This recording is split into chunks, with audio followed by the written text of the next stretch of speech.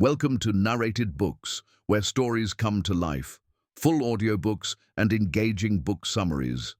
Listen, learn and explore new worlds through the power of books. The Man Who Was Thursday by G.K. Chesterton. Dedication. To Edmund Clerihew Bentley. A cloud was on the mind of men, and wailing went the weather. Yea, a sick cloud upon the soul, when we were boys together. Science announced nonentity, and art admired decay. The world was old and ended, but you and I were gay. Round us in antic order their crippled vices came. Lust that had lost its laughter, fear that had lost its shame. Like the white lock of Whistler that lit our aimless gloom, men showed their own white feather as proudly as a plume. Life was a fly that faded, and death a drone that stung. The world was very old indeed when you and I were young.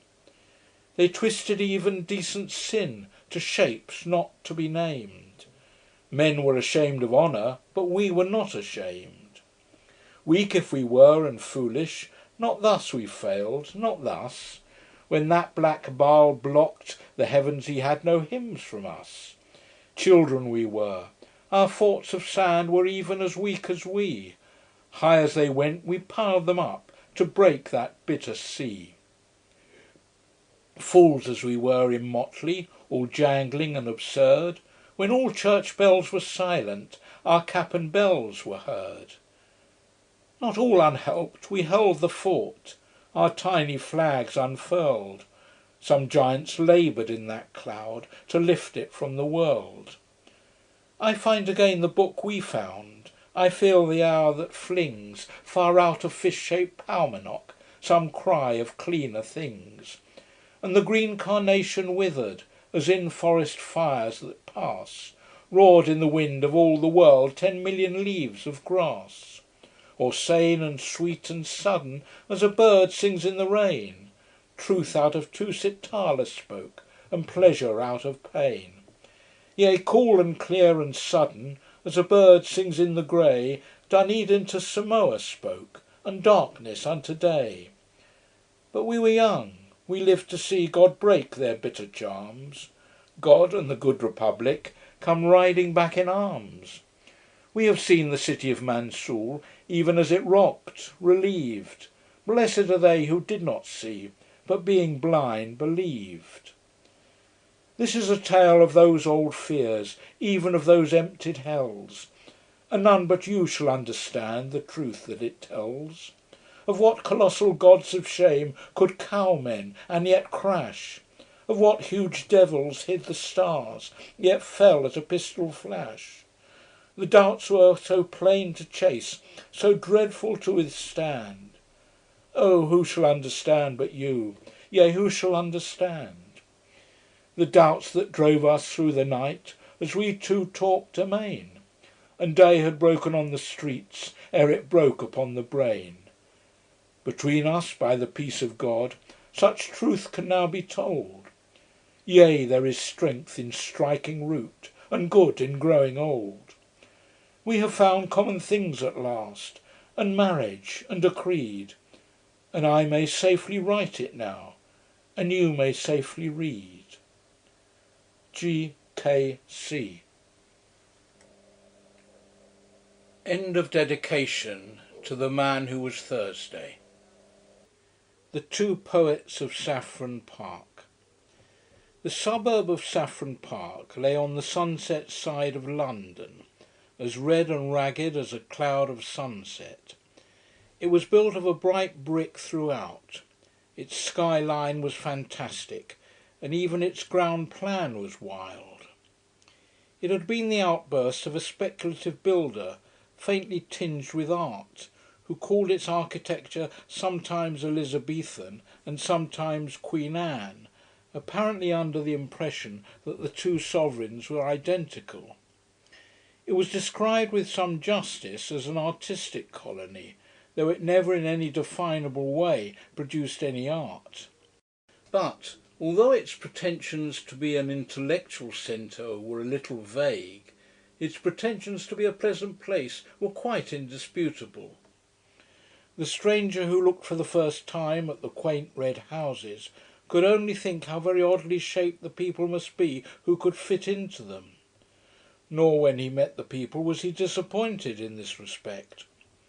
The place was not only pleasant but perfect, if once he could regard it not as a deception but rather as a dream. Even if the people were not artists, the whole was nevertheless artistic. That young man with the long auburn hair and the impudent face, that young man was not really a poet, but surely he was a poem. That old gentleman with the wild white beard and the wild white hat, that venerable humbug was not really a philosopher, but at least he was the cause of philosophy in others.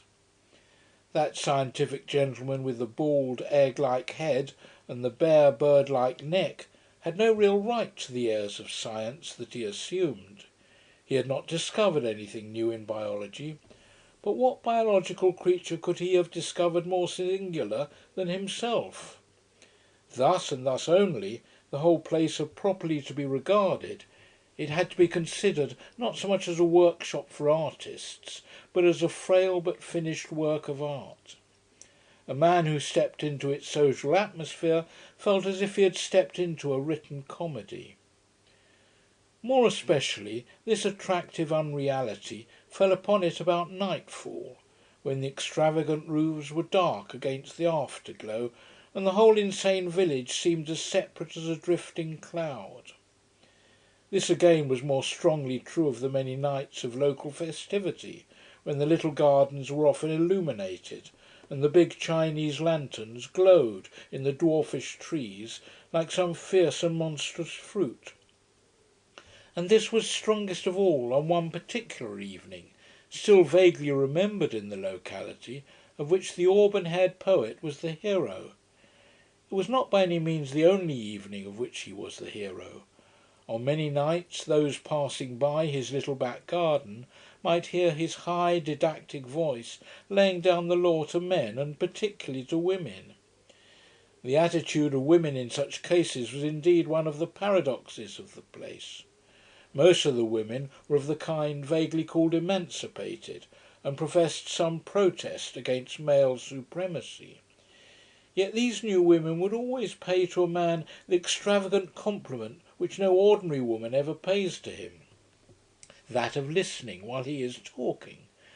And Mr. Lucian Gregory, the red-haired poet, was really, in some sense, a man worth listening to, even if one only laughed at the end of it. He put the old cant of the lawlessness of art and the art of lawlessness with a certain impudent freshness, which gave at least a momentary pleasure. He was helped in some degree by the arresting oddity of his appearance, which he worked, as the phrase goes, for all it was worth. His dark red hair, parted in the middle, was literally like a woman's, and curved into the slow curls of a virgin in a pre-Raphaelite picture. From within this almost saintly oval, however, his face projected suddenly broad and brutal, the chin carried forward with a look of cockney contempt. This combination at once tickled and terrified the nerves of a neurotic population. He seemed like a walking blasphemy, a blend of the angel and the ape. This particular evening, if it is remembered for nothing else, will be remembered in that place for its strange sunset. It looked like the end of the world. All the heavens seemed covered with a quite vivid and palpable plumage. You could only say that the sky was full of feathers, and of feathers that almost brushed the face. Across the great part of the dome they were grey, with the strangest tints of violet and mauve, and an unnatural pink or pale green. But towards the west the whole grew past description, transparent and passionate, and the last red-hot plumes of it covered up the sun like something too good to be seen. The whole was so close about the earth as to express nothing but a violent secrecy. The very empyrean seemed to be a secret. It expressed that splendid smallness which is the soul of local patriotism. The very sky seemed small. I say that there are some inhabitants who may remember the evening, if only by that oppressive sky. There are others who may remember it because it marked the first appearance in the place of the second poet of Saffron Park. For a long time the red-haired revolutionary had reigned without a rival. It was upon the night of the sunset that his solitude suddenly ended. The new poet, who introduced himself by the name of Gabriel Syme, was a very mild-looking mortal, with a fair pointed beard and faint yellow hair. But an impression grew that he was less meek than he looked. He signalised his entrance by differing with the established poet, Gregory, upon the whole nature of poetry. He said that he, Syme, was poet of law, a poet of order. Nay, he said, he was a poet of respectability. So all the Saffron Parkers looked at him as if he had that moment fallen out of that impossible sky. In fact, Mr. Lucian Gregory, the anarchic poet, connected the two events. "It may well be," he said, in his sudden lyrical manner, "it may well be, on such a night of clouds and cruel colours, that there is brought forth upon the earth such a portent as a respectable poet. You say you are a poet of law. I say you are a contradiction in terms. I only wonder there were not comets and earthquakes on the night you appeared in this garden." The man with the meek blue eyes and the pale pointed beard endured these thunders with a certain submissive solemnity. The third party of the group, Gregory's sister Rosamond, who had her brother's braids of red hair, but a kindlier face underneath them, laughed with such mixture of admiration and disapproval as she gave commonly to the family oracle. Gregory resumed in high oratorical good humour. "An artist is identical with an anarchist," he cried. "You might transpose the words anywhere. An anarchist is an artist. The man who throws a bomb is an artist because he prefers a great moment to everything. He sees how much more valuable is one burst of blazing light, one peal of perfect thunder, than the mere common bodies of a few shapeless policemen. An artist disregards all governments, abolishes all conventions. The poet delights in disorder only. If it were not so, the most poetical thing in the world would be the Underground Railway." "So it is," said Mr. Syme. "Nonsense," said Gregory, who was very rational when any one else attempted paradox. "Why do all the clerks and navvies in the railway trains look so sad and tired, so very sad and tired? I will tell you. It is because they know that the train is going right. It is because they know that whatever place they have taken a ticket, for that place they will reach. It is because after they have passed Sloane Square, they know that the next station must be Victoria, and nothing but Victoria. Oh, their wild rapture! Oh, their eyes like stars, and their souls again in Eden, if the next station were unaccountably Baker Street." "It is you who are unpoetical," replied the poet Syme. "If what you say of clerks is true, they can only be as prosaic as your poetry. The rare strange thing is to hit the mark. The gross obvious thing is to miss it. We feel it is epical when man with one wild arrow strikes a distant bird. It is not also epical when man with one wild engine strikes a distant station.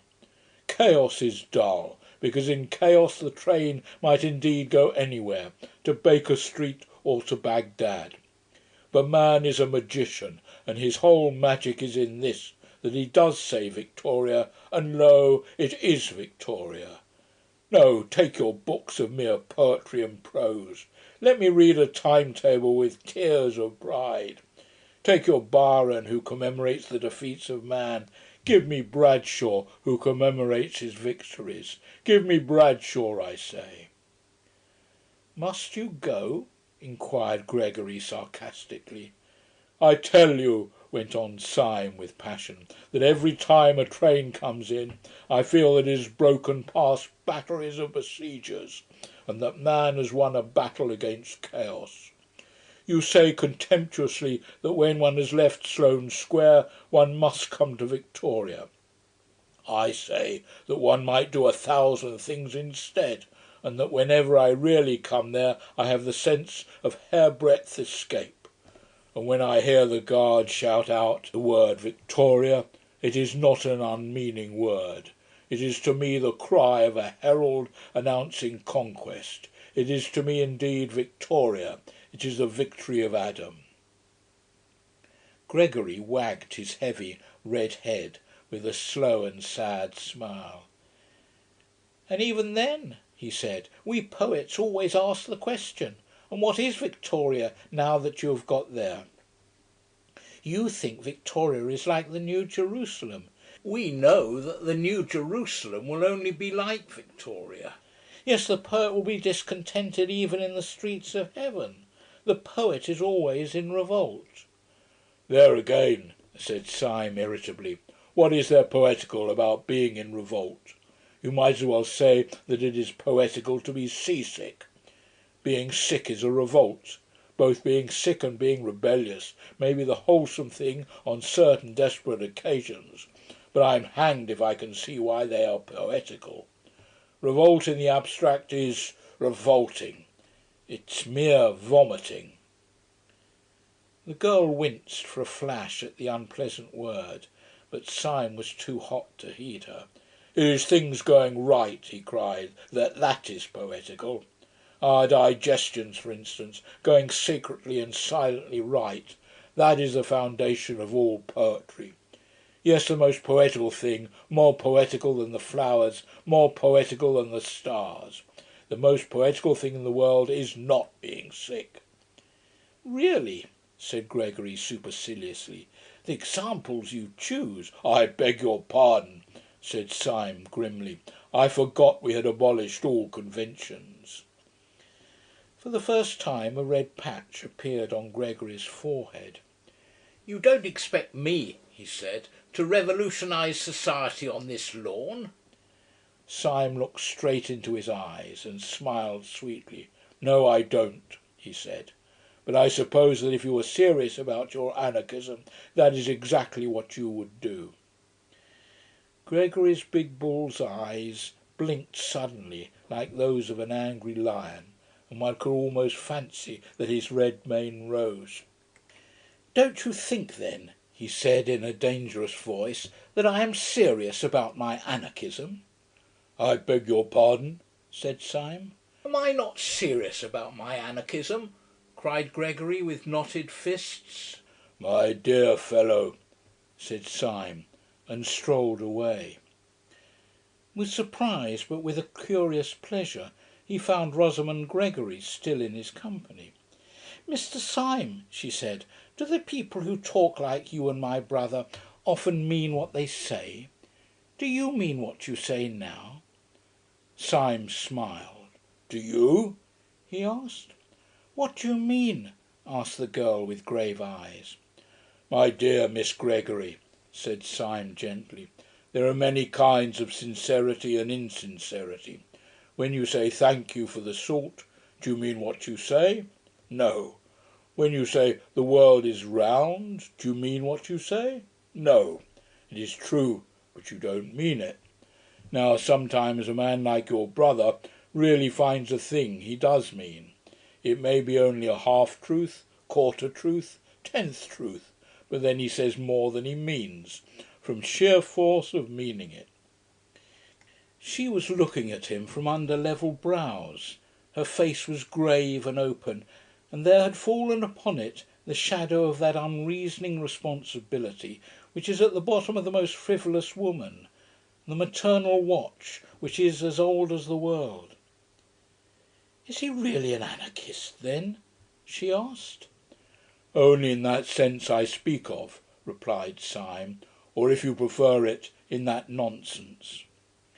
She drew her broad brows together and said abruptly, "He wouldn't really use bombs or that sort of thing?" Syme broke into a great laugh that seemed too large for his slight and somewhat dandified figure. "Good Lord, no," he said. "That has to be done anonymously."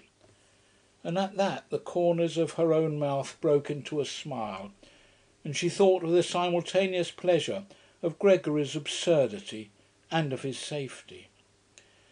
Syme strolled with her to a seat in the corner of the garden and continued to pour out his opinions, for he was a sincere man, and in spite of his superficial airs and graces, at root a humble one.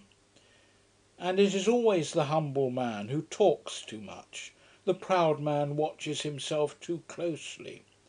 He defended respectability with violence and exaggeration. He grew passionate in his praise of tidiness and propriety. All the time there was a smell of lilac all round him. Once he heard very faintly in some distant street a barrel organ begin to play, and it seemed to him that his heroic words were moving to a tiny tune from under or beyond the world. He stared and talked at the girl's red hair and amused face for what seemed to be a few minutes, and then, feeling that the groups in such a place should mix, rose to his feet. To his astonishment he discovered the whole garden empty. Every one had gone long ago, and he went himself with a rather hurried apology. He left with a sense of champagne in his head which he could not afterwards explain. In the wild events which were to follow, this girl had no part at all.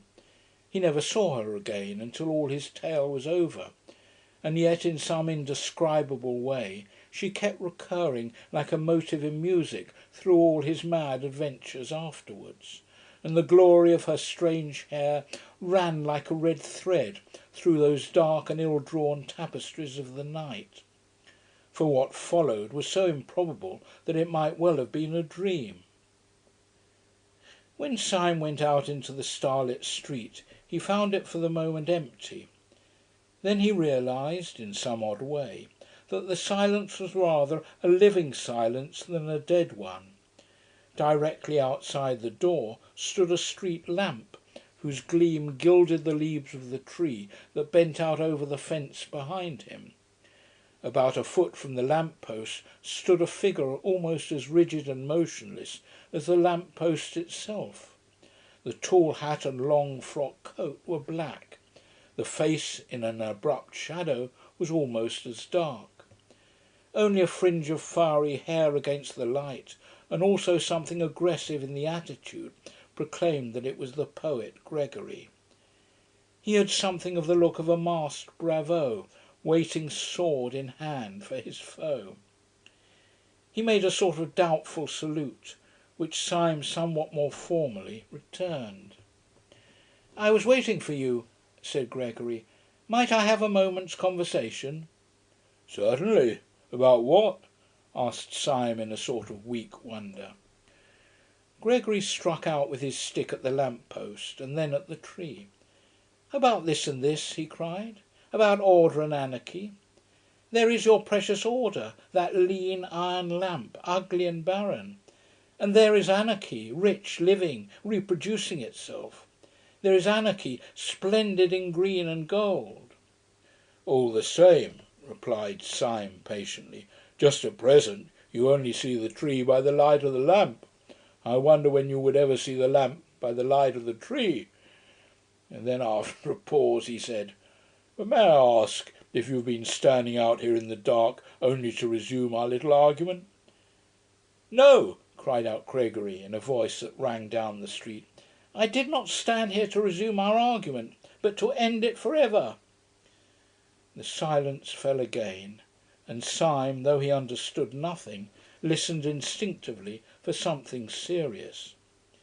Gregory began in a smooth voice and with a rather bewildering smile. "Mr. Syme," he said, "this evening you succeeded in doing something rather remarkable.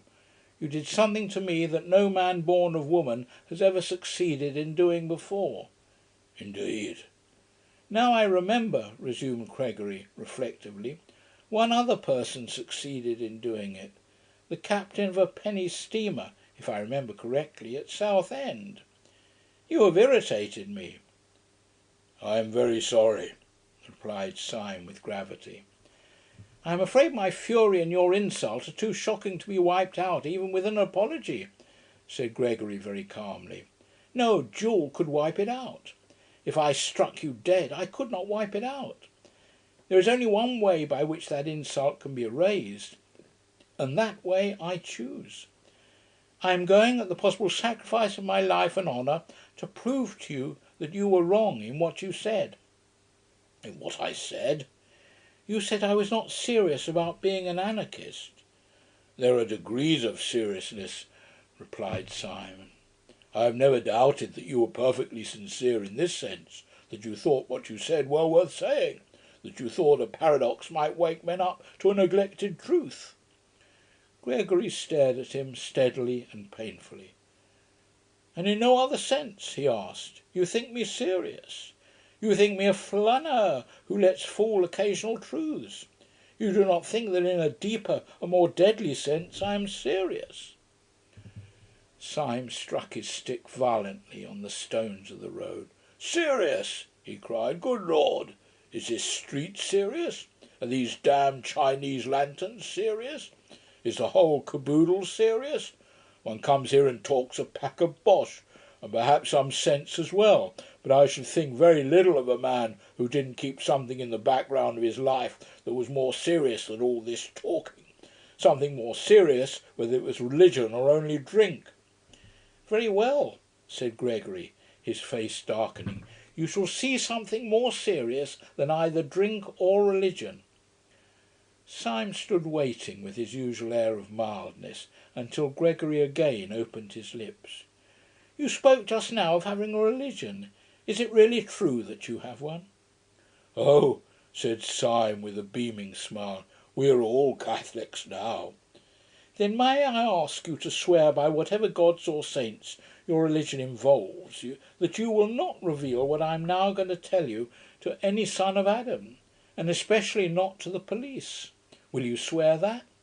If you will take upon yourself this awful abnegation, if you will consent to burden your soul with a vow that you should never make, and a knowledge you should never dream about, I will promise you in return—" "You will promise me in return?"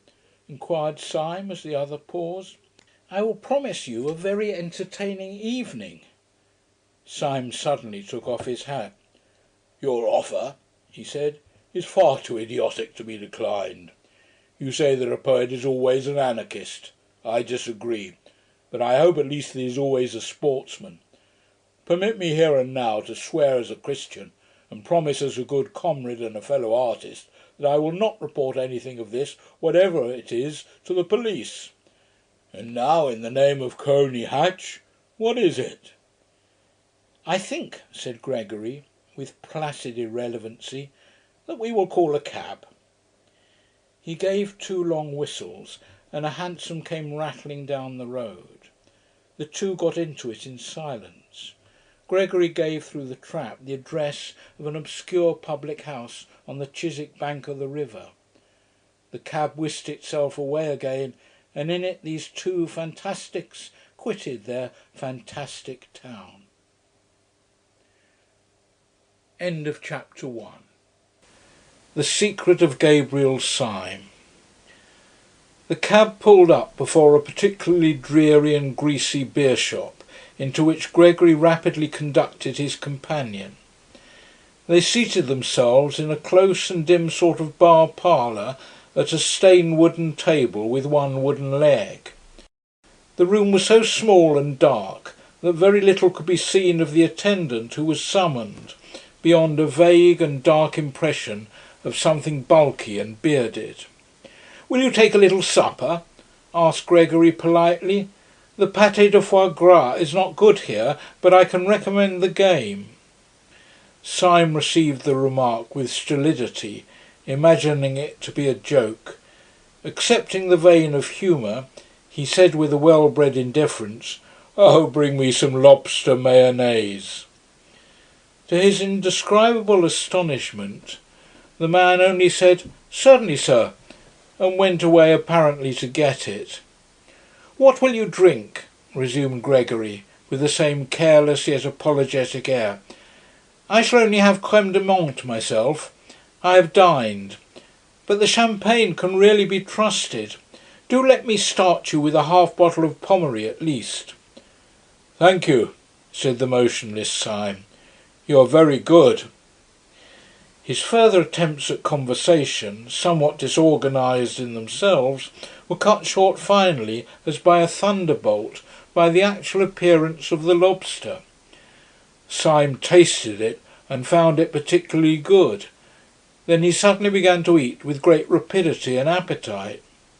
"Excuse me if I enjoy myself rather obviously," he said to Gregory, smiling. "I don't often have the luck to have a dream like this. It is new to me, for a nightmare to lead to a lobster. It is commonly the other way." "You are not asleep, I assure you," said Gregory. "You are, on the contrary, close to the most actual and rousing moment of your existence. Ah, here comes your champagne.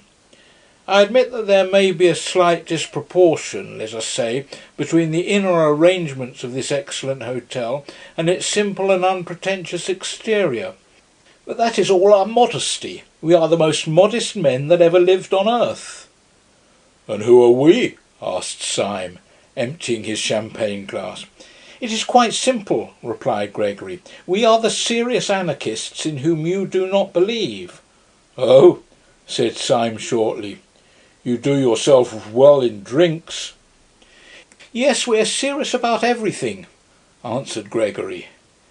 Then, after a pause, he added, "If in a few moments this table begins to turn round a little, don't put it down to your inroads into the champagne.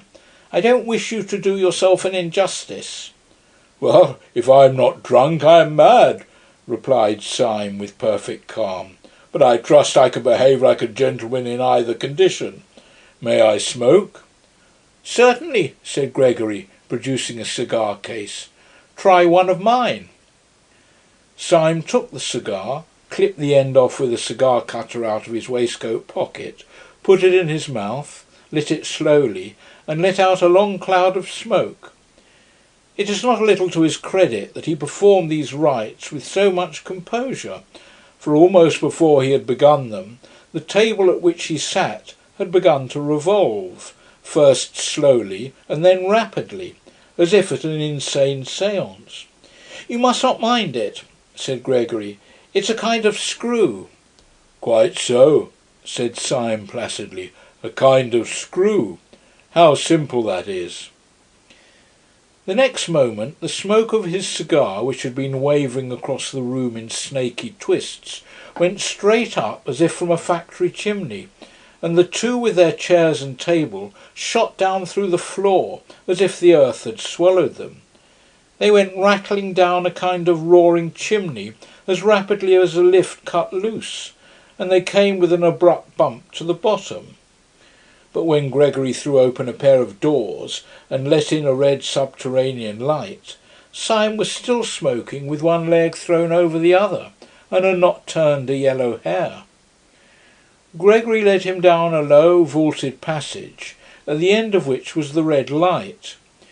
It was an enormous crimson lantern, nearly as big as a fireplace, fixed over a small but heavy iron door. In the door there was a sort of hatchway or grating, and on this Gregory struck 5 times. A heavy voice with a foreign accent asked him who he was. To this he gave the more or less unexpected reply, "Mr. Joseph Chamberlain." The heavy hinges began to move. It was obviously some kind of password. Inside the doorway the passage gleamed as if it were lined with a network of steel. On a second glance, Syme saw that the glittering pattern was really made up of ranks and ranks of rifles and revolvers, closely packed or interlocked. "I must ask you to forgive me all these formalities," said Gregory. "We have to be very strict here." "Oh, don't apologise," said Syme. "I know your passion for law and order." And he stepped into the passage lined with the steel weapons. With his long fair hair and rather foppish frock coat, he looked a singularly frail and fanciful figure as he walked down that shining avenue of death. They passed through several such passages and came out at last into a queer steel chamber with curved walls, almost spherical in shape, but presenting with its tier of benches something of the appearance of a scientific lecture theatre. There were no rifles or pistols in this apartment, but round the walls of it were hung more dubious and dreadful shapes, things that looked like the bulbs of iron plants or the eggs of iron birds. They were bombs, and the very room itself seemed like the inside of a bomb. Syme knocked his cigar ash off against the wall and went in. "And now, my dear Mr. Syme," said Gregory, throwing himself in an expansive manner on the bench under the largest bomb, "now we are quite cosy, so let us talk properly. Now no human words can give you any notion of why I brought you here. It was one of those quite arbitrary emotions, like jumping off a cliff or falling in love. Suffice it to say that you were an inexpressibly irritating fellow, and, to do you justice, you are still. I would break 20 oaths of secrecy for the pleasure of taking you down a peg. That way you have of lighting a cigar would make a priest break the seal of confession. Well, you said that you were quite certain I was not a serious anarchist. Does this place strike you as being serious?" "It does seem to have a moral under all its gaiety," assented Syme. "But may I ask you 2 questions? You need not fear to give me information, because, as you remember, you very wisely extorted from me a promise not to tell the police, a promise I shall certainly keep. So it is in mere curiosity that I make my queries. First of all, what is it really all about? What is it you object to? You want to abolish government?" "To abolish God," said Gregory, opening the eyes of a fanatic. "We do not only want to upset a few despotisms and police regulations. That sort of anarchism does exist, but is a mere branch of the nonconformists. We dig deeper, and we blow you higher. We wish to deny all those arbitrary distinctions of vice and virtue, honour and treachery, upon which mere rebels base themselves. The silly sentimentalists of the French Revolution talked of the rights of man. We hate rights as we hate wrongs. We have abolished right and wrong." "And right and left?" said Syme with a simple eagerness. "I hope you will abolish them too. They're much more troublesome to me." "You spoke of a second question," snapped Gregory. "With pleasure," resumed Syme. "In all your present acts and surroundings there is a scientific attempt at secrecy. I have an aunt who lived over a shop, but this is the first time I have found people living from preference under a public house. You have a heavy iron door. You cannot pass it without submitting to the humiliation of calling yourself Mr. Chamberlain. You surround yourself with steel instruments, which make the place, if I may say so, more impressive than homelike. May I ask why, after taking all this trouble to barricade yourselves in the bowels of the earth, you then parade your whole secret by talking about anarchism to every silly woman in Saffron Park?" Gregory smiled. "The answer is simple," he said. "I told you I was a serious anarchist, and you did not believe me. Nor do they believe me. Unless I took them into this infernal room, they would not believe me." Syme smoked thoughtfully and looked at him with interest. Gregory went on. "The history of the thing might amuse you," he said. "When first I became one of the new anarchists, I tried all kinds of respectable disguises. I dressed up as a bishop. I read up all about bishops in our anarchist pamphlets. In Superstition, the vampire and priests of prey. I certainly understood from them that bishops are strange and terrible old men, keeping a cruel secret from mankind. I was misinformed. When on my first appearing in episcopal gaiters in a drawing-room, I cried out in a voice of thunder, 'Down, down, presumptuous human reason!' they found out in some way that I was not a bishop at all. I was nabbed at once. Then I made up as a millionaire. but I defended capital with so much intelligence that a fool could see that I was quite poor. Then I tried being a major. Now I am a humanitarian myself, but I have, I hope, enough intellectual breadth to understand the position of those who, like Nietzsche, admire violence. The proud, mad war of nature and all that, you know. I threw myself into the major. I drew my sword and waved it constantly. I called out blood, abstractedly, like a man calling for wine. I often said, let the weak perish, it is the law. Well, well, it seems majors don't do this. I was nabbed again. At last I went in despair to the President of the Central Anarchist Council, who is the greatest man in Europe. "What is his name?" asked Syme. "You would not know it," answered Gregory. "That is his greatness. Caesar and Napoleon put all their genius into being heard of, and they were heard of. He puts all his genius into not being heard of, and he is not heard of. But you cannot be for 5 minutes in the room with him without feeling that Caesar and Napoleon would have been children in his hands." He was silent and even pale for a moment, and then resumed. "But whenever he gives advice, it is always something as startling as an epigram, and yet as practical as the Bank of England. I said to him, 'What disguise will hide me from the world? What can I find more respectable than bishops and majors?' He looked at me with his large but indecipherable face. 'You want a safe disguise, do you? You want a dress which will guarantee you harmless, a dress in which no one would ever look for a bomb?' I nodded. He suddenly lifted his lion's voice. 'Why then, dress up as an anarchist, you fool!' he roared, so that the room shook. 'Nobody will ever expect you to do anything dangerous then.' And he turned his broad back on me without another word. I took his advice, and have never regretted it. I preached blood and murder to those women day and night, and, by God, they would let me wheel their perambulators." Syme sat watching him, with some respect in his large blue eyes. "You took me in," he said. "It is really a smart dodge." Then, after a pause, he added, "What do you call this tremendous president of yours?" "We generally call him Sunday," replied Gregory with simplicity. "You see, there are 7 members of the Central Anarchist Council, and they are named after days of the week. He is called Sunday, by some of his admirers, Bloody Sunday. It is curious you should mention the matter, because the very night you have dropped in, if I may so express it, is the night on which our London branch, which assembles in this room, has to elect its own deputy to fill a vacancy in the council. The gentleman who has for some time past played, with propriety and general applause, the difficult part of Thursday, has died quite suddenly. Consequently, we have called a meeting this very evening to elect a successor." He got to his feet and strolled across the room with a sort of smiling embarrassment.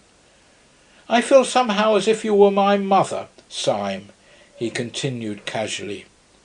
"I feel that I can confide anything to you, as you have promised to tell nobody. In fact, I will confide to you something that I would not say in so many words to the anarchists who will be coming to the room in about 10 minutes. We shall, of course, go through a form of election, but I don't mind telling you that it is practically certain what the result will be." He looked down for a moment, modestly. "It is almost a settled thing that I am to be Thursday." "My dear fellow," said Syme heartily, "I congratulate you. A great career."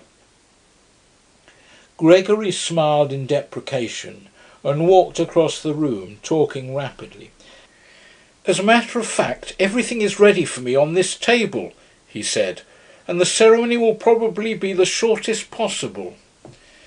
Syme also strolled across to the table and found lying across it a walking stick which turned out on examination to be a sword stick, a large Colt's revolver, a sandwich case, and a formidable flask of brandy.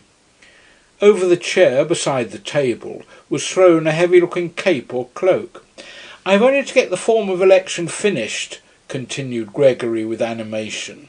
"Then I snatch up this cloak and stick, stuff these other things into my pocket, step out of a door in this cavern which opens on the river, where there is a steam tug already waiting for me, and then, oh, the wild joy of being Thursday!" And he clasped his hands. Syme, who had sat down once more with his usual insolent languor, got to his feet with an unusual air of hesitation. "Why is it," he asked vaguely, "that I think you're quite a decent fellow? Why do I positively like you, Gregory?" He paused a moment, and then added with a sort of fresh curiosity, "Is it because you're such an ass?" There was a thoughtful silence again, and then he cried out, "Well, damn it all, this is the funniest situation I've ever been in my life, and I'm going to act accordingly. Gregory, I gave you a promise before I came into this place. That promise I would keep under red-hot pincers. Would you give me for my own safety a little promise of the same kind?" "A promise?" asked Gregory, wondering. "Yes," said Syme very seriously. "A promise. I swore before God that I would not tell your secret to the police. Will you swear by humanity, or whatever beastly thing you believe in, that you will not tell my secret to the anarchists?" "Your secret?" asked the staring Gregory. "Have you got a secret?" "Yes," said Syme, "I have a secret." And then, after a pause, "Will you swear?" Gregory glared at him gravely for a few moments, and then said abruptly, "You must have bewitched me, but I feel a furious curiosity about you. Yes, I will swear not to tell the anarchists anything you tell me, but look sharp, for they will be here in a couple of minutes." Syme rose slowly to his feet and thrust his long white hands into his long grey trousers pockets. Almost as he did so, there came 5 knocks on the outer grating, proclaiming the arrival of the first of the conspirators. "Well," said Syme slowly, "I don't know how to tell you the truth more shortly than by saying that your expedient of dressing up as an aimless poet is not confined to you or your president. We have known the dodge for some time at Scotland Yard." Gregory tried to spring up straight, but he swayed thrice. "What do you say?" he asked in an inhuman voice. "Yes," said Syme simply. "I am a police detective, but I think I hear your friends coming." From the doorway there came a murmur of "Mr. Joseph Chamberlain." It was repeated twice and thrice, and then 30 times, and the crowd of Joseph Chamberlains, solemn thought, could be heard trampling down the corridor. End of chapter 2. The Man Who Was Thursday. Before one of the fresh faces could appear at the doorway, Gregory's stunned surprise had fallen from him. He was beside the table with a bound, and a noise in his throat like a wild beast. He caught up the Colt's revolver and took aim at Syme. Syme did not flinch, but he put up a pale and polite hand. "Don't be such a silly man," he said, with the effeminate dignity of a curate. "Don't you see it's not necessary? Don't you see that we're both in the same boat? Yes, and jolly seasick." Gregory could not speak, but he could not fire either, and he looked his question. "Don't you see we're checkmated each other?" cried Syme. "I can't tell the police you're an anarchist. You can't tell the anarchists I'm a policeman. I can only watch you, knowing what you are. You can only watch me, knowing what I am. In short, it's a lonely intellectual duel, my head against yours. I'm a policeman deprived of the help of the police. You, my poor fellow, are an anarchist deprived of the help of that law and organisation which is so essential to anarchy. The one solitary difference is in your favour. You are not surrounded by inquisitive policemen. I am surrounded by inquisitive anarchists. I cannot betray you, but I might betray myself. Come, come. Wait and see me betray myself. I shall do it so nicely." Gregory put the pistol slowly down, still staring at Syme as if he were a sea monster. "I don't believe in immortality," he said at last, "but if after all this you were to break your word, God would make a hell only for you to howl in for ever." "I shall not break my word," said Syme sternly, "nor will you break yours. Here are your friends." The mass of the anarchists entered the room heavily, with a slouching and somewhat weary gait, but one little man with a black beard and glasses, a man somewhat of the type of Mr. Tim Healy, detached himself and bustled forward with some papers in his hand. "Comrade Gregory," he said, "I suppose this man is a delegate?" Gregory, taken by surprise, looked down and muttered the name of Syme.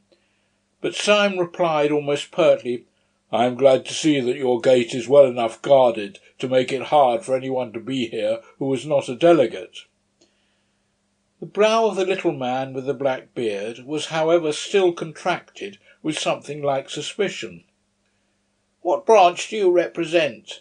he asked sharply. "I should hardly call it a branch," said Syme, laughing. "I should call it at the very least a root." "What do you mean?"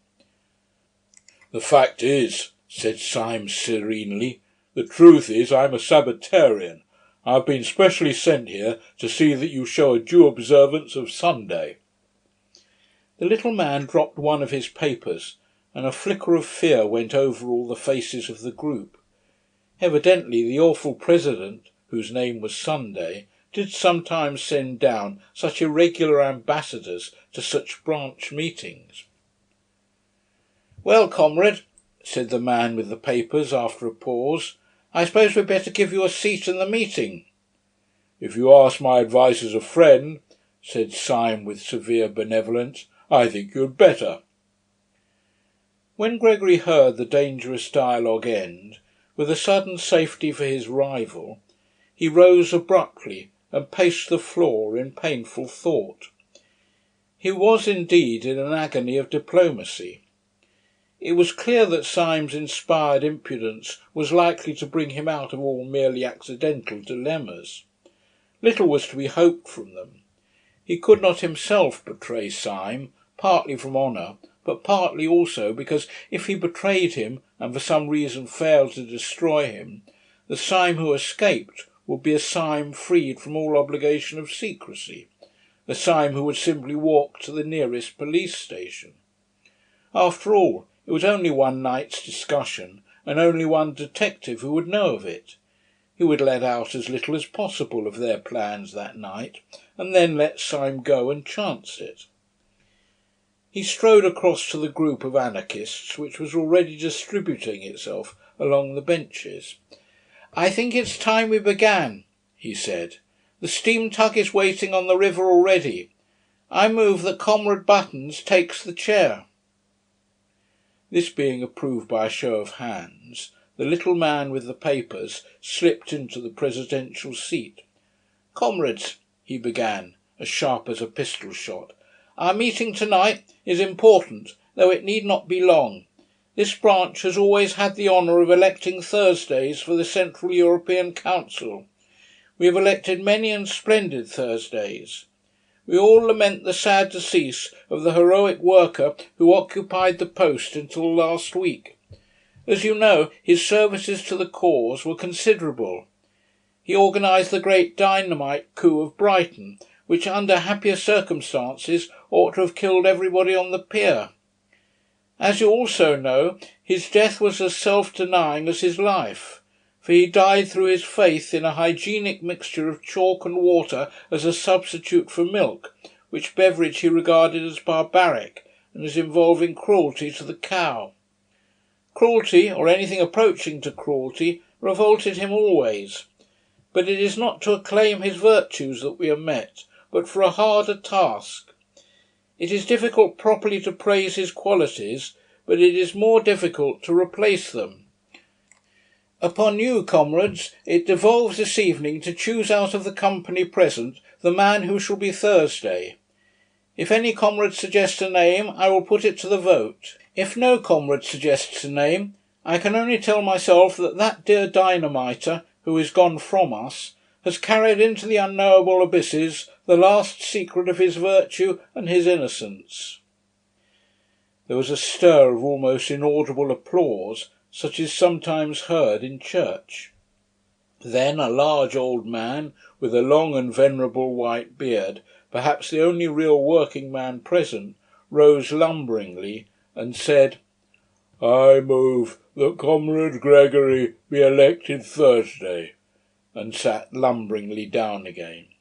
"Does any one second?" asked the chairman. A little man with a velvet coat and pointed beard seconded. "Before I put the matter to the vote," said the chairman, "I will call on Comrade Gregory to make a statement." Gregory rose amid a great rumble of applause.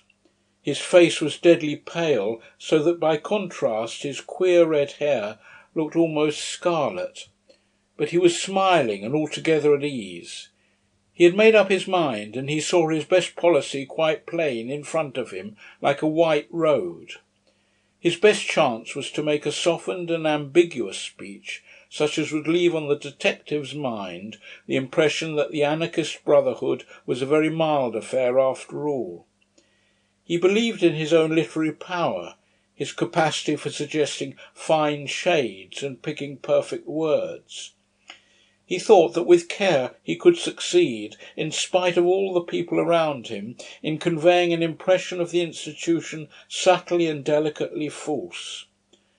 Syme had once thought that anarchists, under all their bravado, were only playing the fool.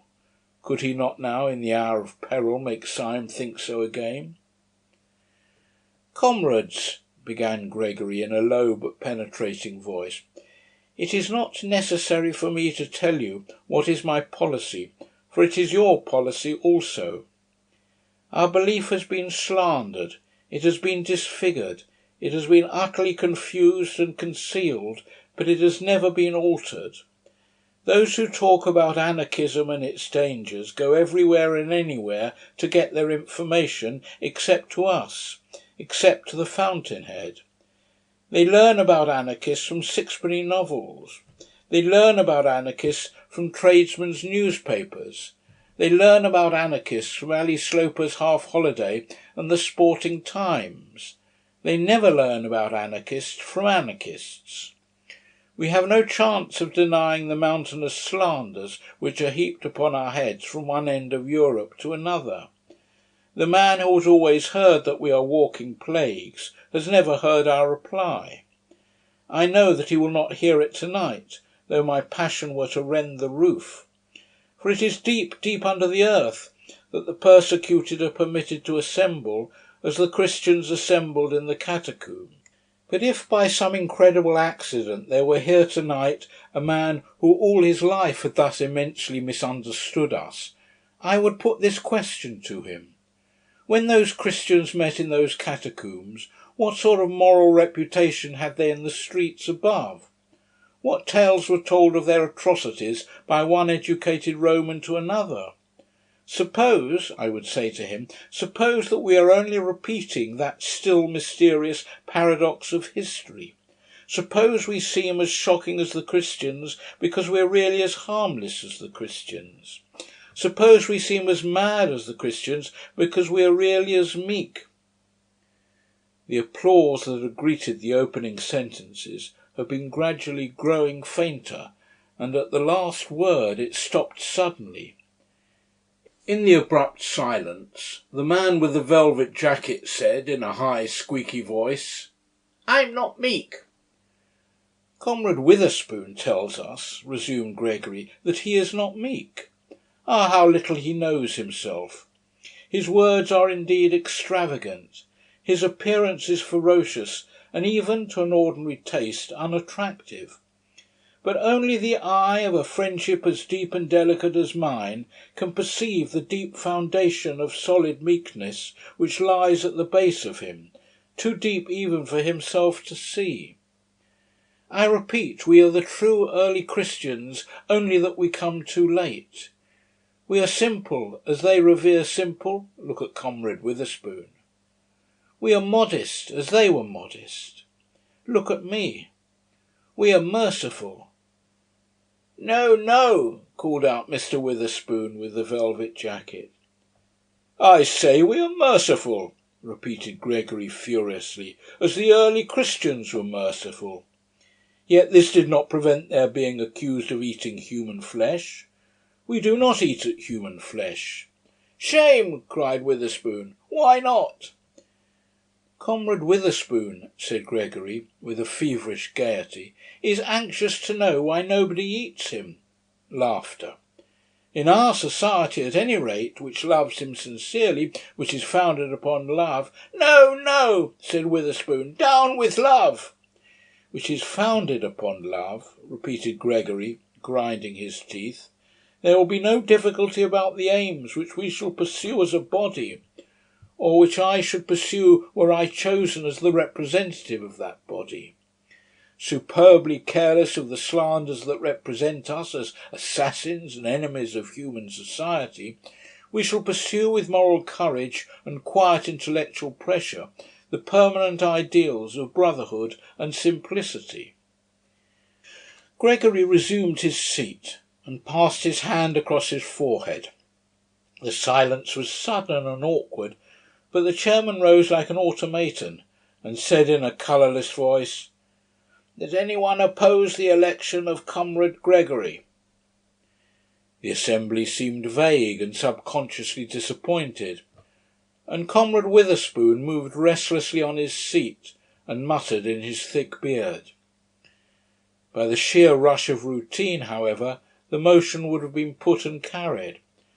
But as the chairman was opening his mouth to put it, Syme sprang to his feet and said in a small and quiet voice, "Yes, Mr. Chairman, I oppose."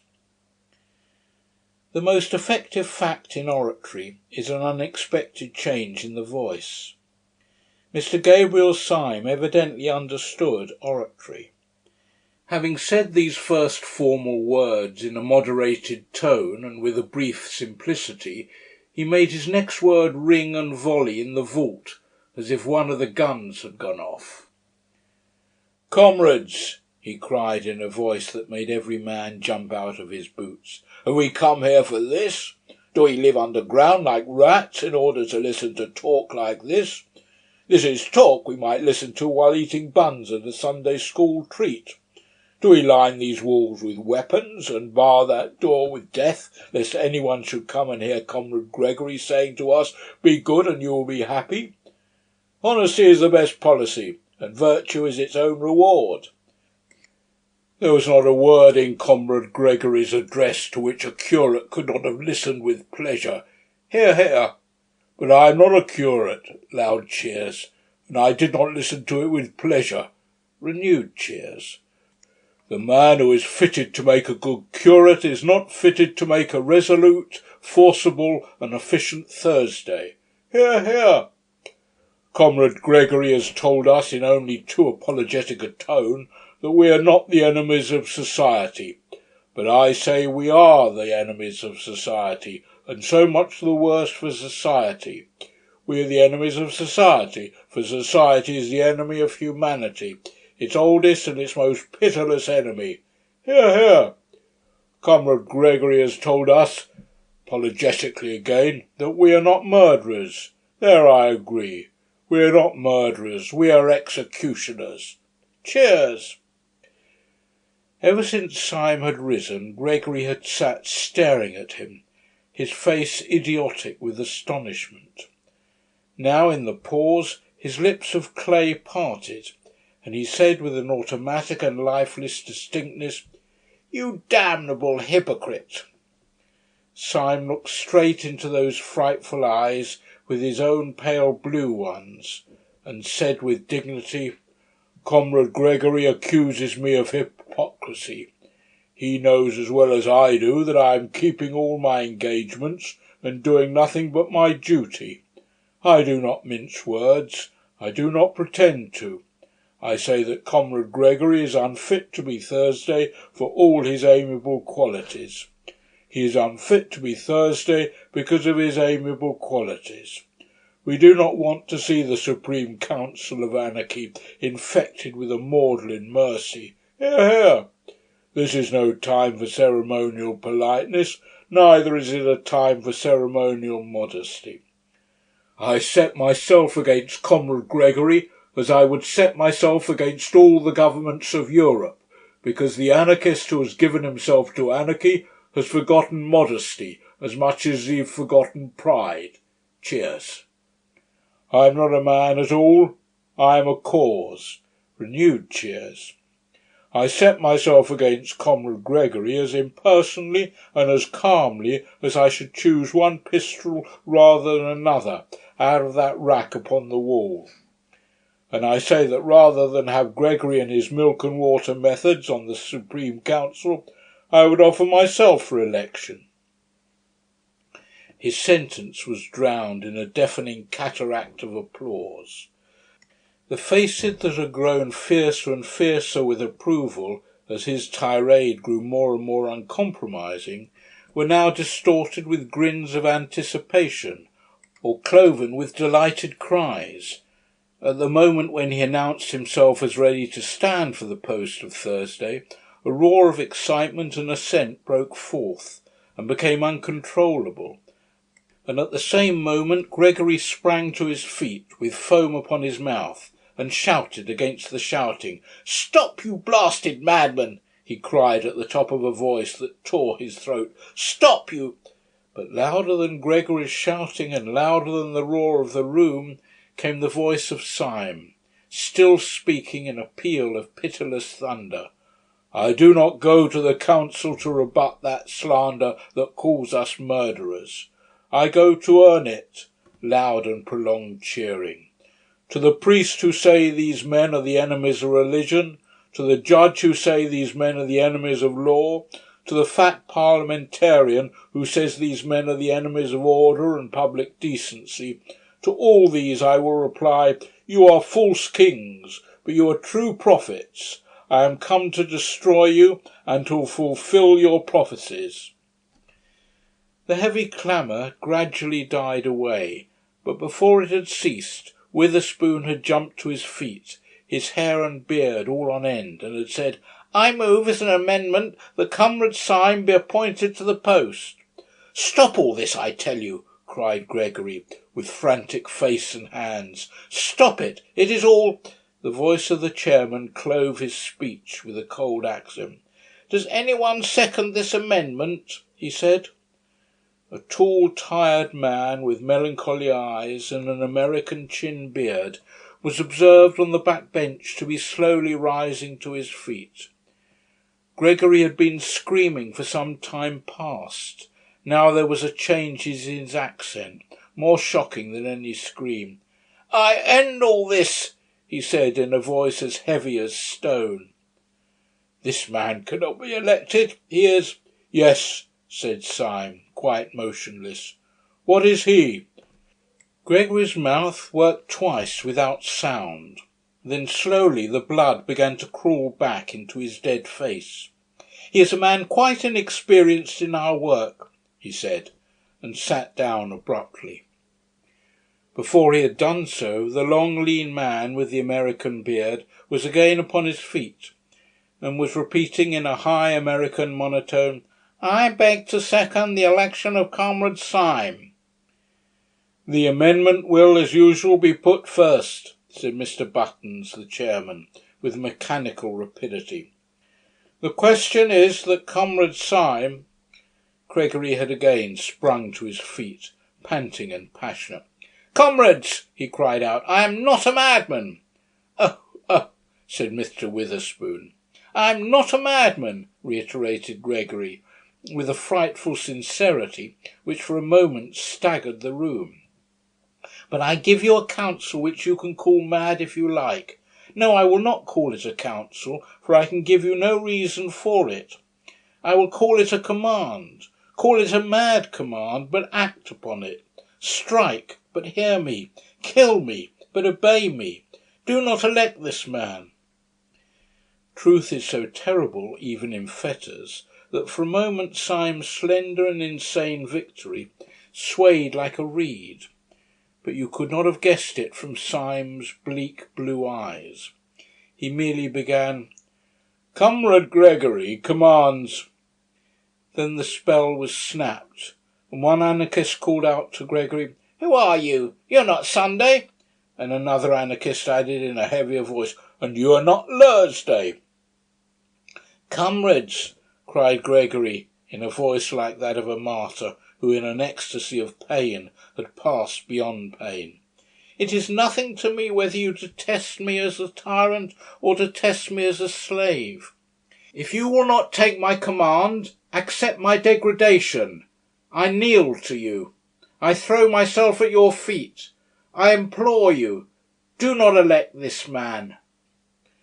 "Comrade Gregory," said the chairman, after a painful pause, "this is really not quite dignified."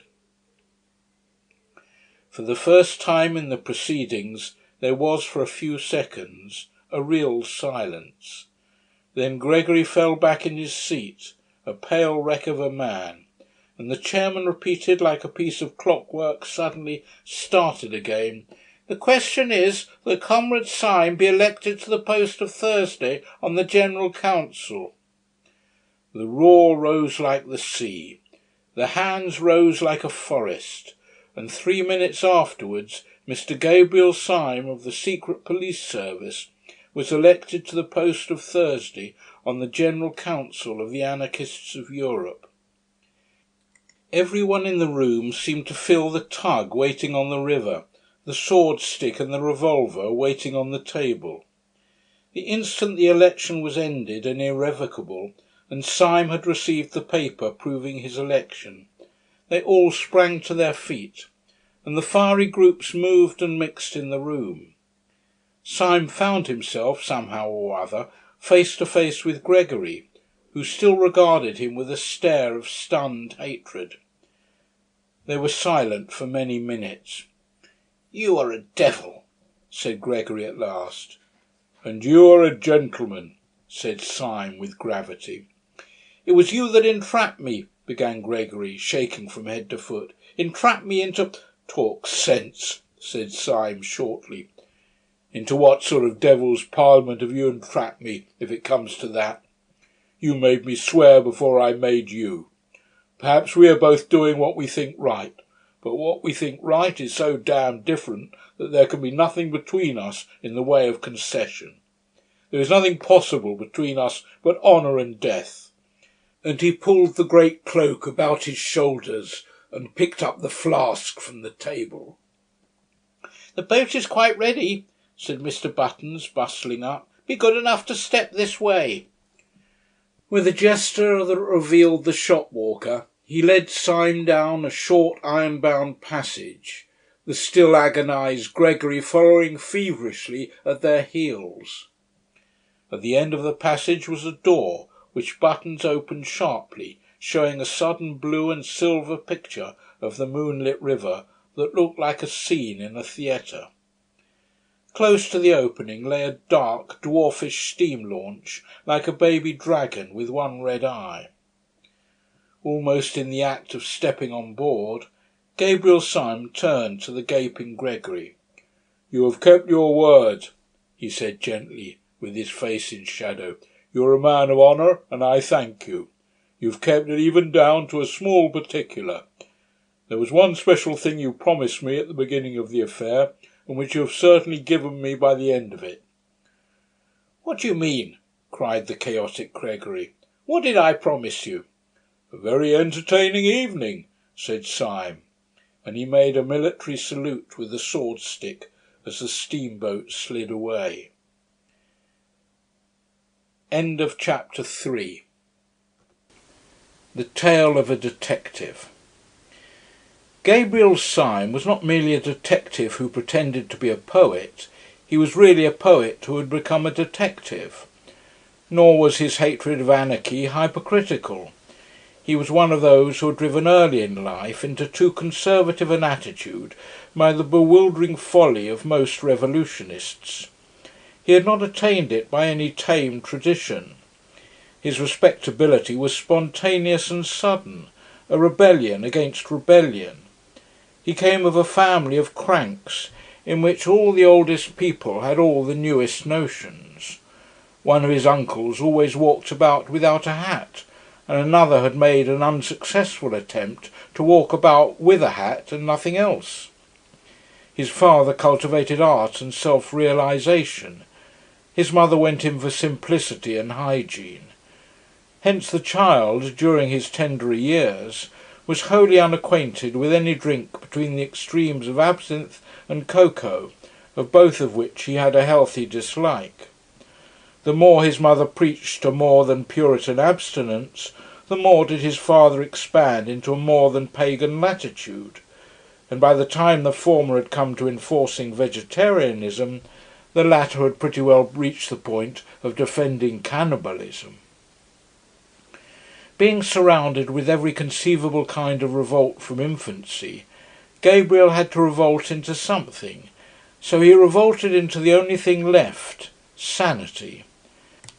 But there was just enough in him of the blood of these fanatics to make even his protest for common sense a little too fierce to be sensible. His hatred of modern lawlessness had been crowned also by an accident. It happened that he was walking in a side street at the instant of a dynamite outrage. He had been blind and deaf for a moment, and then seen, the smoke clearing, the broken windows and the bleeding faces.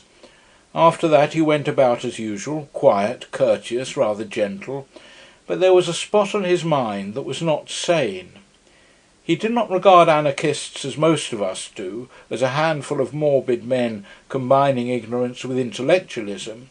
He regarded them as a huge and pitiless peril, like a Chinese invasion. He poured perpetually into newspapers and their wastepaper baskets a torrent of tales, verses, and violent articles, warning men of this deluge of barbaric denial. But he seemed to be getting no nearer his enemy, and what was worse, no nearer a living. As he paced the Thames embankment, bitterly biting a cheap cigar and brooding on the advance of anarchy, there was no anarchist with a bomb in his pocket so savage or so solitary as he. Indeed, he always felt that government stood alone and desperate with its back to the wall. He was too quixotic to have cared for it otherwise. He walked on the embankment once under a dark red sunset. The red river reflected the red sky, and they both reflected his anger. The sky indeed was so swarthy, and the light on the river relatively so lurid, that the water almost seemed of fiercer flame than the sunset it mirrored. It looked like a stream of literal fire winding under the vast caverns of a subterranean country. Syme was shabby in those days. He wore an old-fashioned black chimney-pot hat. He was wrapped in a yet more old-fashioned cloak, black and ragged, and the combination gave him the look of the early villains in Dickens and Bulwer Lytton.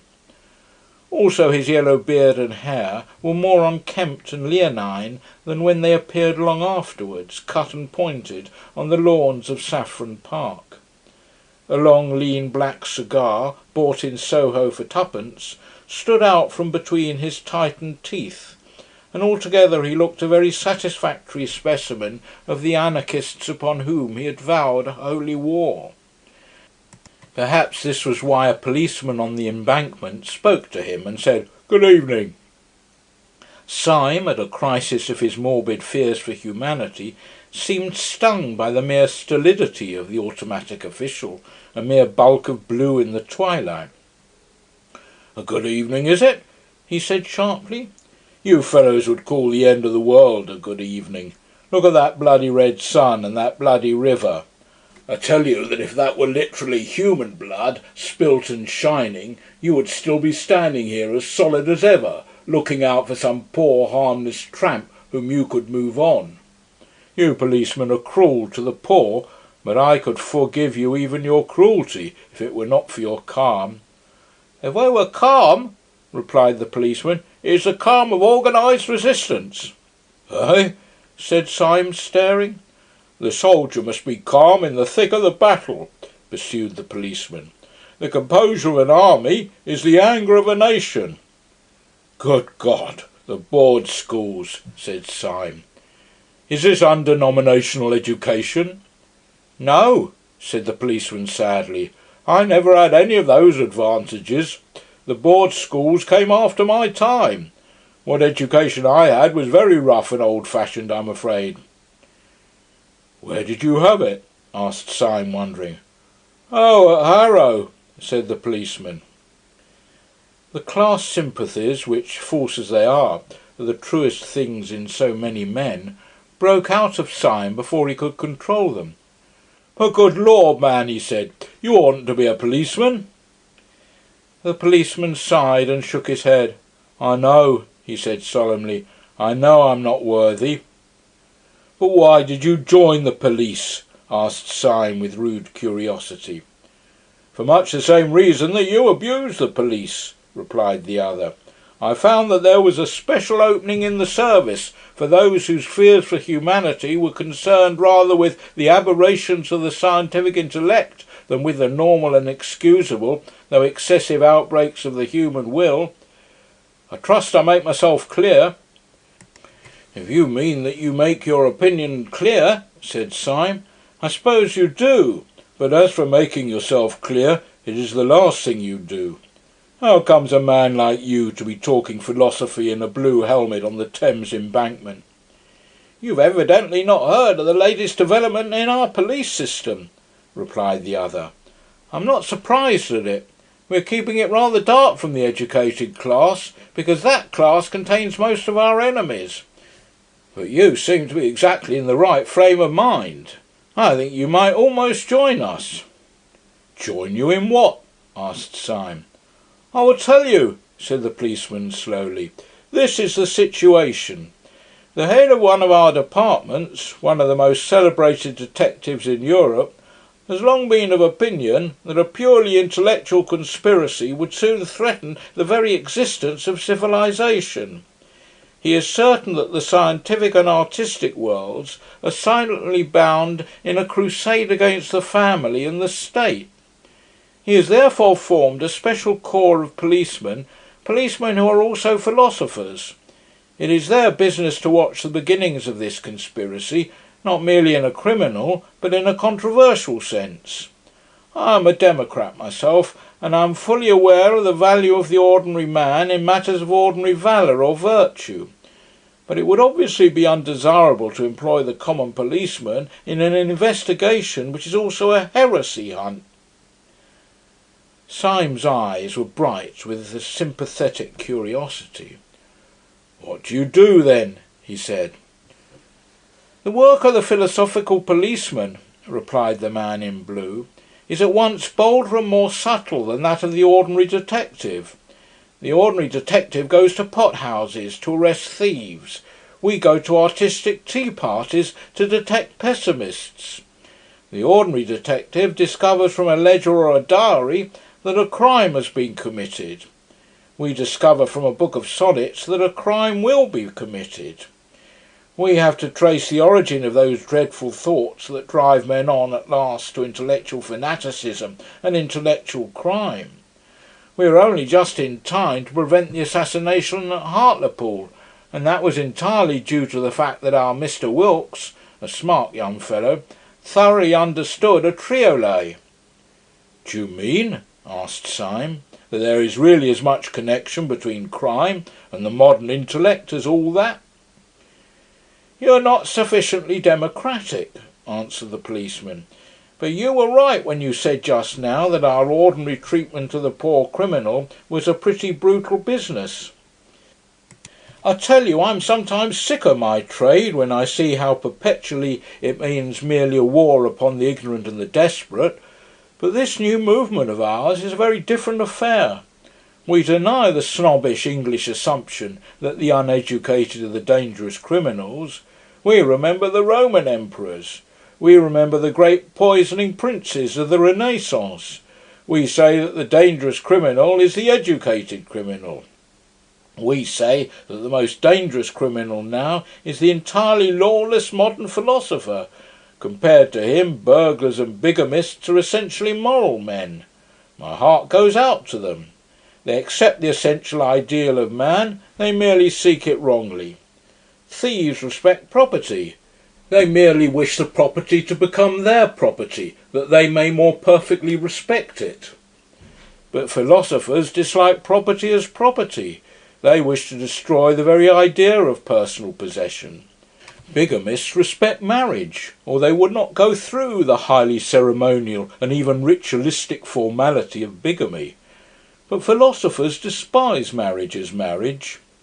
Murderers respect human life. They merely wish to attain a greater fullness of human life in themselves by the sacrifice of what seems to them to be lesser lives.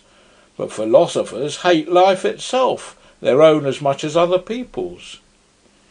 Syme struck his hands together. "How true that is!" he cried. "I have felt it from my boyhood, but never could state the verbal antithesis. The common criminal is a bad man, but at least he is, as it were, a conditional good man.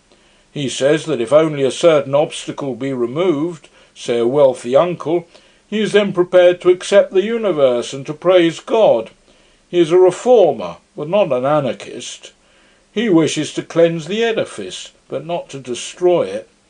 But the evil philosopher is not trying to alter things, but to annihilate them. Yes, the modern world has retained all those parts of police work which are really oppressive and ignominious. The harrying of the poor, the spying upon the unfortunate. It has given up its more dignified work, the punishment of powerful traitors in the state and powerful heresiarchs in the church. The moderns say we must not punish heretics. My only doubt is whether we have a right to punish anybody else."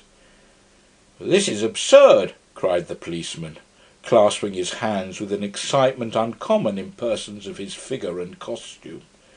"But it is intolerable. I don't know what you're doing, but you're wasting your life. You shall join our special army against anarchy. Their armies are on our frontiers. Their bolt is ready to fall. A moment more and you may lose the glory of working with us, perhaps the glory of dying with the last heroes of the world." "It is a chance not to be missed, certainly," assented Syme. "But still I do not quite understand. I know as well as anybody that the modern world is full of lawless little men and mad little movements. But beastly as they are, they generally have the one merit of disagreeing with each other. How can you talk of their leading one army or hurling one bolt? What is this anarchy?" "Do not confuse it," replied the constable, "with those chance dynamite outbreaks from Russia or from Ireland, which are really the outbreaks of oppressed, if mistaken, men. This is a vast philosophic movement, consisting of an outer and an inner ring. You might even call the outer ring the laity, and the inner ring the priesthood. I prefer to call the outer ring the innocent section, the inner ring the supremely guilty section. The outer ring, the main mass of their supporters, are merely anarchists, that is, men who believe that rules and formulas have destroyed human happiness. They believe that all the evil results of human crime are the results of the system that has called it crime. They do not believe that the crime creates the punishment. They believe that the punishment has created the crime. They believe that if a man seduced 7 women, he would naturally walk away as blameless as the flowers of spring. They believe that if a man picked a pocket, he would naturally feel exquisitely good. These I call the innocent section." "Oh," said Syme. "Naturally, therefore, these people talk about a happy time coming, the paradise of the future, mankind freed from the bondage of vice and the bondage of virtue, and so on. And so also the men of the inner circles speak, the sacred priesthood. They also speak to applauding crowds of the happiness of the future, and a mankind freed at last. But in their mouths," and the policeman lowered his voice, "in their mouths these happy phrases have a horrible meaning. They are under no illusions. They are too intellectual to think that man upon this earth can ever be quite free of original sin and the struggle. And they mean death. When they say that mankind shall be free at last, they mean that mankind shall commit suicide. When they talk of a paradise without right or wrong, they mean the grave. They have but two objects: to destroy first humanity and then themselves. That is why they throw bombs instead of firing pistols. The innocent rank and file are disappointed because the bomb has not killed the king, but the high priesthood are happy because it has killed somebody. "How can I join you?" asked Syme with a sort of passion. "I know for a fact that there is a vacancy at the moment," said the policeman, "as I have the honour to be somewhat in the confidence of the chief of whom I have spoken. You should really come and see him. Or rather, I should not say see him, nobody ever sees him, but you can talk to him if you like." "Telephone?" inquired Syme with interest. "No," said the policeman placidly. "He has a fancy for always sitting in a pitch-dark room. He says it makes his thoughts brighter. Do come along." Somewhat dazed and considerably excited, Syme allowed himself to be led to a side door in the long row of buildings of Scotland Yard. Almost before he knew what he was doing, he had been passed through the hands of about 4 intermediate officials, and was suddenly shown into a room, the abrupt blackness of which startled him like a blaze of light. It was not the ordinary darkness in which forms can be faintly traced. It was like going suddenly stone blind. "Are you the new recruit?" asked a heavy voice. And in some strange way, though there was not the shadow of a shape in the gloom, Syme knew two things. First, that it came from a man of massive stature, and second, that the man had his back to him. "Are you the new recruit?" said the invisible chief, who seemed to have heard all about it. "All right, you're engaged." Syme, quite swept off his feet, made a feeble fight against this irrevocable phrase. "I really have no experience," he began. "No one has any experience," said the other, "of the Battle of Armageddon." "But I'm really unfit." "You're willing, that's enough," said the unknown. "Well, really," said Syme, "I don't know any profession of which mere willingness is a final test." "I do," said the other. "Martyrs. I'm condemning you to death. Good day." Thus it was that when Gabriel Syme came out again into the crimson light of evening in his shabby black hat and shabby lawless cloak, he came out a member of the new detective corps for the frustration of the great conspiracy. Acting under the advice of his friend the policeman, who was professionally inclined to neatness, he trimmed his hair and beard, bought a good hat, clad himself in an exquisite summer suit of light blue grey, with a pale yellow flower in the buttonhole, and, in short, became that elegant and rather insupportable person whom Gregory had first encountered in the little garden of Saffron Park. Before he finally left the police premises, his friend provided him with a small blue card on which was written "The Last Crusade," and a number, the sign of his official authority.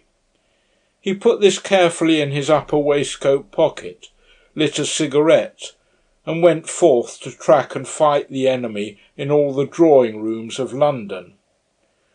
Where his adventure ultimately led him we have already seen. At about 1:30 on a February night he found himself steaming in a small tug up the silent Thames, armed with sword, stick and revolver, the duly elected Thursday of the Central Council of Anarchists. When Syme stepped out onto the steam tug, he had a singular sensation of stepping out into something entirely new, not merely into the landscape of a new land, but even into the landscape of a new planet. This was mainly due to the insane yet solid decision of that evening, though partly also to an entire change in the weather and the sky since he entered the little tavern some 2 hours before. Every trace of the passionate plumage of the cloudy sunset had been swept away, and a naked moon stood in a naked sky. The moon was so strong and full that, by a paradox often to be noticed, it seemed like a weaker sun. It gave not the sense of bright moonshine, but rather of a dead daylight. Over the whole landscape lay a luminous and unnatural discoloration, as of that disastrous twilight which Milton spoke of as shed by the sun in eclipse, so that Syme fell easily into his first thought, that he was actually on some other and emptier planet which circled round some sadder star. But the more he felt this glittering desolation in the moonlit land, the more his own chivalric folly glowed in the night like a great fire. Even the common things he carried with him, the food and the brandy and the loaded pistol, took on exactly that concrete and material poetry which a child feels when he takes a gun upon a journey or a bun with him to bed. The sword stick and the brandy flask, though in themselves only the tools of morbid conspirators, became the expressions of his own more healthy romance. The sword stick became almost the sword of chivalry, and the brandy the wine of the stirrup cup. For even the most dehumanised modern fantasies depend on some older and simpler figure. The adventures may be mad, but the adventurer must be sane. The dragon without St. George would not even be grotesque. So this inhuman landscape was only imaginative by the presence of a man really human. To Syme's exaggerative mind, the bright bleak houses and terraces by the Thames looked as empty as the mountains of the moon. But even the moon is only poetical because there is a man in the moon. The tug was worked by 2 men, and with much toil went comparatively slowly.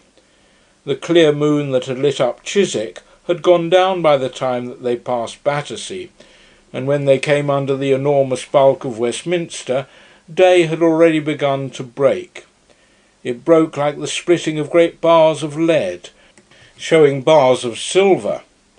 And these had brightened like white fire when the tug, changing its onward course, turned inward to a large landing stage rather beyond Charing Cross. The great stones of the embankment seemed equally dark and gigantic as Syme looked up at them. They were big and black against the huge white dawn. They made him feel that he was landing on the colossal steps of some Egyptian palace, and indeed the thing suited his mood, for he was, in his own mind, mounting to attack the solid thrones of horrible and heathen kings. He leapt out of the boat onto one slimy step, and stood, a dark and slender figure, amid the enormous masonry. The 2 men in the tug put her off again, and turned upstream. They had never spoken a word. End of chapter 4. The Feast of Fear. At first the large stone stair seemed to Syme as deserted as a pyramid, but before he reached the top he had realised that there was a man leaning over the parapet of the embankment and looking out across the river. As a figure he was quite conventional, clad in a silk hat and frock coat of the more formal type of fashion. He had a red flower in his buttonhole. As Syme drew nearer to him, step by step, he did not even move a hair, and Syme could come close enough to notice, even in the dim pale morning light, that his face was long, pale and intellectual, and ended in a small triangular tuft of dark beard at the very point of the chin, all else being clean-shaven. This scrap of hair almost seemed a mere oversight. The rest of the face was of the type that is best shaven, clear-cut, ascetic, and in its way noble. Syme drew closer and closer, noting all this, and still the figure did not stir. At first an instinct had told Syme that this was the man whom he was meant to meet. Then, seeing that the man made no sign, he had concluded that he was not. and now again he had come back to a certainty that the man had something to do with his mad adventure. For the man remained more still than would have been natural if a stranger had come so close. He was as motionless as a waxwork, and got on the nerves somewhat in the same way. Syme looked again and again at the pale, dignified and delicate face, and the face still looked blankly across the river. Then he took out of his pocket the note from Buttons proving his election, and put it before that sad and beautiful face. Then the man smiled, and his smile was a shock, for it was all on one side, going up in the right cheek and down in the left. There was nothing, rationally speaking, to scare anyone about this. Many people have this nervous trick of a crooked smile, and in many it is even attractive. But in all Syme's circumstances, with the dark dawn and the deadly errand and the lowliness on the great dripping stones, there was something unnerving in it. There was the silent river and the silent man, a man of even classic face, and there was the last nightmare touch that his smile suddenly went wrong. The spasm of smile was instantaneous, and the man's face dropped at once into its harmonious melancholy. He spoke without further explanation or inquiry, like a man speaking to an old colleague. "If we walk up towards Leicester Square," he said, "we shall just be in time for breakfast. Sunday always insists on an early breakfast. Have you had any sleep?" "No," said Simon. "Nor have I," answered the man in an ordinary tone. "I shall try to get to bed after breakfast." He spoke with casual civility, but in an utterly dead voice that contradicted the fanaticism of his face. It seemed almost as if all friendly words were to him lifeless conveniences, and that his only life was hate. After a pause the man spoke again. "Of course the secretary of the branch told you everything that can be told, but the one thing that can never be told is the last notion of the president, for his notions grow like a tropical forest. So in case you don't know, I'd better tell you that he is carrying out his notion of concealing ourselves by not concealing ourselves to the most extraordinary lengths just now. Originally, of course, we met in a cell underground, just as your branch does. Then Sunday made us take a private room at an ordinary restaurant. He said that if you didn't seem to be hiding, nobody hunted you out. Well, he is the only man on earth I know, but sometimes I really think that his huge brain is going a little mad in its old age. For now we flaunt ourselves before the public. We have our breakfast on a balcony, if you please, overlooking Leicester Square." "And what do the people say?" asked Syme. "It's quite simple what they say," answered his guide. "They say we're a lot of jolly gentlemen who pretend they're anarchists." "It seems to me a very clever idea," said Syme. "Clever? God blast your impudence! Clever!" cried out the other in a sudden shrill voice, which was as startling and discordant as his crooked smile. "When you've seen Sunday for a split second, you'll leave off calling him clever." With this they emerged out of a narrow street and saw the early sunlight filling Leicester Square. It will never be known, I suppose, why this square itself should look so alien, and in some ways so continental. It will never be known whether it was the foreign look that attracted the foreigners, or the foreigners who gave it the foreign look. But on this particular morning the effect seemed singularly bright and clear.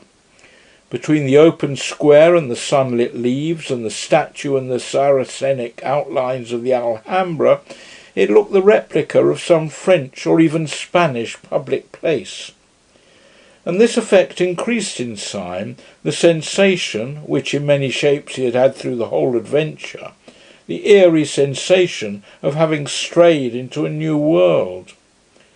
As a fact, he had bought bad cigars round Leicester Square ever since he was a boy, but as he turned that corner and saw the trees and the Moorish cupolas, he could have sworn that he was turning into an unknown plaster something or other in some foreign town.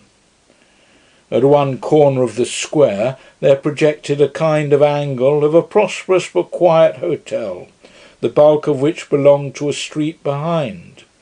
In the wall there was one large French window, probably the window of a large coffee room, and outside this window, almost literally overhanging the square, was a formidably buttressed balcony, big enough to contain a dining table.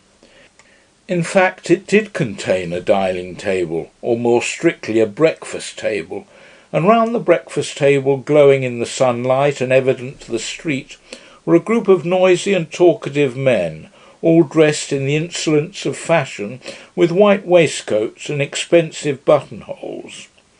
Some of their jokes could almost be heard across the square.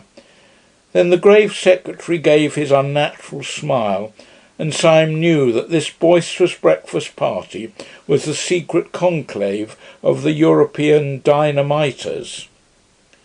Then, as Syme continued to stare at them, he saw something that he had not seen before. He had not seen it literally because it was too large to see. At the nearest end of the balcony, blocking up a great part of the perspective, was the back of a great mountain of a man. When Syme had seen him, his first thought was that the weight of him must break down the balcony of stone. His vastness did not lie only in the fact that he was abnormally tall and quite incredibly fat. This man was planned enormously in his original proportions, like a statue carved deliberately as colossal. His head, crowned with white hair, as seen from behind, looked bigger than a head ought to be. The ears that stood out from it looked larger than human ears. He was enlarged terribly to scale, and this sense of size was so staggering that when Syme saw him all the other figures seemed quite suddenly to dwindle and become dwarfish. They were still sitting there as before with their flowers and frock coats, but now it looked as if the big man was entertaining 5 children to tea. As Syme and the guide approached the side door of the hotel, a waiter came out, smiling with every tooth in his head. "The gentlemen are up there, sir," he said. "They do talk, and they do laugh at what they talk. They do say they will throw bombs at the king." And the waiter hurried away with a napkin over his arm, much pleased with the singular frivolity of the gentleman upstairs. The 2 men mounted the stairs in silence. Syme had never thought of asking whether the monstrous man who almost filled and broke the balcony was the great president of whom the others stood in awe. He knew it was so, with an unaccountable but instantaneous certainty. Syme, indeed, was one of those men who are open to all the more nameless psychological influences in a degree a little dangerous to mental health. Utterly devoid of fear in physical dangers, he was a great deal too sensitive to the smell of spiritual evil. Twice already that night little unmeaning things had peeped out at him almost prurently and given him a sense of drawing nearer and nearer to the headquarters of hell. And this sense became overpowering as he drew nearer to the great president. The form it took was a childish and yet hateful fancy. As he walked across the inner room towards the balcony, the large face of Sunday grew larger and larger, and Syme was gripped with a fear that when he was quite close, the face would be too big to be possible, and that he would scream aloud. He remembered that as a child he would not look at the Mask of Memnon in the British Museum, because it was a face, and so large. By an effort, braver than that of leaping over a cliff, he went to an empty seat at the breakfast table and sat down. The men greeted him with good-humoured raillery, as if they had always known him. He sobered himself a little by looking at their conventional coats and solid shining coffee pot. Then he looked again at Sunday. His face was very large, but it was still possible to humanity. In the presence of the President, the whole company looked sufficiently commonplace. Nothing about them caught the eye at first, except that, by the President's caprice, they had been dressed up with a festive respectability which gave the meal the look of a wedding breakfast. One man, indeed, stood out at even a superficial glance. He at least was the common or garden dynamiter. He wore, indeed, the high white collar and satin tie that were the uniform of the occasion. But out of this collar there sprang a head quite unmanageable and quite unmistakable. A bewildering bush of brown hair and beard that almost obscured the eyes like those of a Skye terrier. But the eyes did look out of the tangle, and they were the sad eyes of some Russian serf. The effect of this figure was not terrible like that of the President, but it had every diablerie that can come from the utterly grotesque. If out of that stiff tie and collar there had come abruptly the head of a cat or a dog, it could not have been a more idiotic contrast. The man's name, it seemed, was Gogol. He was a Pole, and in this circle of days he was called Tuesday. His soul and speech were incurably tragic. He could not force himself to play the prosperous and frivolous part demanded of him by President Sunday. And indeed, when Syme came in, the President, with that daring disregard of public suspicion which was his policy, was actually chaffing Gogol upon his inability to assume conventional graces. "Our friend Tuesday," said the President in a deep voice at once of quietude and volume, "our friend Tuesday doesn't seem to grasp the idea. He dresses up like a gentleman, but he seems to be too great a soul to behave like one. He insists on the ways of the stage conspirator.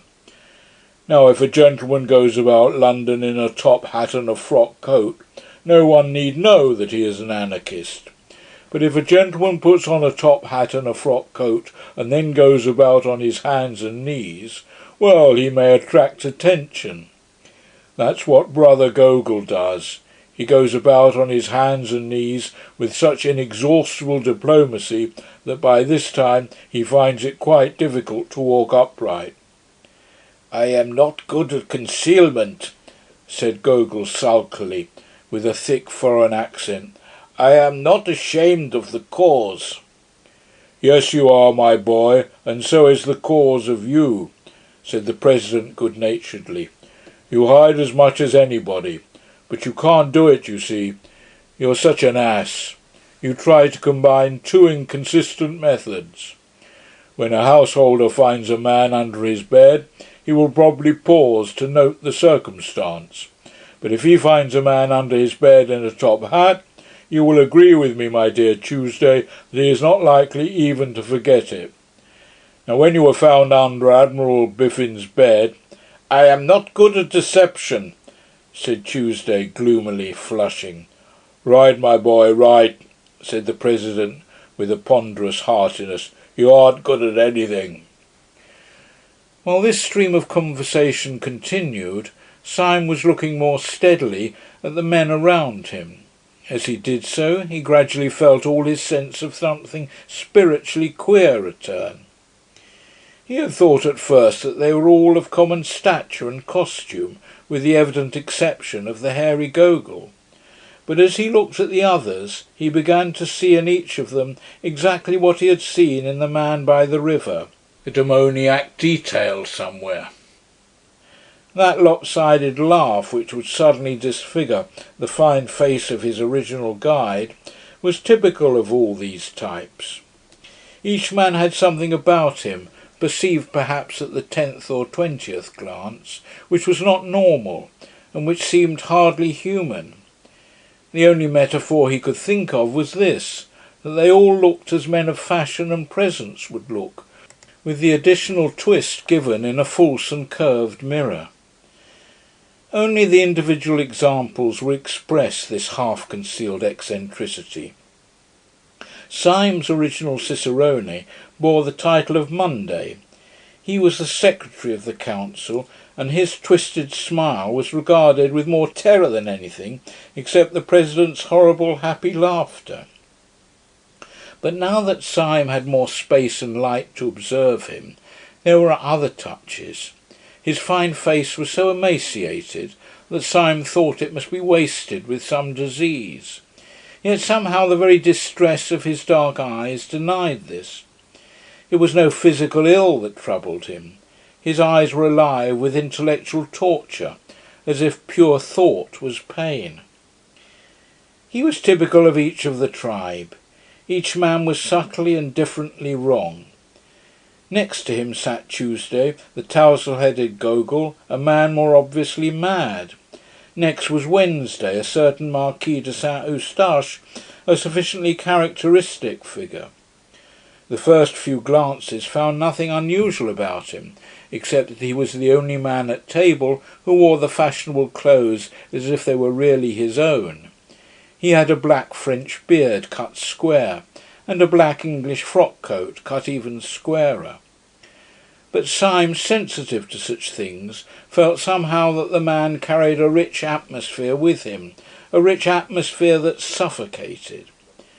It reminded one irrationally of drowsy odours and of dying lamps in the darker poems of Byron and Poe. With this went a sense of his being clad not in lighter colours, but in softer materials. His black seemed richer and warmer than the black shades about him, as if it were compounded of profound colour. His black coat looked as if it were only black by being too dense a purple. His black beard looked as if it were only black by being too deep a blue. And in the gloom and thickness of the beard, his dark red mouth showed sensual and scornful. Whatever he was not a Frenchman. He might be a Jew. He might be something deeper yet in the dark heart of the East. In the bright-coloured Persian tiles and pictures showing tyrants hunting, you may see just those almond eyes, those blue-black beards, those cruel crimson lips. Then came Syme, and next a very old man, Professor de Worms, who still kept the chair of Friday, though every day it was expected that his death would leave it empty. Save for his intellect, he was in the last dissolution of senile decay. His face was as grey as his long grey beard. His forehead was lifted and fixed finally in a furrow of mild despair.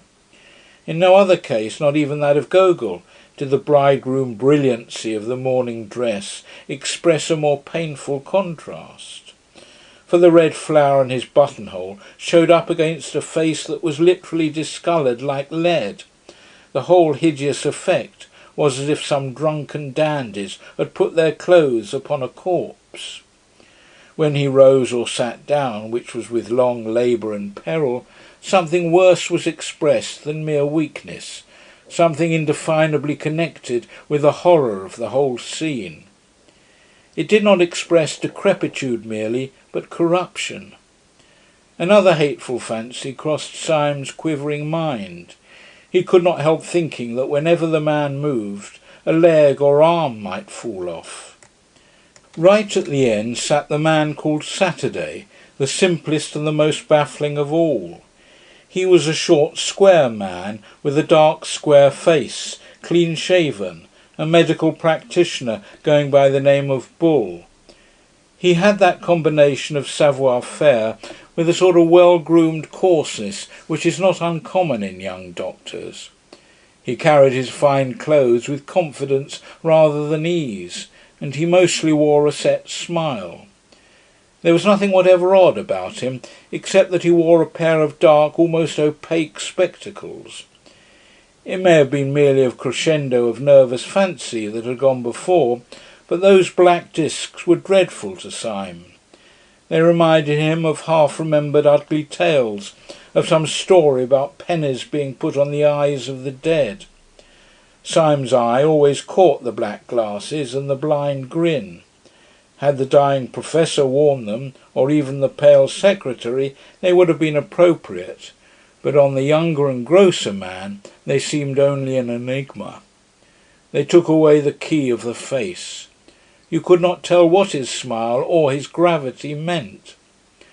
Partly from this, and partly because he had a vulgar virility wanting in most of the others, it seemed to Syme that he might be the wickedest of all those wicked men. Syme even had the thought that his eyes might be covered up because they were too frightful to see. End of chapter 5. The exposure. Such were the 6 men who had sworn to destroy the world. Again and again Syme strove to pull together his common sense in their presence. Sometimes he saw for an instant that these notions were subjective, that he was only looking at ordinary men, one of whom was old, another nervous, another short-sighted. The sense of an unnatural symbolism always settled back on him again. Each figure seemed to be somehow on the borderland of things, just as their theory was on the borderland of thought. He knew that each one of these men stood at the extreme end, so to speak, of some wild road of reasoning. He could only fancy, as in some old world fable, that if a man went westward to the end of the world, he would find something, say a tree, that was more or less than a tree possessed by a spirit, and that if he went east to the end of the world, he would find something else that was not wholly itself, a tower perhaps, of which the very shape was wicked. So these figures seemed to stand up, violent and unaccountable, against an ultimate horizon, visions from the verge, the ends of the earth were closing in. Talk had been going on steadily as he took in the scene, and not the least of the contrasts of that bewildering breakfast table was the contrast between the easy and unobtrusive tone of talk and its terrible purport. They were deep in the discussion of an actual and immediate plot. The waiter downstairs had spoken quite correctly when he said that they were talking about bombs and kings. Only 3 days afterwards the Tsar was to meet the President of the French Republic in Paris, and over their bacon and eggs, upon their sunny balcony, these beaming gentlemen had decided how both should die. Even the instrument was chosen. The black-bearded Marquis, it appeared, was to carry the bomb. Ordinarily speaking, the proximity of this positive and objective crime would have sobered Syme and cured him of all his merely mystical tremors. He would have thought of nothing but the need of saving at least 2 human bodies from being ripped in pieces with iron and roaring gas. But the truth was that by this time he had begun to feel a third kind of fear, more piercing and practical than either his moral revulsion or his social responsibility. Very simply, he had no fear to spare for the French President or the Tsar. He had begun to fear for himself. Most of the talkers took little heed of him, debating now with their faces close together and almost uniformly grave, save when for an instant the smile of the secretary ran aslant across his face as the jagged lightning runs aslant across the sky. But there was one persistent thing which first troubled Syme and at last terrified him. The President was always looking at him steadily and with a great and baffling interest. The enormous man was quite quiet, but his blue eyes stood out of his head, and they were always fixed on Syme. Syme felt moved to spring up and leap over the balcony. When the President's eyes were on him, he felt as if he were made of glass. He had hardly the shred of a doubt that in some silent and extraordinary way Sunday had found out that he was a spy. He looked over the edge of the balcony and saw a policeman standing abstractedly just beneath, staring at the bright railings and the sunlit trees. Then there fell upon him the great temptation that was to torment him for many days. In the presence of these powerful and repulsive men, who were the princes of anarchy, he had almost forgotten the frail and fanciful figure of the poet Gregory, the mere aesthete of anarchism. He even thought of him now with an old kindness, as if they had played together when children.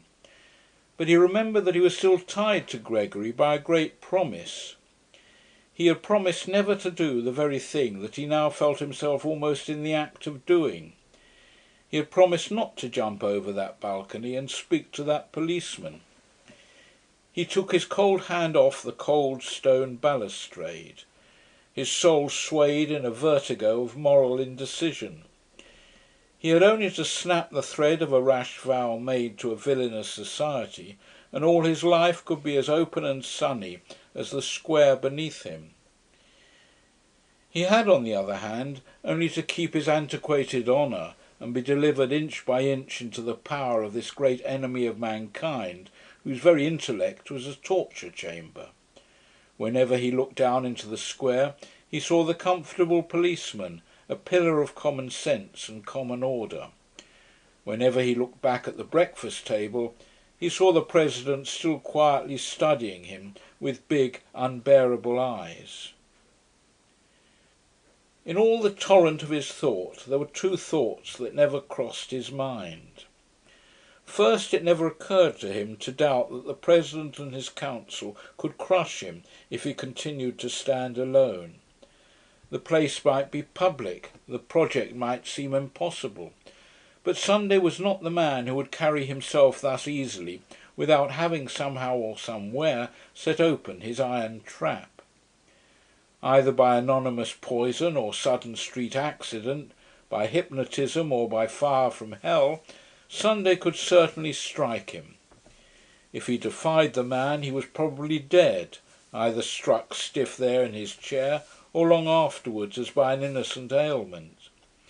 If he called in the police promptly, arrested everyone, told all, and set against them the whole energy of England, he would probably escape, certainly not otherwise.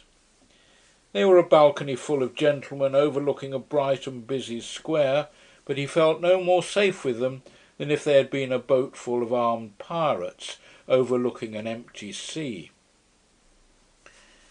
There was a second thought that never came to him. It never occurred to him to be spiritually won over to the enemy. Many moderns, inured to a weak worship of intellect and force, might have wavered in their allegiance under this oppression of a great personality. They might have called Sunday the Superman. If any such creature be conceivable, he looked indeed somewhat like it, with his earth-shaking abstraction, as of a stone statue walking. He might have been called something above man, with his large plans which were too obvious to be detected, with his large face which was too frank to be understood. But this was a kind of modern meanness to which Syme could not sink even in his extreme morbidity. Like any man, he was coward enough to fear great force, but he was not quite coward enough to admire it. The men were eating as they talked, and even in this they were typical. Dr. Bull and the Marquis ate casually and conventionally of the best things on the table, cold pheasant or Strasbourg pie. But the secretary was a vegetarian, and he spoke earnestly of the projected murder over half a raw tomato and 3/4 of a glass of tepid water. The old professor had such slops as suggested a sickening second childhood, and even in this President Sunday preserved his curious predominance of mere mass. For he ate like 20 men. He ate incredibly, with a frightful freshness of appetite, so that it was like watching a sausage factory. Yet continually, when he had swallowed a dozen crumpets or drunk a quart of coffee, he would be found with his great head on one side, staring at Syme. "I have often wondered," said the Marquis, taking a great bite out of a slice of bread and jam, "whether it wouldn't be better for me to do it with a knife. Most of the best things have been brought off with a knife, and it would be a new motion to get a knife into a French president and wriggle it round." "You are wrong," said the secretary, drawing his black brows together. "The knife was merely the expression of the old personal quarrel with a personal tyrant. Dynamite is not only our best tool, but our best symbol. It is as perfect a symbol of us as is incense of the prayers of the Christians. It expands. It only destroys because it broadens. Even so, thought only destroys because it broadens. A man's brain is a bomb, he cried out, loosening suddenly his strange passion and striking his own skull with violence. My brain feels like a bomb night and day. It must expand. It must expand. A man's brain must expand if it breaks up the universe. I don't want the universe broken up just yet, drawled the Marquis. I want to do a lot of beastly things before I die. I thought of one yesterday in bed. Now, if the only end of the thing is nothing, said Dr. Bull with his sphinx-like smile, it hardly seems worth doing. The old professor was staring at the ceiling with dull eyes. Every man knows in his heart, he said, that nothing is worth doing. There was a singular silence, and then the secretary said, We are wandering, however, from the point. The only question is how Wednesday is to strike the blow. I take it we should all agree with the original notion of a bomb. As to the actual arrangements, I should suggest that tomorrow morning he should go first of all to... The speech was broken off short under a vast shadow. President Sunday had risen to his feet, seeming to fill the sky above them. Before we discuss that, he said in a small, quiet voice, let us go into a private room. I have something very particular to say. Syme stood up before any of the others. The instant of choice had come at last. The pistol was at his head. On the pavement, before he could hear the policeman idly stir and stamp, for the morning, though bright, was cold. A barrel organ in the street suddenly sprang with a jerk into a jovial tune. Syme stood up taut, as if it had been a bugle before the battle. He found himself filled with a supernatural courage that came from nowhere. That jingling music seemed full of the vivacity, the vulgarity, and the irrational valour of the poor, who in all those unclean streets were all clinging to the decencies and the charities of Christendom. His youthful prank of being a policeman had faded from his mind. He did not think of himself as the representative of the corps of gentlemen turned into fancy constables, or of the old eccentric who lived in the dark room. But he did feel himself as the ambassador of all these common and kindly people in the street, who every day marched into battle to the music of the barrel organ. And this high pride in being human had lifted him unaccountably to an infinite height above the monstrous men around him. For an instant at least he looked down upon all their sprawling eccentricities from the starry pinnacle of the commonplace.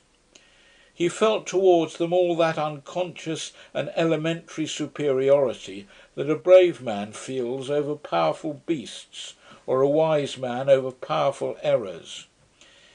He knew that he had neither the intellectual nor the physical strength of President Sunday, but in that moment he minded it no more than the fact that he had not the muscles of a tiger or a horn on his nose like a rhinoceros. All was swallowed up in an ultimate certainty that the President was wrong and that the barrel organ was right. There clanged in his mind that unanswerable and terrible truism in the Song of Roland, Pagan en tort et chrétien en droit, which in the old nasal French has the clang and groan of great iron. This liberation of his spirit from the load of his weakness went with a quite clear decision to embrace death. If the people of the barrel organ could keep their old world obligations, so could he. His very pride in keeping his word was that he was keeping it to miscreants. It was his last triumph over these lunatics to go down into their dark room and die for something that they could not even understand. The barrel organ seemed to give the marching tune with the energy and the mingled noises of a whole orchestra, and he could hear deep and rolling under all the trumpets of the pride of life the drums of the pride of death. The conspirators were already filing through the open window and into the rooms behind. Syme went last, outwardly calm, but with all his brain and body throbbing with romantic rhythm. The President led them down an irregular side stair, such as might be used by servants, and into a dim, cold, empty room with a table and benches like an abandoned boardroom. When they were all in, he closed and locked the door. The first to speak was Gogol, the irreconcilable, who seemed bursting with inarticulate grievance. "Zo!" he cried, with an obscure excitement, his heavy Polish accent becoming almost impenetrable. "You say you not died. You say you show himselves. It is all nothings. When you want talk importance, you run yourself in a dark box." The President seemed to take the foreigner's incoherent satire with entire good humour.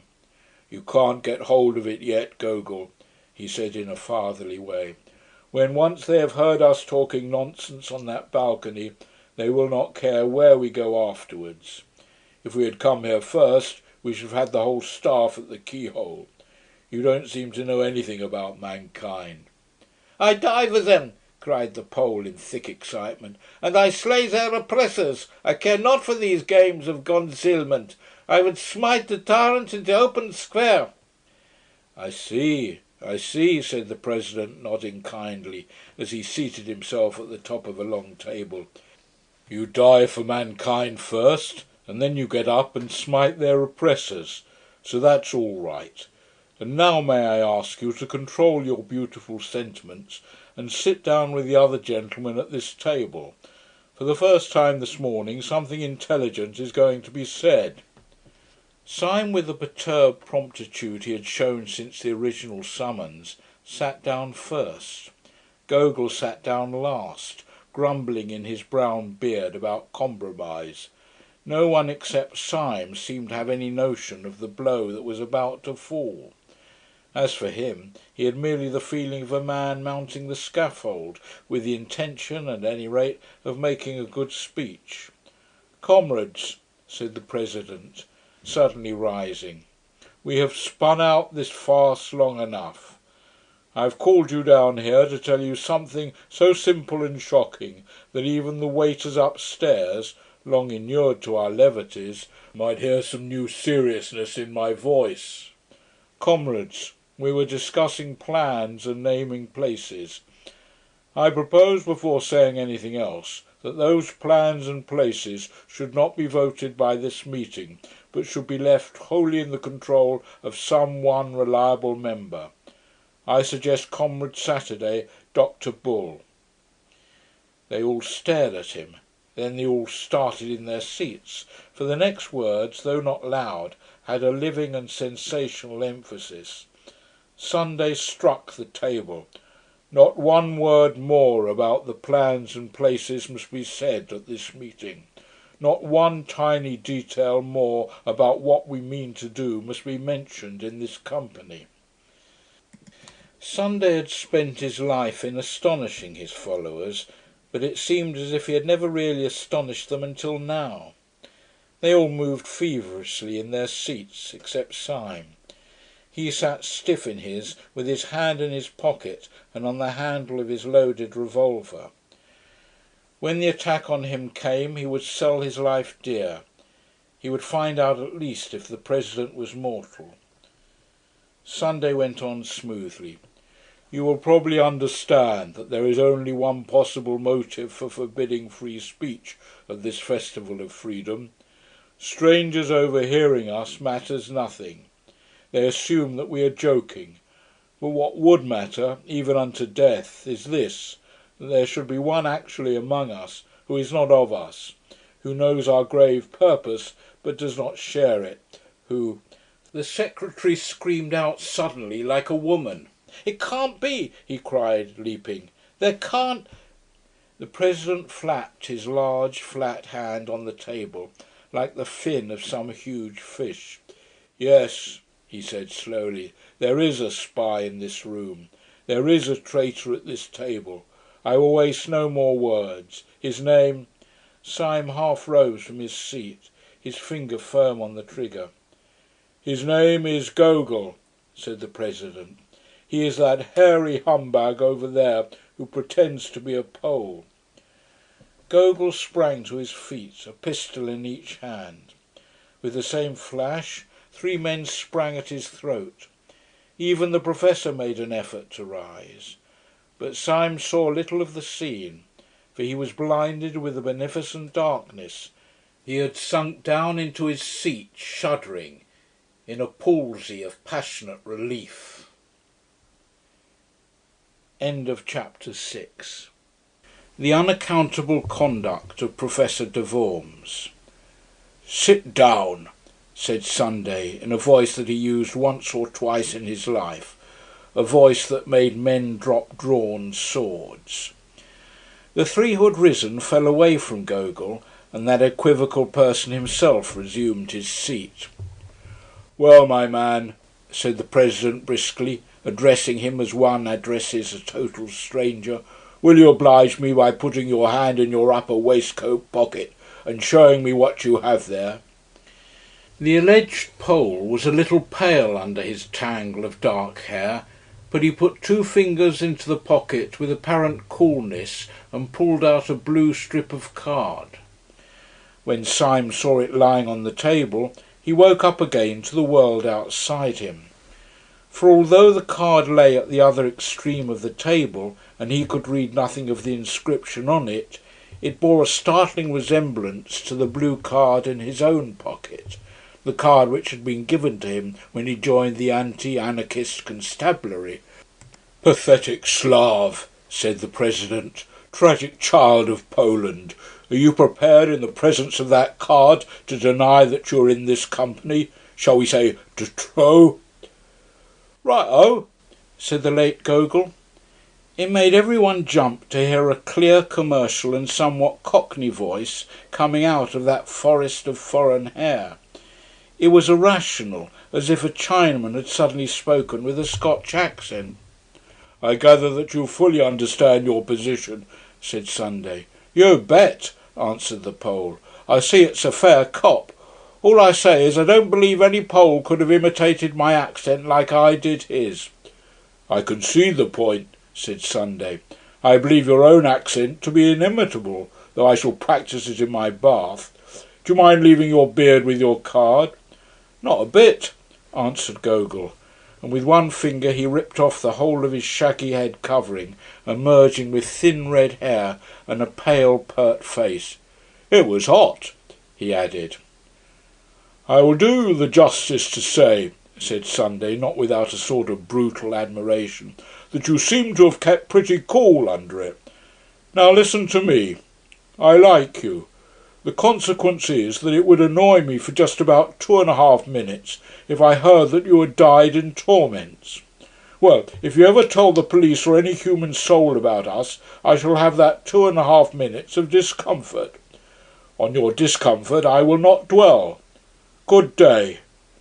Mind the step." The red-haired detective, who had masqueraded as Gogol, rose to his feet without a word, and walked out of the room with an air of perfect nonchalance.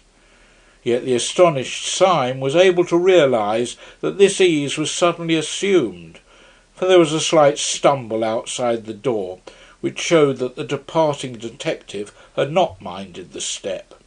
"Time is flying," said the President in his gayest manner, after glancing at his watch, which, like everything about him, seemed bigger than it ought to be. "I must go off at once. I have to take the chair at a humanitarian meeting." The Secretary turned to him with working eyebrows. "Would it not be better," he said, a little sharply, "to discuss further the details of our project, now that the spy has left us?" "No, I think not," said the President with a yawn, like an unobtrusive earthquake. "Leave it as it is. Let Saturday settle it. I must be off. Breakfast here next Sunday." But the late loud scenes had whipped up the almost naked nerves of the Secretary. He was one of those men who are conscientious even in crime. "I must protest, President, that the thing is irregular," he said. "It is a fundamental rule of our society that all plans shall be debated in full council.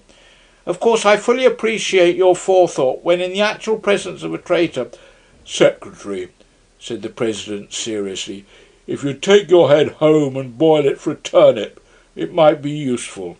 I can't say, but it might." The Secretary reared back in a kind of equine anger.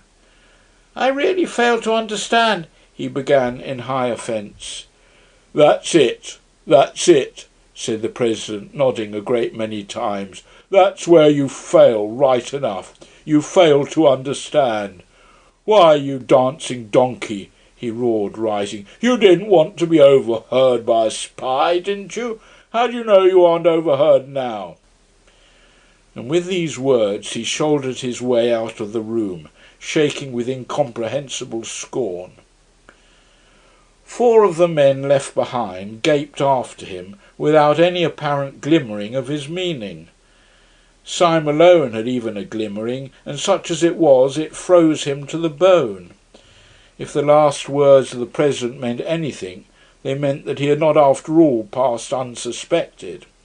They meant that while Sunday could not denounce him like Gogol, he still could not trust him like the others.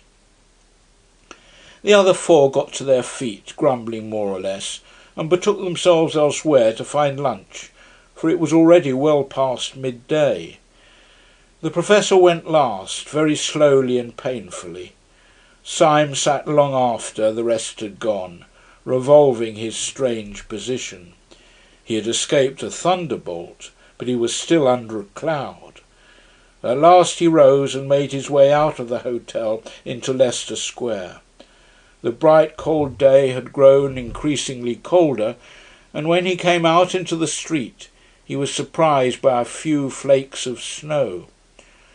While he still carried the sword stick and the rest of Gregory's portable luggage, he had thrown the cloak down and left it somewhere, perhaps on the steam tug, perhaps on the balcony. Hoping therefore that the snow shower might be slight, he stepped back out of the street for a moment and stood up under the doorway of a small and greasy hairdresser's shop, the front window of which was empty, except for a sickly wax lady in evening dress. Snow, however, began to thicken and fall fast, and Syme, having found one glance at the wax lady quite sufficient to depress his spirits, stared out instead into the white and empty street. He was considerably astonished to see, standing quite still outside the shop and staring into the window, a man. His top hat was loaded with snow like the hat of Father Christmas.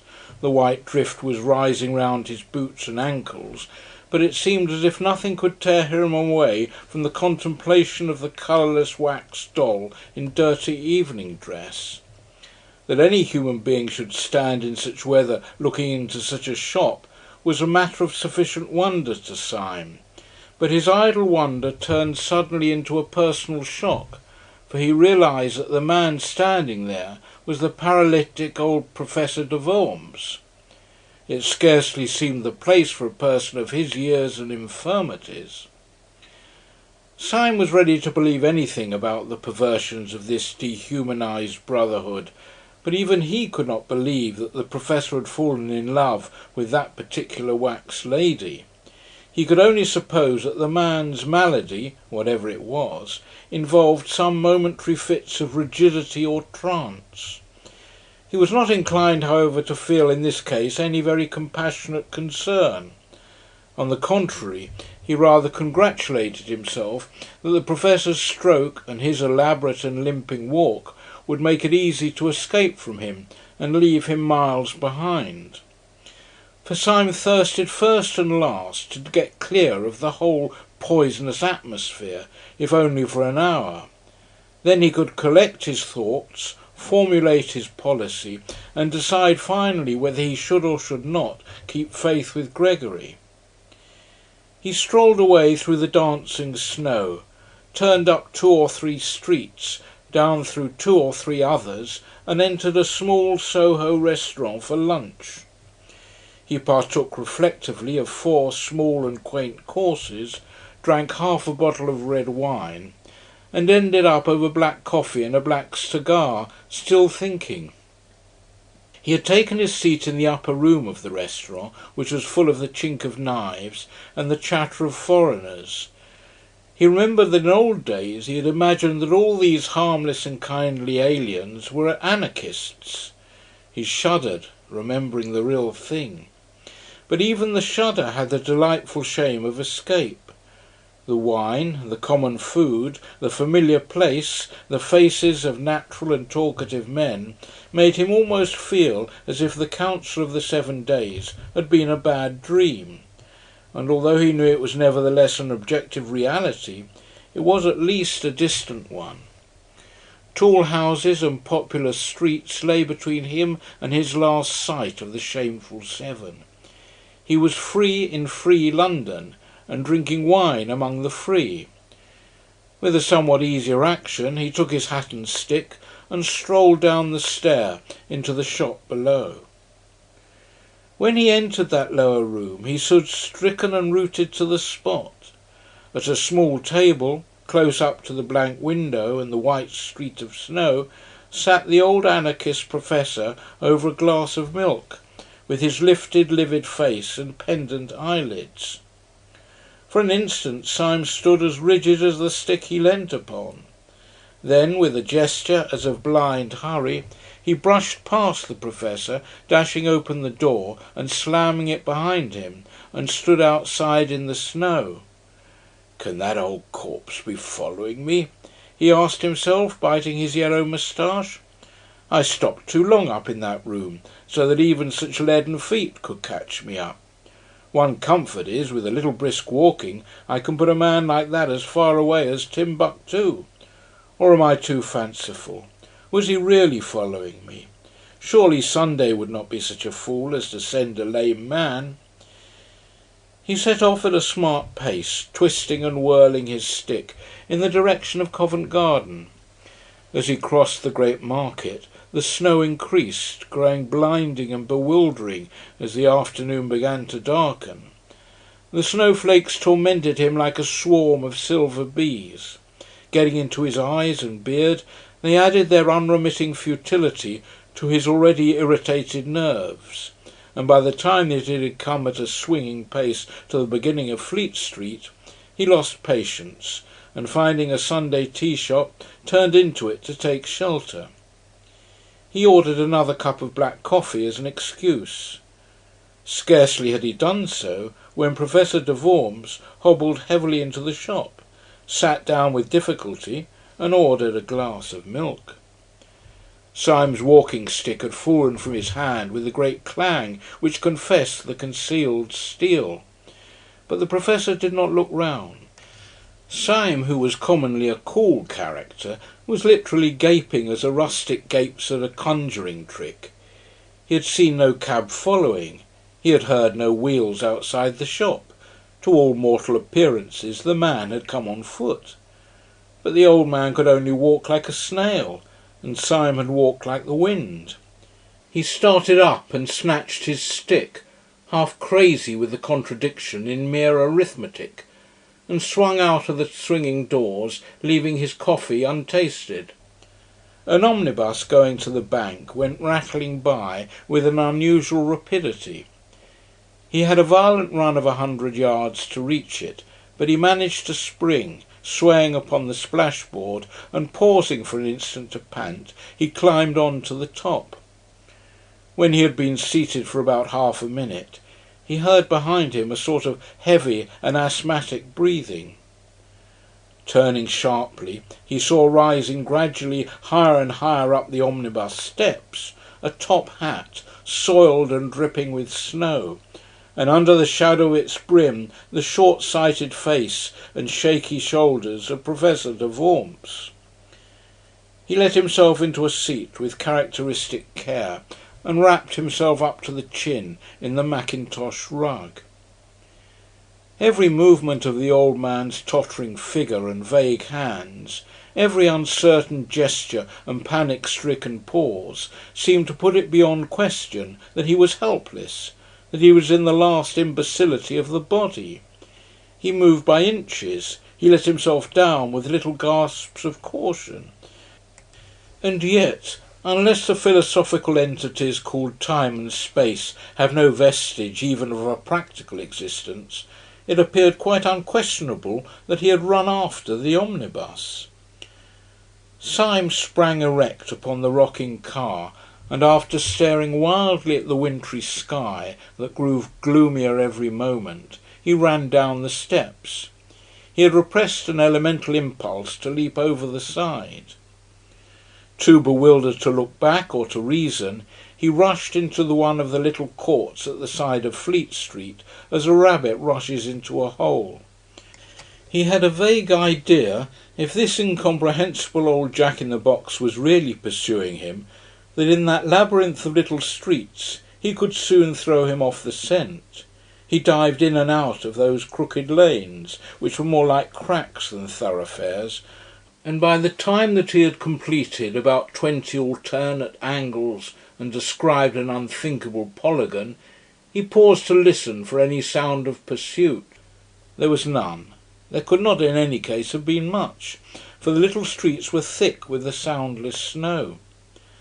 Somewhere behind Red Lion Court, however, he noticed a place where some energetic citizen had cleared away the snow for a space of about 20 yards, leaving the wet, glistening cobblestones.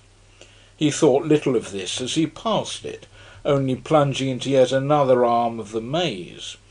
But when a few hundred yards farther on he stood still again to listen, his heart stood still also, for he heard from that space of rugged stones the clinking crutch and labouring feet of the infernal cripple. The sky above was loaded with the clouds of snow, leaving London in a darkness and oppression premature for that hour of the evening. On each side of Syme the walls of the alley were blind and featureless. There was no little window or any kind of eave. He felt a new impulse to break out of this hive of houses and to get once more into the open and lamplit street. Yet he rambled and dodged for a long time before he struck the main thoroughfare. When he did so, he struck it much farther up than he had fancied. He came out into what seemed the vast and void of Ludgate Circus, and saw St. Paul's Cathedral sitting in the sky. At first he was startled to find these great roads so empty, as if a pestilence had swept through the city. Then he told himself that some degree of emptiness was natural, first because the snowstorm was even dangerously deep, and secondly because it was Sunday. And at the very word Sunday he bit his lip. The word was henceforth for hire, like some indecent pun. Under the white fog of snow, high up in the heaven, the whole atmosphere of the city was turned to a very queer kind of green twilight, as of men under the sea. The sealed and sullen sunset behind the dark dome of St. Paul's had in it smoky and sinister colours, colours of sickly green, dead red or decaying bronze, that were just bright enough to emphasise the solid whiteness of the snow.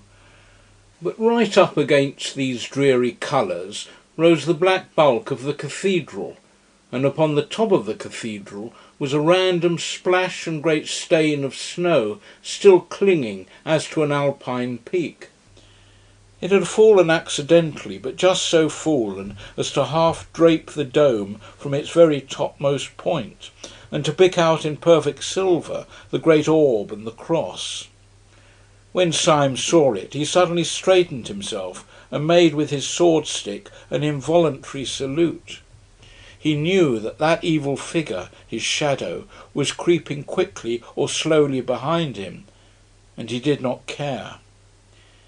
It seemed a symbol of human faith and valour that while the skies were darkening that high place of the earth was bright. The devils might have captured heaven, but they had not yet captured the cross. He had a new impulse to tear out the secret of this dancing, jumping and pursuing paralytic, and at the entrance of the court, as it opened upon the circus, he turned, stick in hand, to face his pursuer. Professor de Worms came slowly round the corner of the irregular alley behind him. His unnatural form outlined against a lonely gas lamp, irresistibly recalling that very imaginative figure in the nursery rhymes, the crooked man who went a crooked mile. He really looked as if he had been twisted out of shape by the tortuous streets he had been threading. He came nearer and nearer, the lamplight shining on his lifted spectacles, his lifted patient face. Syme waited for him as St. George waited for the dragon, as a man waits for a final explanation or for death.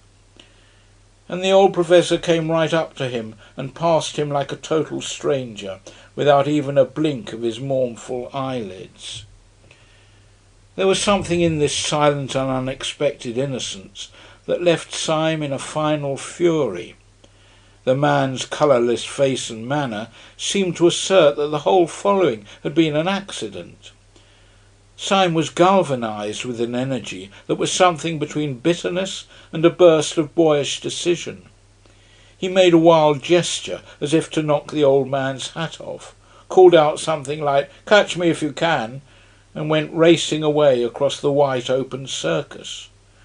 Concealment was impossible now, and looking back over his shoulder he could see the black figure of the old gentleman coming after him, with long swinging strides, like a man winning a mile race. But the head upon that bounding body was still pale, grave and professional, like the head of a lecturer upon the body of a harlequin. This outrageous chase sped across Ludgate Circus, up Ludgate Hill, round St. Paul's Cathedral, along Cheapside, Syme remembering all the nightmares he had ever known.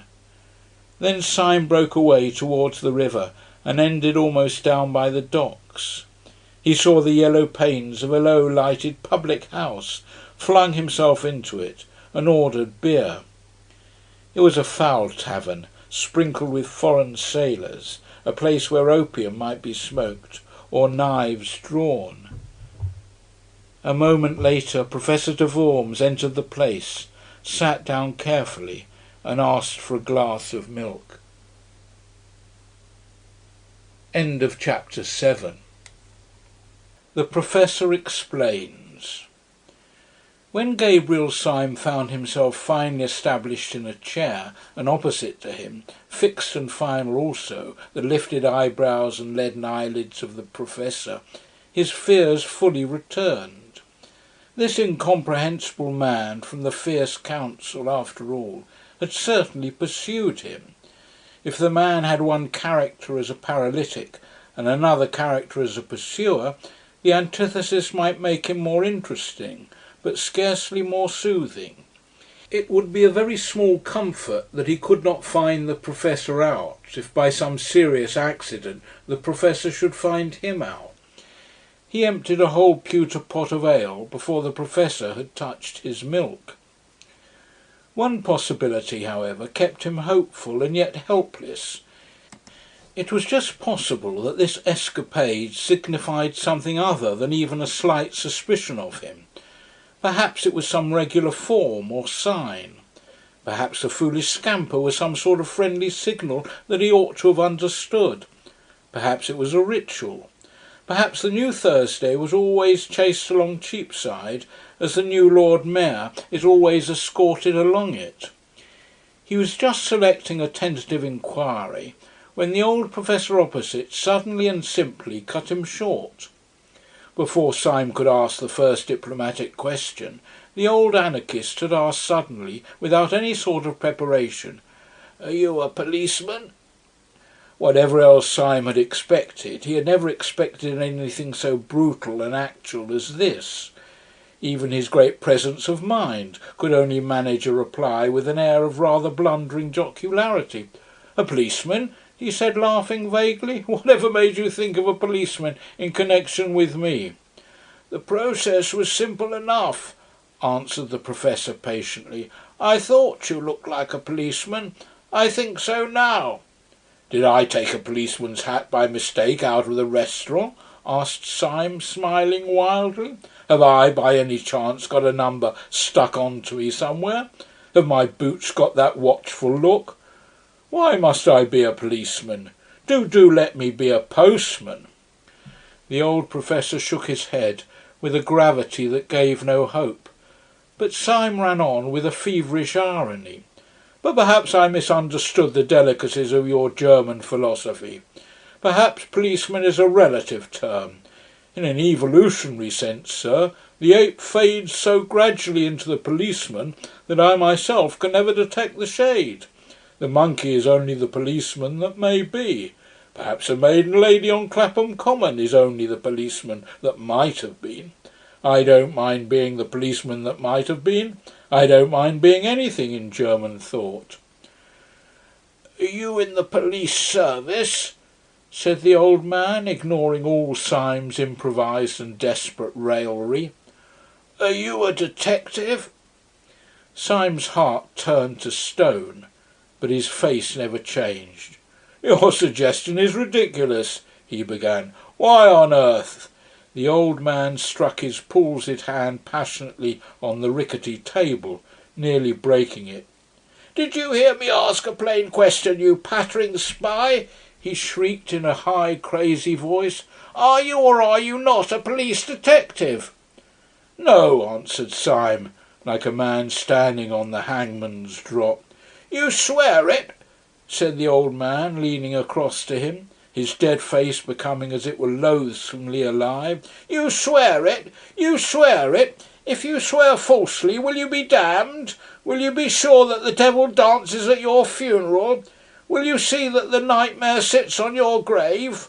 Will there really be no mistake? You're an anarchist. You're a dynamiter. Above all, you're not in any sense a detective. You're not in the British police." He leant his angular elbow far across the table and put up his large loose hand like a flap to his ear. "I am not in the British police," said Syme with insane calm. Professor de Worms fell back in his chair with a curious air of kindly collapse. "That's a pity," he said, "because I am." Syme sprang up straight, sending back the bench behind him with a crash. "Because you're what?" he said thickly. "You are what?" "I am a policeman," said the professor, with his first broad smile and beaming through his spectacles. "But as you think policeman only a relative term, of course I have nothing to do with you. I am in the British police force, but as you tell me you are not in the British police force, I can only say that I met you in a dynamiters' club. I suppose I ought to arrest you." And with these words he laid on the table before Syme an exact facsimile of the blue card which Syme had in his own waistcoat pocket, the symbol of his power from the police. Syme had for a flash the sensation that the cosmos had turned exactly upside down, that all trees were growing downwards and that all stars were under his feet. Then came slowly the opposite conviction. For the last 24 hours the cosmos had really been upside down, but now the capsized universe had come right side up again. This devil from whom he had been fleeing all day was only an elder brother of his own house, who on the other side of the table lay back and laughed at him. He did not for the moment ask any questions of detail. He only knew the happy and silly fact that this shadow, which had pursued him with an intolerable oppression of peril, was only the shadow of a friend trying to catch him up. He knew simultaneously that he was a fool and a free man, for with any recovery from morbidity there must go a certain healthy humiliation. There comes a certain point in such conditions when only three things are possible. First, a perpetuation of satanic pride, secondly, tears, and third, laughter. Syme's egotism held hard to the first course for a few seconds, and then suddenly adopted the third. Taking his own blue police ticket from his own waistcoat pocket, he tossed it onto the table. Then he flung his head back until his spike of yellow beard almost pointed at the ceiling, and shouted with a barbaric laughter. Even in that close den, perpetually filled with the din of knives, plates, cans, clamorous voices, sudden struggles and stampedes, there was something Homeric in Syme's mirth, which made many half-drunken men look round. "What are you laughing at, governor?" asked one wandering labourer from the docks. "At myself," answered Syme, and went off again into the agony of his ecstatic reaction. "Pull yourself together," said the professor, "or you'll get hysterical. Have some more beer. I'll join you." "You haven't drunk your milk," said Syme. "My milk?" said the other in tones of withering and unfathomable contempt. "My milk?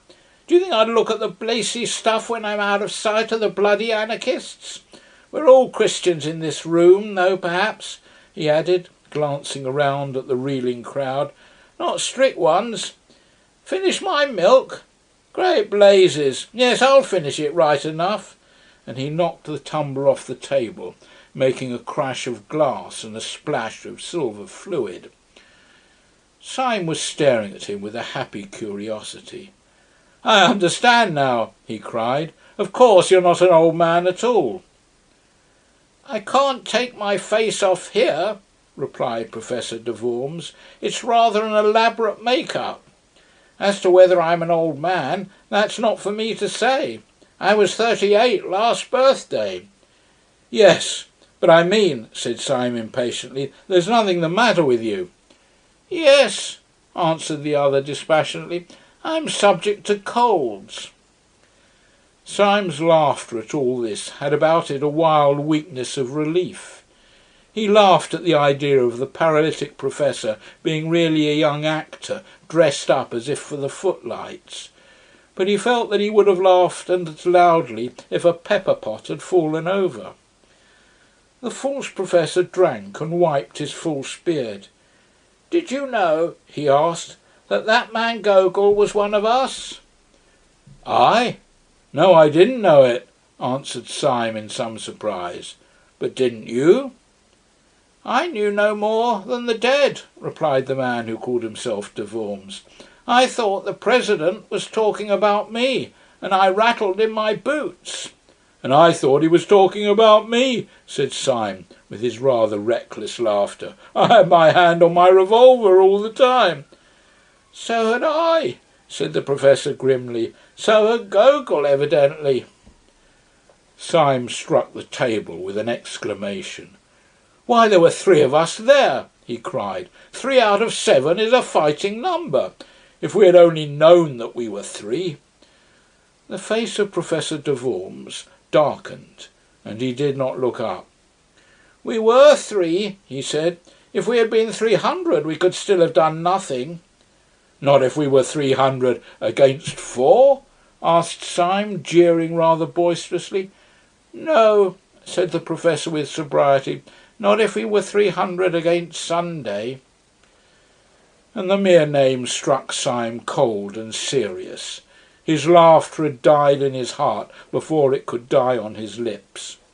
The face of the unforgettable President sprang into his mind, as startling as a coloured photograph, and he remarked this difference between Sunday and all his satellites, that their faces, however fierce or sinister, became gradually blurred by memory like other human faces, whereas Sundays seemed almost to grow more actual during absence, as if a man's painted portrait should slowly come alive. They were both silent for a measure of moments, and then Syme's speech came with a rush, like the sudden foaming of champagne. "Professor," he cried, "it is intolerable. Are you afraid of this man?" The professor lifted his heavy lids and gazed at Syme with large, wide-open blue eyes of an almost ethereal honesty. "Yes, I am," he said mildly. "So are you." Syme was dumb for an instant. Then he rose to his feet, erect, like an insulted man, and thrust the chair away from him. "Yes," he said in a voice indescribable, "you're right. I am afraid of him. Therefore I swear by God that I will seek out this man whom I fear until I find him and strike him on the mouth. If heaven were his throne and the earth his footstool, I swear that I would pull him down." "How?" asked the staring professor. "Why?" "Because I am afraid of him," said Syme, "and no man should leave in the universe anything of which he is afraid." De Worms blinked at him with a sort of blind wonder.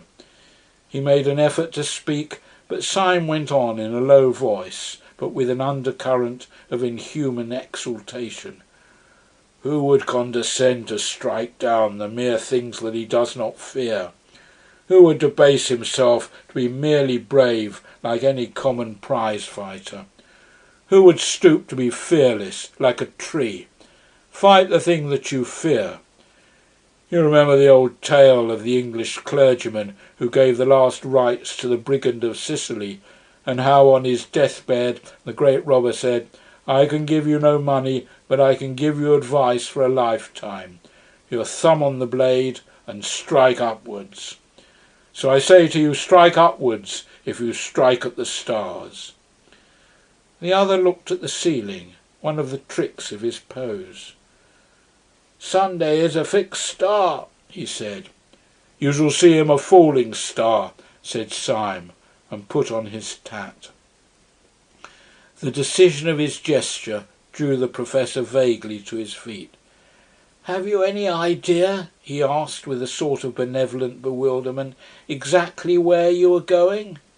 "Yes," replied Syme shortly. "I'm going to prevent this bomb being thrown in Paris." "Have you any conception how?" inquired the other. "No," said Syme with equal decision.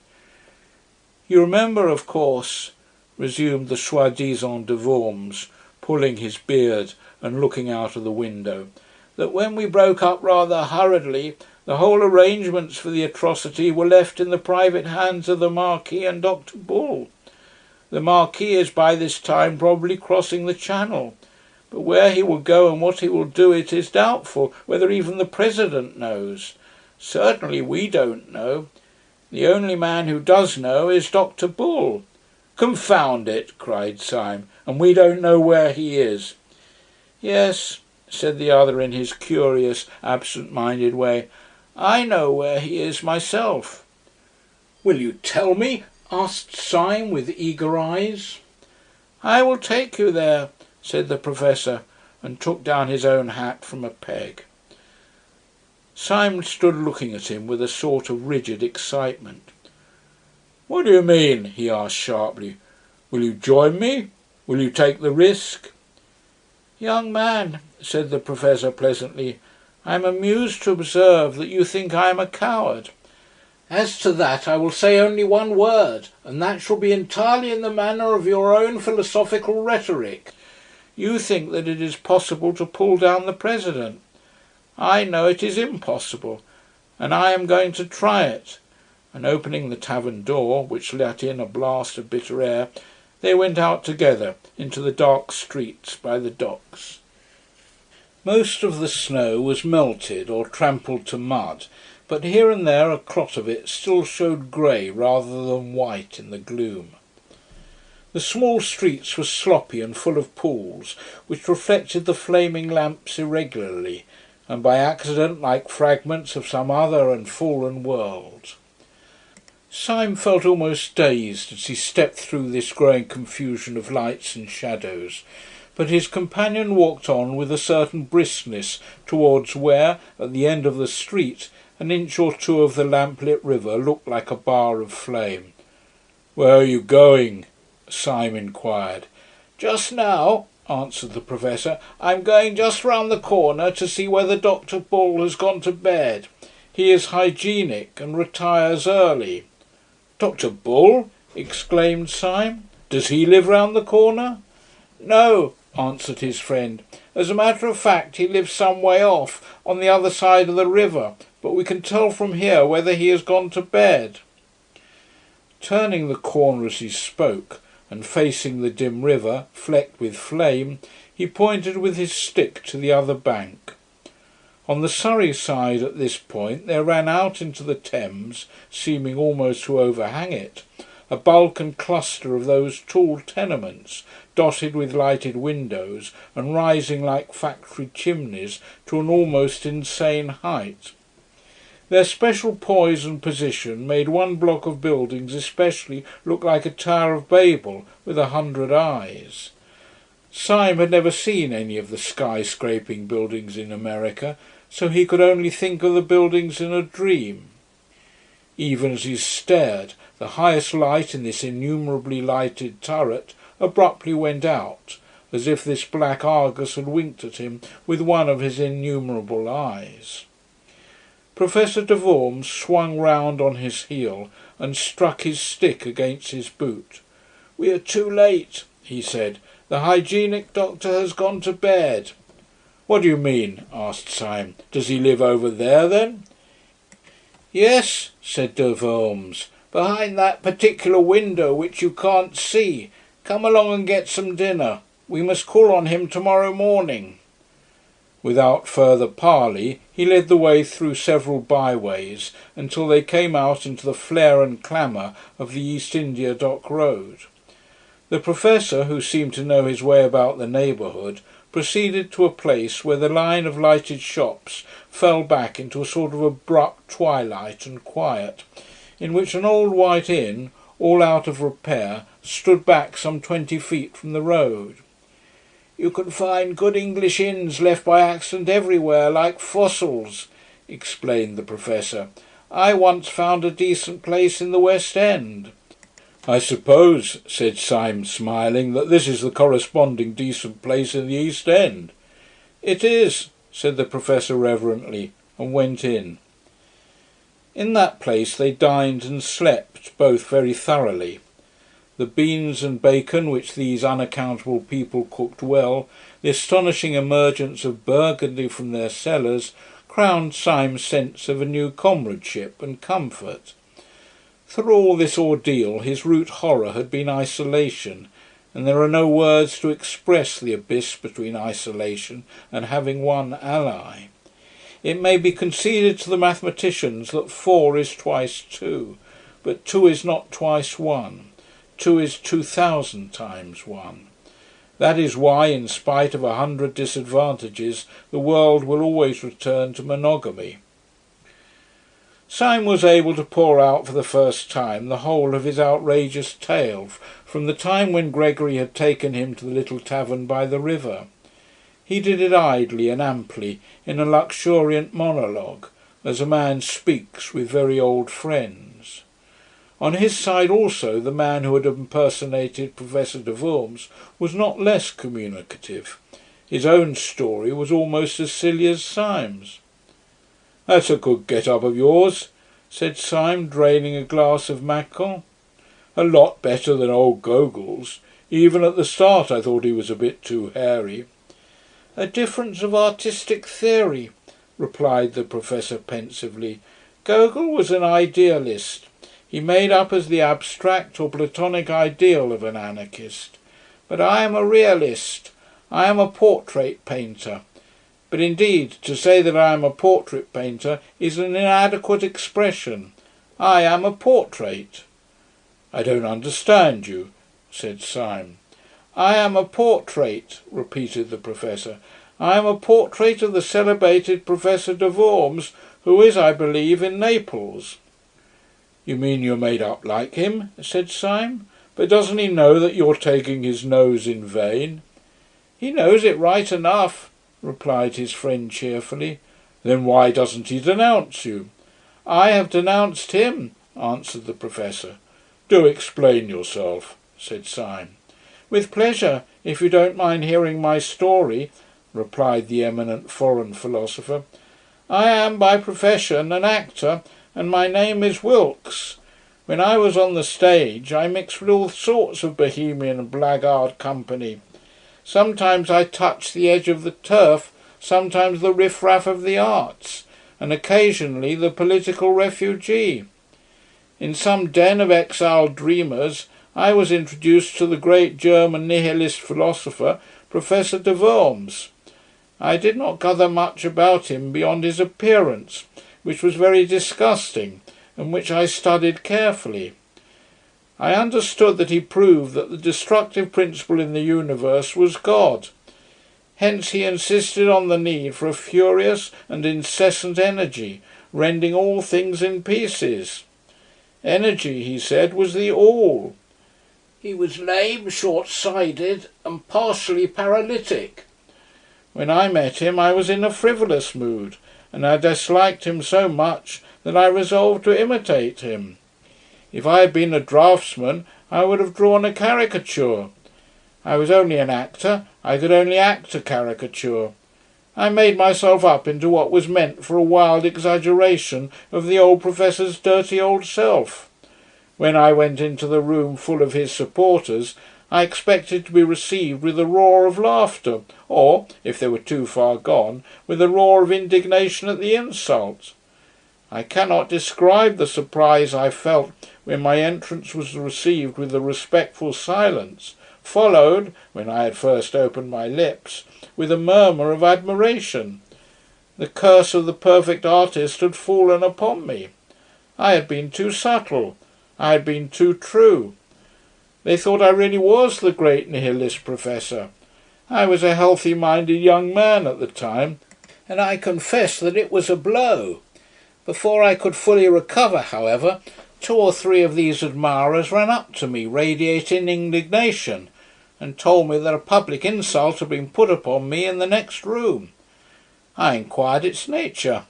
It seemed that an impertinent fellow had dressed himself up as a preposterous parody of myself. I had drunk more champagne than was good for me, and in a flash of folly I decided to see the situation through. Consequently, it was to meet the glare of the company and my own lifted eyebrows and freezing eyes that the real professor came into the room. I need hardly say there was a collision. The pessimists all round me looked anxiously from one professor to the other professor to see which was really the more feeble. But I won. An old man in poor health like my rival could not be expected to be so impressively feeble as a young actor in the prime of life. You see, he really had paralysis, and working within this definite limitation, he couldn't be so jolly paralytic as I was. Then he tried to blast my claims intellectually. I countered that by a very simple dodge. Whenever he said something that nobody but he could understand, I replied with something which I could not even understand myself. I don't fancy, he said, that you could have worked out the principle that evolution is only negation, since there inheres in it the introduction of lacuna, which are an essential of differentiation.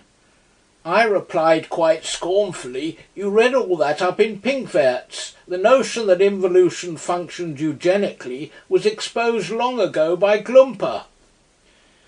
It is unnecessary for me to say that there never were such people as Pinkwerts and Glumper, but the people all round, rather to my surprise, seemed to remember them quite well, and the professor, finding that the learned and mysterious method left him rather at the mercy of an enemy slightly deficient in scruples, fell back upon a more popular form of wit.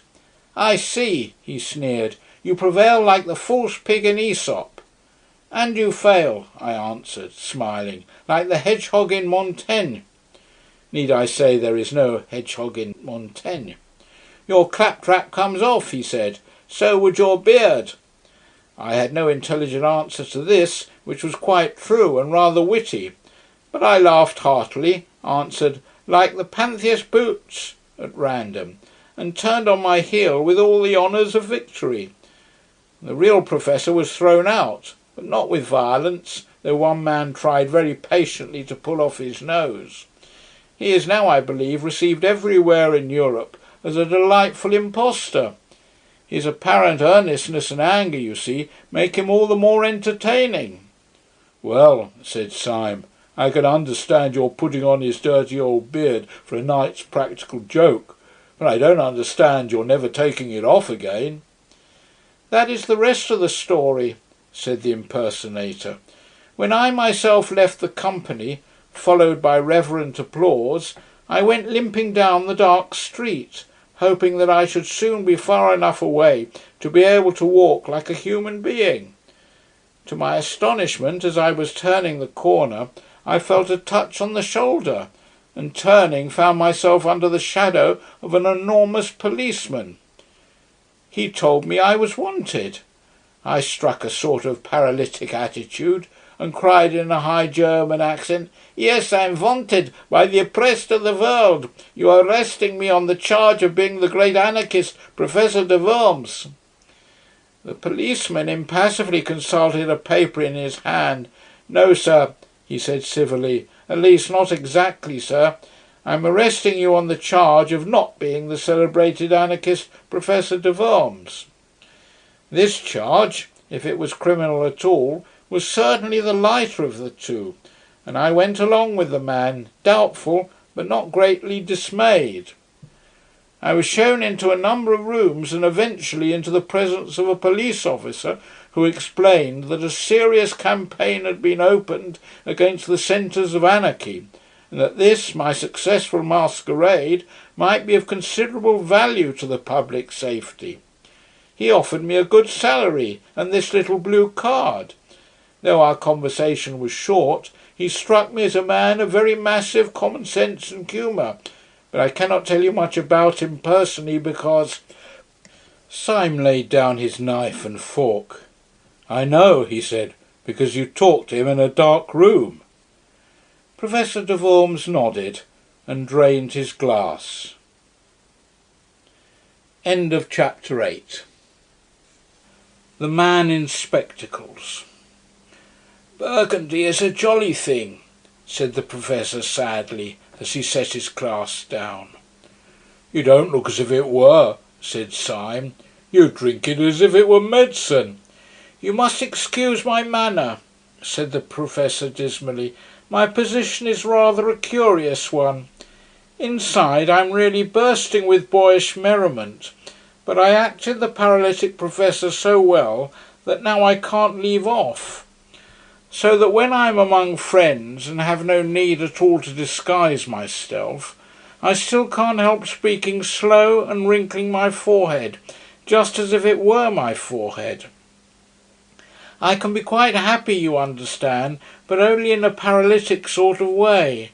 The most buoyant exclamations leap up in my heart, but they come out of my mouth quite different. You should hear me say, 'Buck up, old cock.' It will bring tears to your eyes." "It does," said Syme, "but I cannot help thinking that apart from all that, you're really a bit worried." The Professor started a little and looked at him steadily. "You're a very clever fellow," he said. "It is a pleasure to work with you. Yes, I have rather a heavy cloud in my head. There is a great problem to face." And he sank his bald brow in his two hands. Then he said in a low voice, "Can you play the piano?" "Yes," said Syme in simple wonder. "I am supposed to have a good touch." Then, as the other did not speak, he added, "I trust the great cloud is lifted." After a long silence, the Professor said, out of the cavernous shadow of his hands, "It would have done just as well if you could work a typewriter." "Thank you," said Syme, "you flatter me." "Listen to me," said the other, "and remember whom we have to see tomorrow. You and I are going tomorrow to attempt something which is very much more dangerous than trying to steal the crown jewels out of the tower. We are trying to steal a secret from a very sharp, very strong and very wicked man. I believe there is no man, except the President, of course, who is so seriously startling and formidable as that little grinning fellow in goggles. He has not perhaps the white-hot enthusiasm unto death, the mad martyrdom for an anarchy which marks the Secretary, but then that very fanaticism in the Secretary has a human pathos and is almost a redeeming trait. But the little doctor has a brutal sanity that is more shocking than the Secretary's disease. Don't you notice his detestable virility and vitality? He bounces like an Indian rubber ball. Depend on it, Sunday was not asleep. I wonder if he ever sleeps, when he locked up all the plans of this outrage in the round black head of Dr. Bull." "And you think," said Syme, "that this unique monster will be soothed if I play the piano to him?" "Don't be an ass," said his mentor. "I mention the piano because it gives one quick and independent fingers. Syme, if we are to go through this interview and come out sane or alive, we must have some code of signals between us that this brute will not see. I have made a rough alphabetical cipher corresponding to the 5 fingers, like this, see?" And he rippled with his fingers on the wooden table. "B-A-D, bad, a word we may frequently require." Syme poured himself out another glass of wine and began to study the scheme. He was abnormally quick with his brains at puzzles and with his hands at conjuring, and it did not take him long to learn how he might convey simple messages by what would seem to be idle taps upon a table or knee. But wine and companionship had always the effect of inspiring him to a farcical ingenuity, and the professor soon found himself struggling with the too vast energy of the new language, as if passed through the heated brain of Syme. "We must have several word signs," said Syme seriously, "words that we are likely to want, fine shades of meaning. My favourite word is coeval. What's yours?" "Do stop playing the goat," said the professor plaintively. "You don't know how serious this is." "Lush too," said Syme, shaking his head sagaciously. "We must have lush. Word applied to grass, don't you know?" "Do you imagine," asked the professor furiously, "that we're going to talk to Dr. Bull about grass?"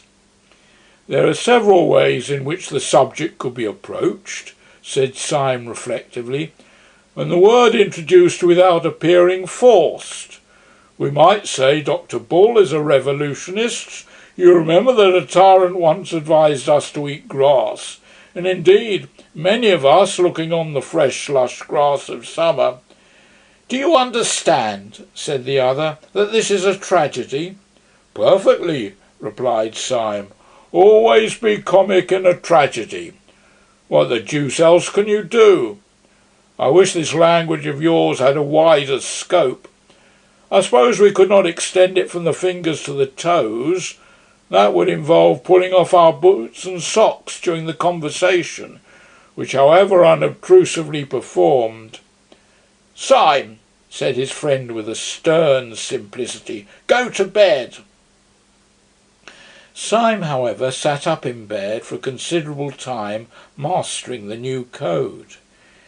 He was awakened next morning while the east was still sealed with darkness, and found his grey-bearded ally standing like a ghost beside his bed.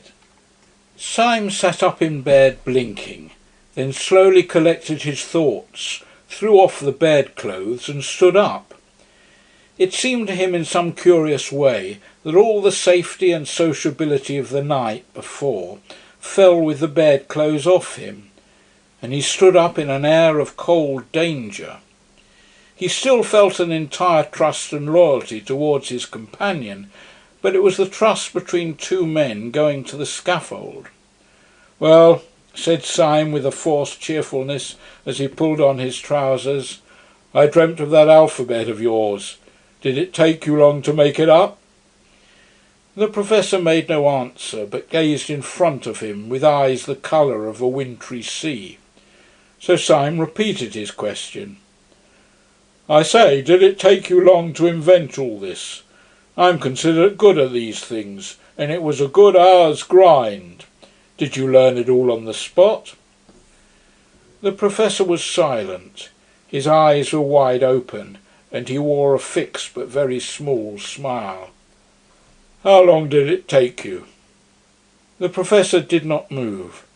"Confound you, can't you answer?" called out Syme in a sudden anger that had something like fear underneath. Whether or no the professor could answer, he did not.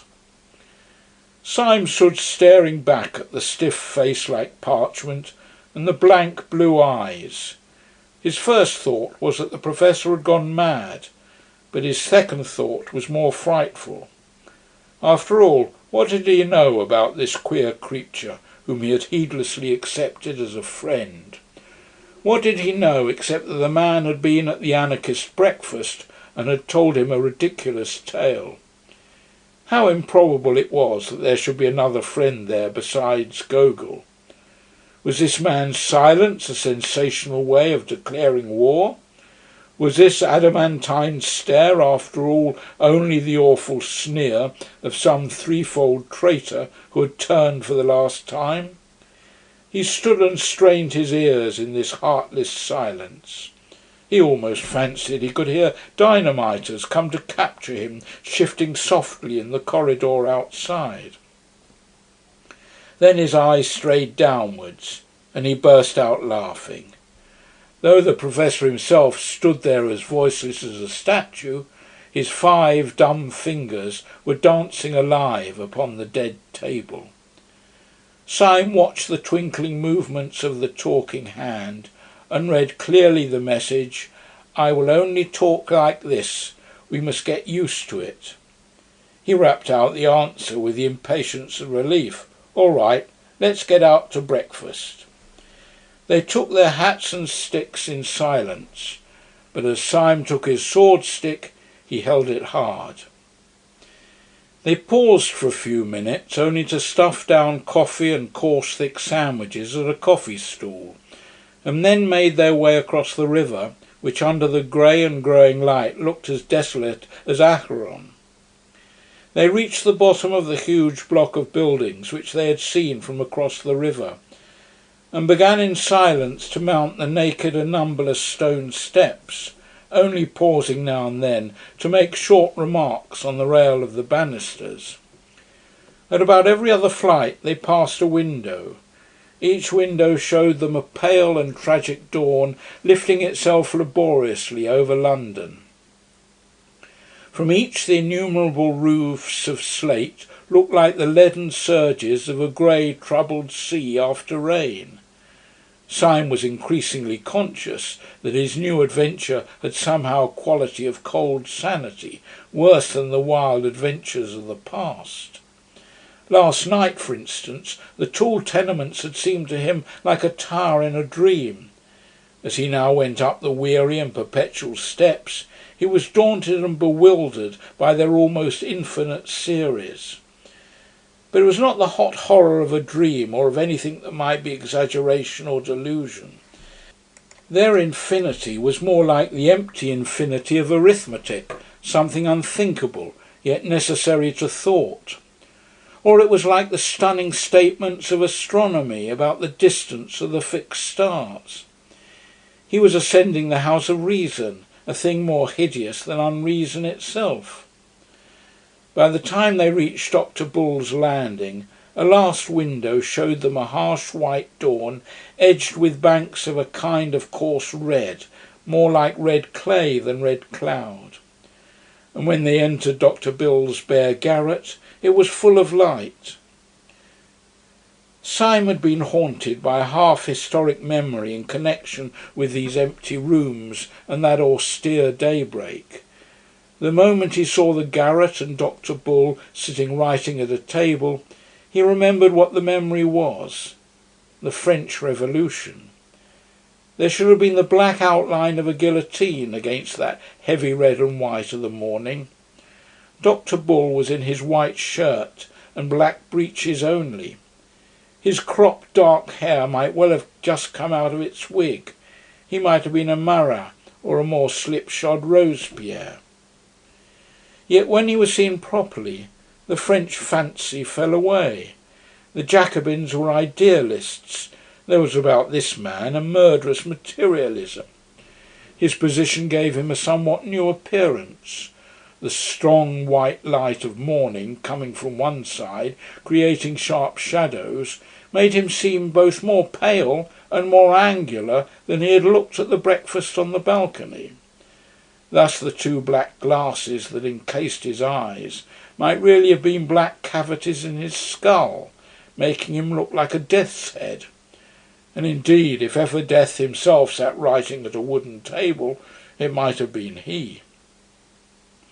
He looked up and smiled brightly enough as the men came in, and rose with the resilient rapidity of which the Professor had spoken. He set chairs for both of them, and going to a peg behind the door, proceeded to put on a coat and waistcoat of rough dark tweed. He buttoned it up neatly and came back to sit down at his table. The quiet good humour of his manner left his two opponents helpless. It was with some momentary difficulty that the Professor broke silence and began, "I'm sorry to disturb you so early, comrade," said he with a careful resumption of the slow de Worms manner. "You have no doubt made all the arrangements for the Paris affair." Then he added with infinite slowness, "We have information which renders intolerable anything in the nature of a moment's delay." Dr. Bull smiled again, but continued to gaze on them without speaking. The Professor resumed, a pause before each weary word. "Please do not think me excessively abrupt, but I advise you to alter those plans, or if it is too late for that, to follow your agent with all the support you can get for him. Comrade Syme and I have had an experience which it would take more time to recount than we can afford if we are to act on it. I will, however, relate the occurrence in detail, even at the risk of losing time, if you really feel that it is essential to the understanding of the problem we have to discuss." He was spinning out his sentences, making them intolerably long and lingering, in the hope of maddening the practical little doctor into an explosion of impatience which might show his hand. But the little doctor continued only to stare and smile, and the monologue was uphill work. Syme began to feel a new sickness and despair. The doctor's smile and silence were not at all like the cataleptic stare and horrible silence which he had confronted in the Professor half an hour before. About the Professor's make-up and all his antics there was always something merely grotesque, like a gollywog. Syme remembered those wild woes of yesterday as one remembers being afraid of bogey in childhood. But here was daylight. Here was a healthy, square-shouldered man in tweeds, not odd save for the accident of his ugly spectacles, not glaring or grinning at all, but smiling steadily and not saying a word. The whole had a sense of unbearable reality.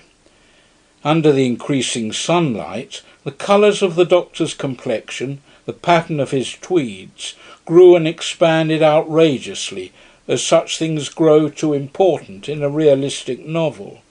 But his smile was quite slight, the pose of his head polite. The only uncanny thing was his silence. "As I say," resumed the Professor, like a man toiling through heavy sand, "the incident that has occurred to us and has led us to ask for information about the Marquis is one which you may think it better to have narrated. But as it came in the way of Comrade Syme rather than me—" His words he seemed to be dragging out like words in an anthem. But Syme, who was watching, saw his long fingers rattle quickly on the edge of the crazy table. He read the message: "You must go on. This devil has sucked me dry." Syme plunged into the breach with that bravado of improvisation which always came to him when he was alarmed. "Yes, the thing really happened to me," he said hastily. "I had the good fortune to fall into conversation with a detective who took me, thanks to my hat, for a respectable person. Wishing to clinch my reputation for respectability, I took him and made him very drunk at the Savoy. Under this influence he became friendly, and told me in so many words that within a day or two they hoped to arrest the Marquis in France. So unless you and I can get on his track—" The doctor was still smiling in the most friendly way, and his protected eyes were still impenetrable. The Professor signalled to Syme that he would resume his explanation, and he began again with the same elaborate calm. Syme immediately brought this information to me, and we came here together to see what use you would be inclined to make of it. It seems to be unquestionably urgent that—" All this time Syme had been staring at the doctor almost as steadily as the doctor stared at the Professor, but quite without the smile. The nerves of both comrades in arms were near snapping under that strain of motionless amiability, when Syme suddenly leant forward and idly tapped the edge of the table. His message to his ally ran, "I have an intuition." The Professor, with scarcely a pause in his monologue, signalled back, "Then sit on it." Syme telegraphed, "It is quite extraordinary." The other answered, "Extraordinary rot." Syme said, "I am a poet." The other retorted, "You are a dead man." Syme had gone quite red up to his yellow hair, and his eyes were burning feverishly. As he said, he had an intuition, and it had risen to a sort of light-hearted certainty. Resuming his symbolic taps, he signalled to his friend, "You scarcely realise how poetic my intuition is. It has that sudden quality we sometimes feel in the coming of spring." He then studied the answer on his friend's fingers. The answer was, "Go to hell." The Professor then resumed his merely verbal monologue addressed to the doctor. "Perhaps I should rather say," said Syme on his fingers, "that it resembles that sudden smell of the sea which may be found in the heart of lush woods." His companion disdained to reply. "Or yet again," tapped Syme, "it is positive, as is the passionate red hair of a beautiful woman." The Professor was continuing his speech, but in the middle of it Syme decided to act. He leant across the table and said in a voice that could not be neglected, "Dr. Bull." The doctor's sleek and smiling head did not move, but they could have sworn that under his dark glasses his eyes darted towards Syme. "Dr. Bull," said Syme in a voice peculiarly precise and courteous, "would you do me a small favour? Would you be so kind as to take off your spectacles?" The Professor swung round on his seat and stared at Syme with a sort of frozen fury of astonishment. Syme, like a man who has thrown his life and fortune on the table, leaned forward with a fiery face. The doctor did not move. For a few seconds there was a silence in which one could hear a pin drop, split once by the single hoot of a distant steamer on the Thames. Then Dr. Bull rose slowly, still smiling, and took off his spectacles. Syme sprang to his feet, stepping backwards a little, like a chemical lecturer from a successful explosion. His eyes were like stars, and for an instant he could only point without speaking. The Professor had also started to his feet, forgetful of his supposed paralysis. He leant on the back of the chair and stared doubtfully at Dr. Bull, as if the doctor had been turned into a toad before his eyes. And indeed it was almost as great a transformation scene. The two detectives saw, sitting in the chair before them, a very boyish-looking young man, with very frank and happy hazel eyes, an open expression, cockney clothes like those of a city clerk, an unquestionable breath about him of being very good and rather commonplace. The smile was still there, but it might have been the first smile of a baby. "I knew I was a poet," cried Syme in a sort of ecstasy. "I knew my intuition was as infallible as the Pope. It was the spectacles that did it. It was all the spectacles. Given those beastly black eyes and all the rest of him, his health and his jolly looks made him a live devil among dead ones." "It certainly does make a queer difference," said the Professor shakily. "But as regards the project of Dr. Bull, "Project be damned," roared Syme beside himself. "Look at him. Look at his face. Look at his collar. Look at his blessed boots. You don't suppose that thing's an anarchist?" "Syme!" cried the other in an apprehensive agony. "Why, by God," said Syme, "I'll take the risk of that myself. Dr. Bull, I am a police officer. There's my card." And he flung down the blue card upon the table. The professor still feared that all was lost, but he was loyal. He pulled out his own official card and put it beside his friend's. Then the third man burst out laughing, and for the first time that morning they heard his voice. "I'm awfully glad you chaps have come so early," he said with a sort of schoolboy flippancy, "for we can all start for France together. Yes, I'm in the force right enough," and he flicked a blue card towards them lightly as a matter of form. Clapping a brisk bowler on his head and resuming his gobbling glasses, the doctor moved so quickly towards the door that the others instinctively followed him. Syme seemed a little distrait, and as he passed under the doorway he suddenly struck his stick on the stone passage so that it rang. "But Lord God Almighty," he cried out, "if this is all right, there were more damned detectives than there were damned dynamiters at the damned council." "We might have fought easily," said Bull. "We were 4 against 3. The professor was descending the stairs, but his voice came up from below. "No," said the voice, "we were not 4 against 3. We were not so lucky. We were 4 against 1. The others went down the stairs in silence. The young man called Bull, with an innocent courtesy characteristic of him, insisted on going last until they reached the street. But there his own robust rapidity asserted itself unconsciously, and he walked quickly on ahead towards a railway inquiry office, talking to the others over his shoulder. "It's jolly to get some pals," he said. "I've been half dead with the jumps, being quite alone. I nearly flung my arms round Gogol and embraced him, which would have been imprudent. I hope you won't despise me for having been in a blue funk." "All the blue devils in blue hell," said Syme, "contributed to my blue funk. But the worst devil was you, and your infernal goggles." The young man laughed delightedly. "Wasn't it a rag?" he said. "Such a simple idea. Not my own. I haven't got the brains. You see, I wanted to go into the detective service, especially the anti-dynamite business.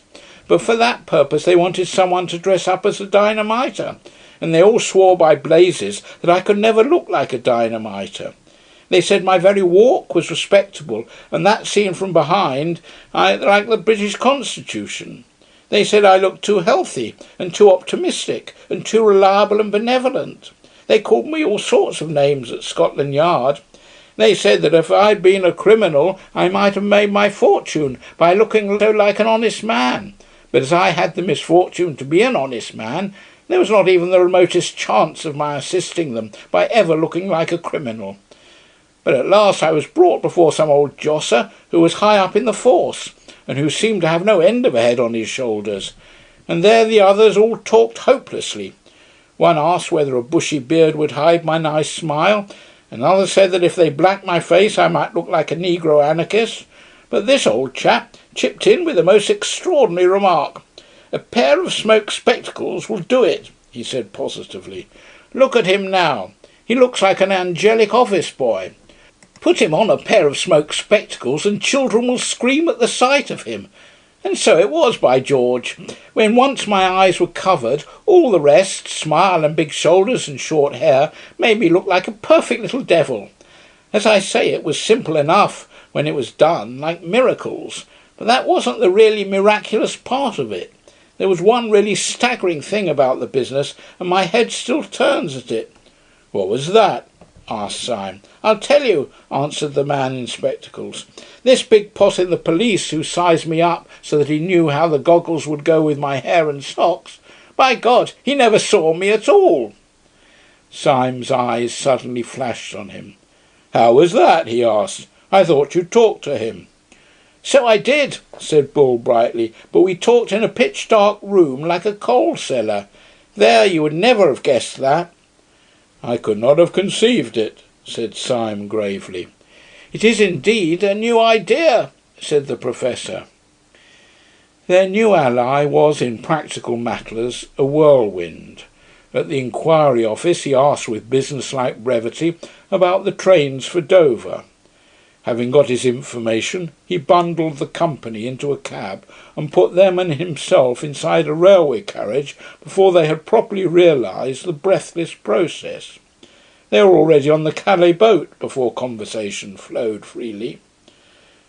"I had already arranged," he explained, "to go to France for my lunch, but I'm delighted to have someone to lunch with me.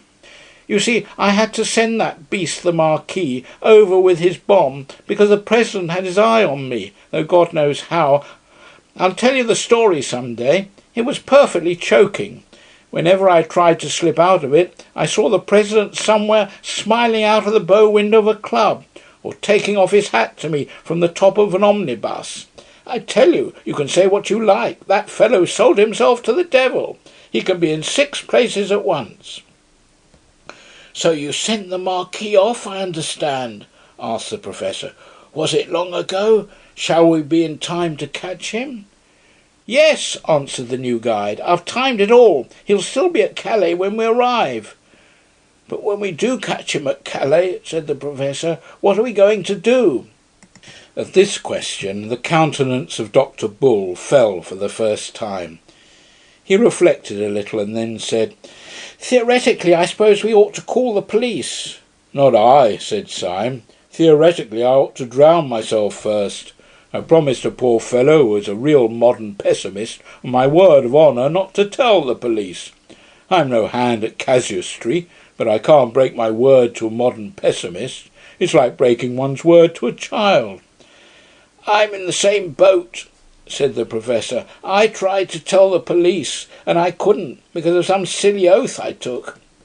You see, when I was an actor, I was a sort of all-round beast. Perjury or treason is the only crime I haven't committed. If I did that, I shouldn't know the difference between right and wrong." "I've been through all that," said Dr. Bull, "and I've made up my mind. I gave my promise to the secretary, you know him, man who smiles upside down. My friends, that man is the most utterly unhappy man that was ever human. It may be his digestion, or his conscience, or his nerves, or his philosophy of the universe, but he's damned. He's in hell. Well, I can't turn on a man like that and hunt him down. It's like whipping a leper. I may be mad, but that's how I feel, and there's jolly well the end of it." "I don't think you're mad," said Syme. "I knew you would decide like that when first you—" "Eh?" said Dr. Bull. "When first you took off your spectacles." Dr. Bull smiled a little and strolled across the deck to look at the sunlit sea. Then he strolled back again, kicking his heels carelessly, and a companionable silence fell between the 3 men.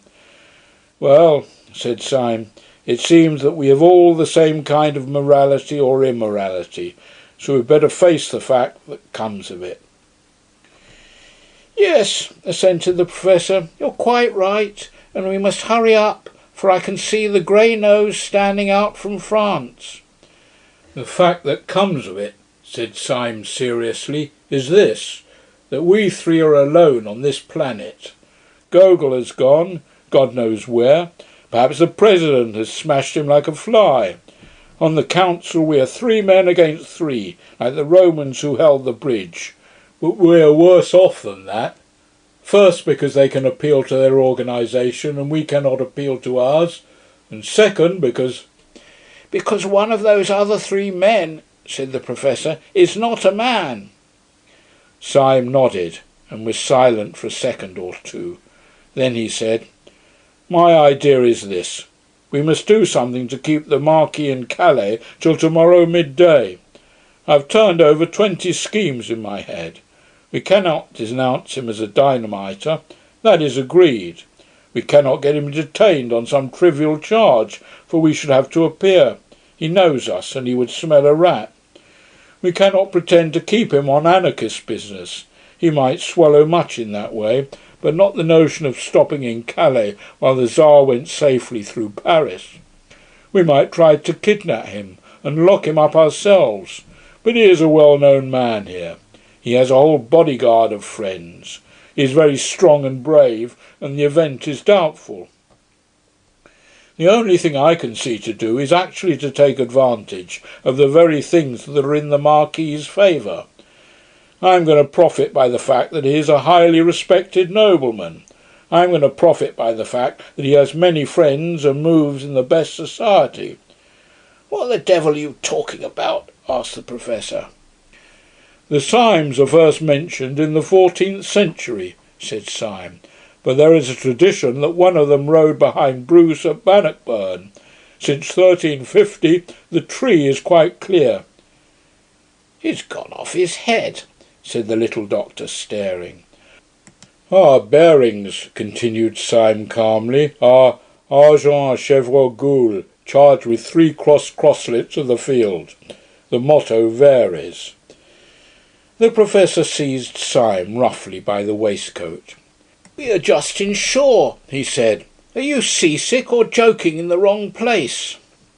"My remarks are almost painfully practical," answered Syme in an unharried manner.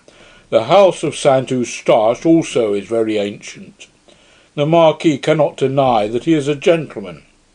He cannot deny that I am a gentleman, and in order to put the matter of my social position quite beyond a doubt, I propose at the earliest opportunity to knock his hat off. But here we are in the harbour."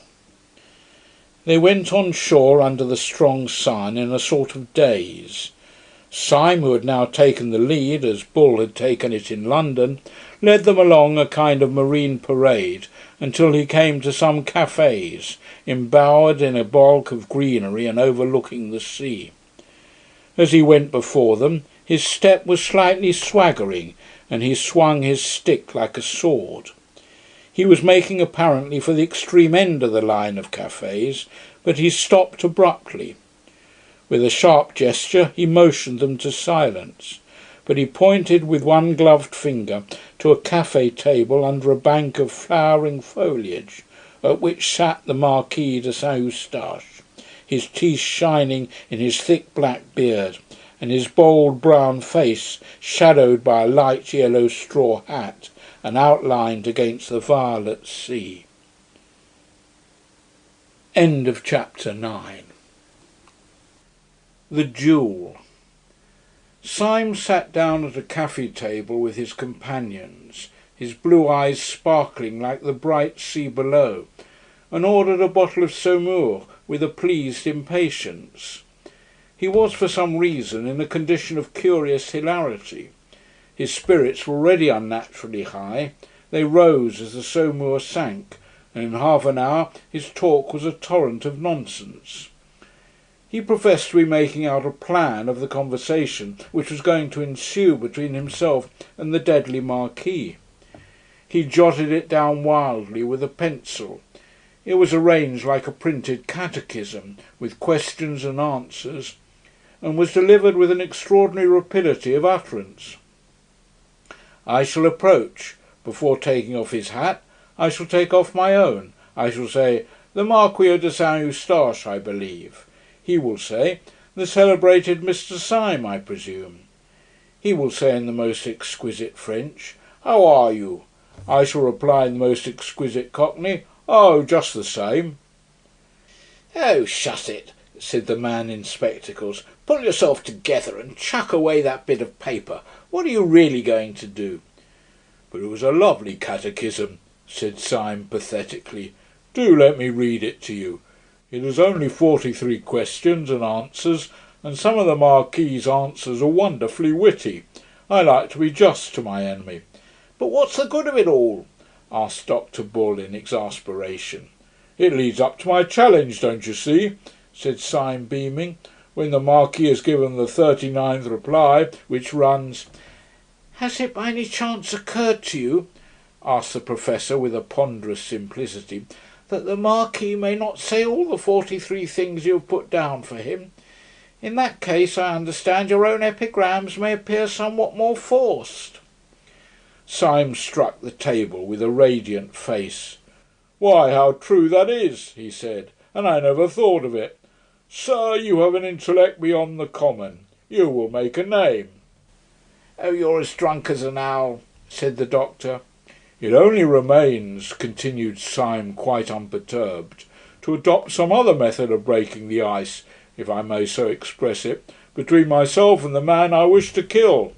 And since the course of a dialogue cannot be predicted by one of its parties alone, as you have pointed out with such recondite acumen, the only thing to be done, I suppose, is for the one party, as far as possible, to do all the dialogue by himself.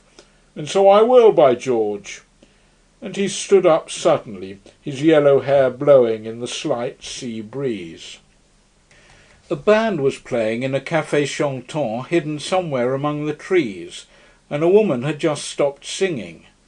On Syme's heated head the bray of the brass band seemed like the jar and jingle of that barrel organ in Leicester Square, to the tune of which he had once stood up to die.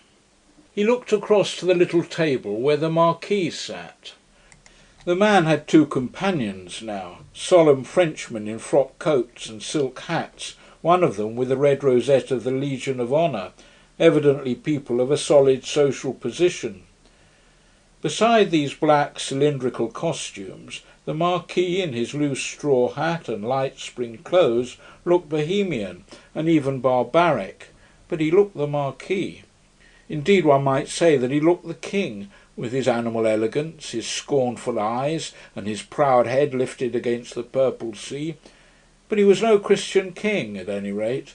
He was rather some swarthy despot, half Greek, half Asiatic, who in the days when slavery seemed natural, looked down on his Mediterranean, on his galley and his groaning slaves. Just so, Syme thought, would the brown gold face of such a tyrant have shown against the dark green olives and the burning blue. "Are you going to address the meeting?" asked the professor peevishly, seeing that Syme still stood up without moving. Syme drained his last glass of sparkling wine. "I am," he said, pointing across to the Marquis and his companions. That meeting displeases me. I'm going to pull that meeting's great ugly mahogany-coloured nose." He stepped across swiftly, if not quite steadily. The Marquis, seeing him, arched his black Assyrian eyebrows in surprise, but smiled politely. "You are Mr. Syme, I think," he said. Syme bowed. "And you are the Marquis de Saint-Eustache," he said gracefully. "Permit me to pull your nose." He leant over to do so, but the Marquis started backwards, upsetting his chair, and the two men in top hats held Syme back by the shoulders. "This man has insulted me," said Syme, with gestures of explanation. "Insulted you?" cried the gentleman with the red rosette. "When?" "Oh, just now," said Syme recklessly. "He insulted my mother." "Insulted your mother?" exclaimed the gentleman incredulously. "Well, anyhow," said Syme, conceding a point, "my aunt." "But how can the Marquis have insulted your aunt just now?" said the second gentleman with some legitimate wonder. "He has been sitting here all the time." "Ah, it was what he said," said Syme darkly. "I said nothing at all," said the Marquis, "except something about the band. I only said I liked Wagner played well." "It was an allusion to my family," said Syme firmly. "My aunt played Wagner badly. It was a painful subject. We are always being insulted about it." "This seems most extraordinary," said the gentleman who was décoré, looking doubtfully at the Marquis. "Oh, I assure you," said Syme earnestly, "the whole of your conversation was simply packed with sinister allusions to my aunt's weaknesses." "This is nonsense," said the second gentleman. "I for one have said nothing for half an hour except that I liked the singing of that girl with black hair." "Well, there you are again," said Syme indignantly. "My aunt's was red." "It seems to me," said the other, "that you are simply seeking a pretext to insult the Marquis." "By George," said Syme, facing round and looking at him. "What a clever chap you are!" The Marquis started up with eyes flaming like a tiger's. "Seeking a quarrel with me!" he cried. "Seeking a fight with me! By God, there was never a man who had to seek long. These gentlemen will perhaps act for me. There are still 4 hours of daylight. Let us fight this evening." Syme bowed with a quite beautiful graciousness. "Marquis," he said, "your action is worthy of your fame and blood. Permit me to consult for a moment with the gentleman in whose hands I shall place myself." In 3 long strides he rejoined his companions, and they, who had seen his champagne-inspired attack and listened to his idiotic explanations, were quite startled at the look of him.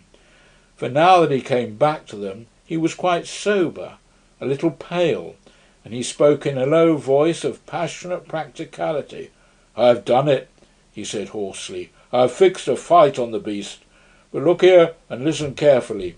There is no time for talk. You are my seconds, and everything must come from you. Now you must insist, and insist absolutely, on the duel coming off after 7 tomorrow, so as to give me the chance of preventing him from catching the 7:45 for Paris. If he misses that, he misses his crime. He can't refuse to meet you on such a small point of time and place. But this is what he will do. He will choose a field somewhere near a wayside station where he can pick up the train. He is a very good swordsman, and he will trust to killing me in time to catch it.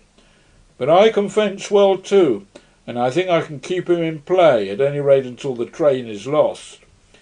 Then perhaps he may kill me to console his feelings. You understand? Very well then. Let me introduce you to some charming friends of mine." And leading them quickly across the parade, he presented them to the Marquis's seconds by 2 very aristocratic names of which they had not previously heard. Syme was not subject to spasms of singular common sense, not otherwise a part of his character. They were, as he said of his impulse about the spectacles, poetic intuitions, and they sometimes rose to the exaltation of prophecy. He had correctly calculated in this case the policy of his opponent. When the Marquis was informed by his seconds that Syme could only fight in the morning, he must fully have realised that an obstacle had suddenly arisen between him and his bomb-throwing business in the capital. Naturally he could not explain this objection to his friends, so he chose the course which Syme had predicted. He induced his seconds to settle on a small meadow not far from the railway, and he trusted to the fatality of the first engagement. When he came down very coolly to the field of honour, no one could have guessed that he had any anxiety about a journey. His hands were in his pockets, his straw hat on the back of his head, his handsome face brazen in the sun. But it might have struck a stranger as odd that there appeared in his train not only his seconds carrying the sword case, but 2 of his servants carrying a portmanteau and a luncheon basket. Early as was the hour, the sun soaked everything in warmth, and Syme was vaguely surprised to see so many spring flowers burning gold and silver in the tall grass in which the whole company stood almost knee-deep. With the exception of the Marquis, all the men were in sombre and solemn morning dress, with hats like black chimney-pots. The little doctor especially, with the addition of his black spectacles, looked like an undertaker in a farce. Syme could not help feeling a comic contrast between this funereal church parade of apparel and the rich and glistening meadow, growing wild flowers everywhere. But indeed this comic contrast between the yellow blossoms and the black hats was but a symbol of the tragic contrast between the yellow blossoms and the black business. On his right was a little wood. Far away to his left lay the long curve of the railway line, which he was, so to speak, guarding from the Marquis, whose goal and escape it was. In front of him, behind the black group of his opponents, he could see, like a tinted cloud, a small almond bush in flower against the faint line of the sea. The member of the Legion of Honour, whose name it seemed was Colonel Ducroix, approached the Professor and Dr. Bull with great politeness, and suggested that the play should terminate with the first considerable hurt. Dr. Bull, however, having been carefully coached by Syme upon this point of policy, insisted with great dignity, and in very bad French, that it should continue until one of the combatants was disabled. Syme had made up his mind that he could avoid disabling the Marquis, and prevent the Marquis from disabling him for at least 20 minutes. In 20 minutes the Paris train would have gone by. "To a man of the well-known skill and valour of Monsieur de Saint-Eustache," said the Professor solemnly, "it must be a matter of indifference which method is adopted, and our principal has strong reasons for demanding the longer encounter, reasons the delicacy of which prevent me from being explicit, but for the just and honourable nature of which I can—" "Peste!" broke from the Marquis behind, whose face had suddenly darkened. "Let us stop talking and begin." And he slashed off the head of a tall flower with his stick. Syme understood his rude impatience, and instinctively looked over his shoulder to see whether the train was coming in sight, but there was no smoke on the horizon. Colonel Ducroix knelt down and unlocked the case, taking out a pair of twin swords, which took the sunlight and turned to two streaks of white fire. He offered one to the Marquis, who snatched it without ceremony, and another to Syme, who took it, bent it, and poised it with as much delay as was consistent with dignity. Then the Colonel took out another pair of blades, and taking one himself, and giving another to Dr. Bull, proceeded to place the men. Both combatants had thrown off their coats and waistcoats, and stood sword in hand. The second stood on each side of the line of fight, with drawn swords also, but still sombre in their dark frock coats and hats. The principal saluted. The Colonel said quietly, "Engage," and the two blades touched and tingled. When the jar of the joined iron ran up Syme's arm, all the fantastic fears that have been the subject of this story fell from him like dreams from a man waking up in bed. He remembered them clearly and in order as mere delusions of the nerves. How the fear of the Professor had been the fear of the tyrannic accidents of nightmare, and how the fear of the Doctor had been the fear of the airless vacuum of science. The first was the old fear that any miracle might happen. The second, the more hopeless modern fear that no miracle can ever happen. But he saw that these fears were fancies, for he found himself in the presence of the great fact of the fear of death, with its coarse and pitiless common sense. He felt like a man who had dreamed all night of falling over precipices, and had woke up on the morning when he was to be hanged. For as soon as he had seen the sunlight run down the channel of his foe's foreshortened blade, and as soon as he had felt the two tongues of steel touch, vibrating like two living things, he knew that his enemy was a terrible fighter, and that probably his last hour had come. He felt a strange and vivid value in all the earth around him, in the grass under his feet. He felt the love of life in all living things. He could almost fancy that he heard the grass growing. He could almost fancy that even as he stood, fresh flowers were springing up and breaking into blossom in the meadow, flowers blood red and burning gold and blue, fulfilling the whole pageant of the spring. And whenever his eyes strayed for a flash from the calm, staring, hypnotic eyes of the Marquis, they saw the little tuft of almond tree against the skyline. He had the feeling that if by some miracle he escaped, he would be ready to sit for ever before that almond tree, desiring nothing else in the world.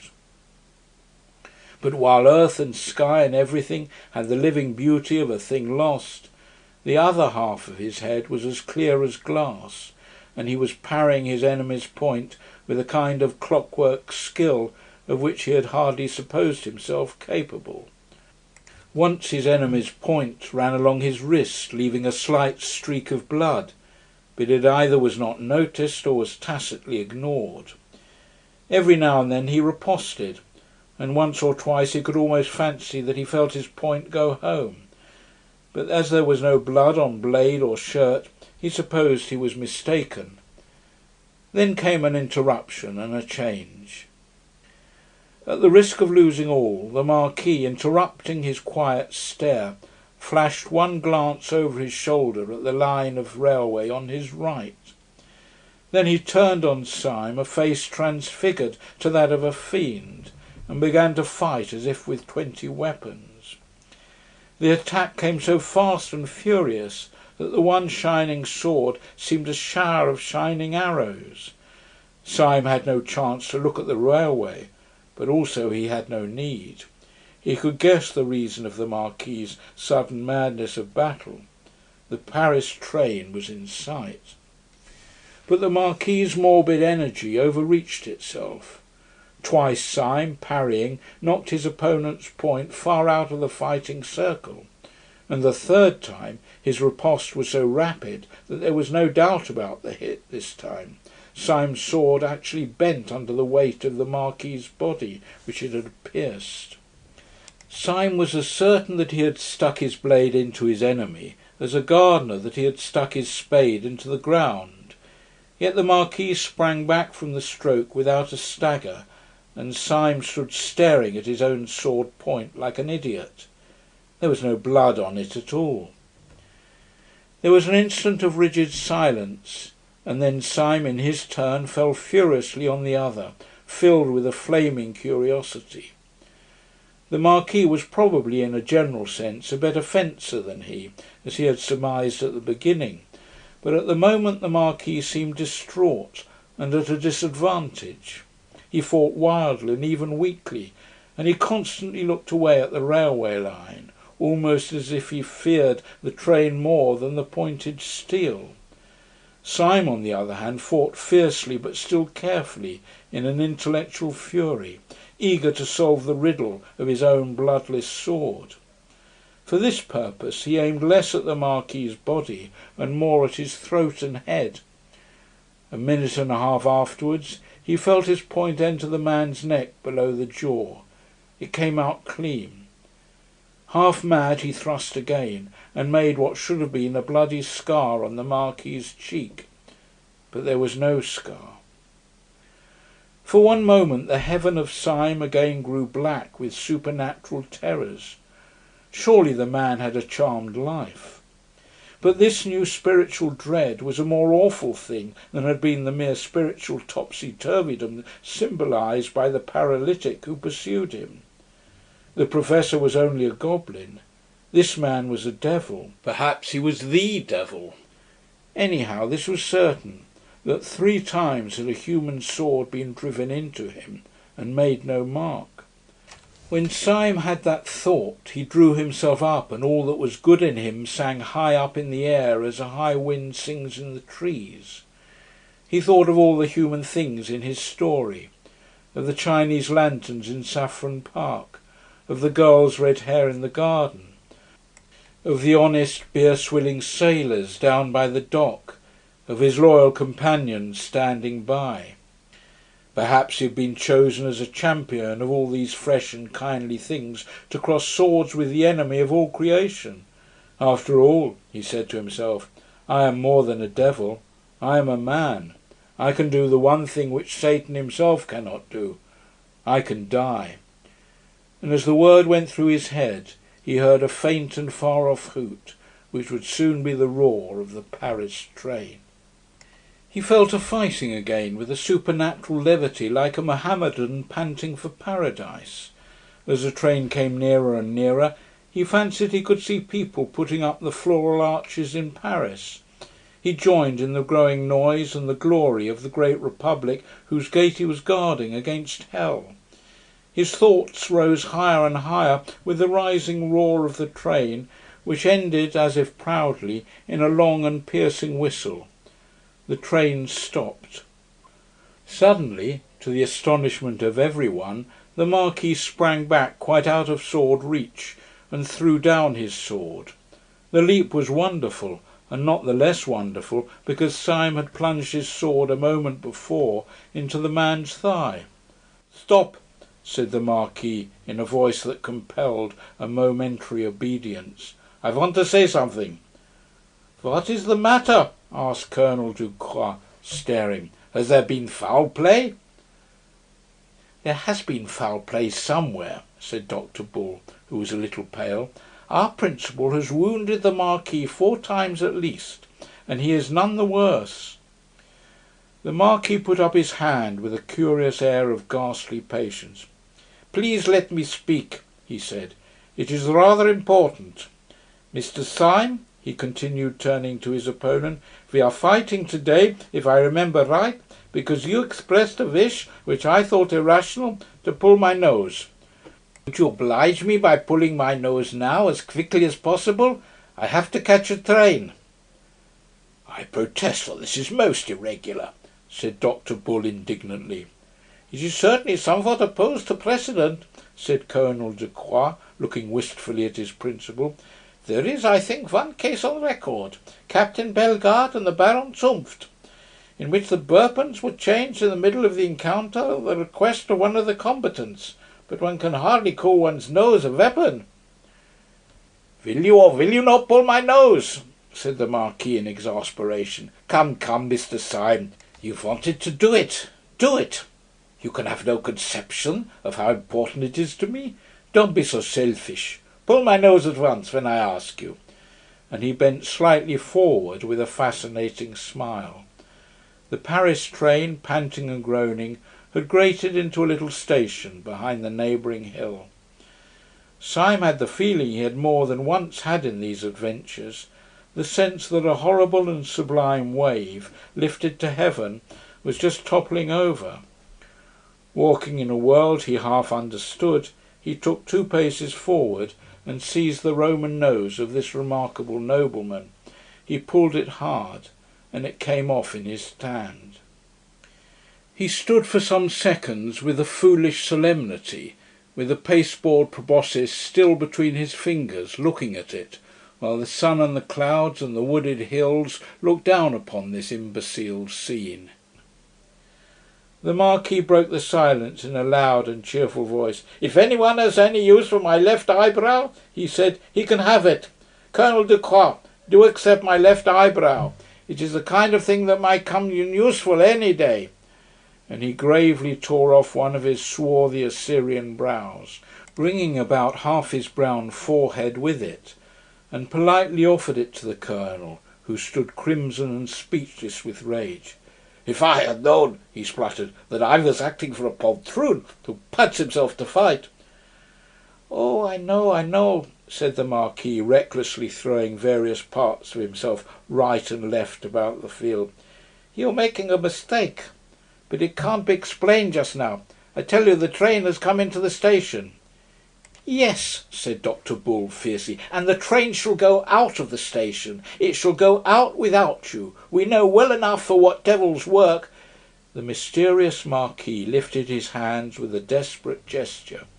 He was a strange scarecrow, standing there in the sun, with half his old face peeled off, and half another face glaring and grinning from underneath.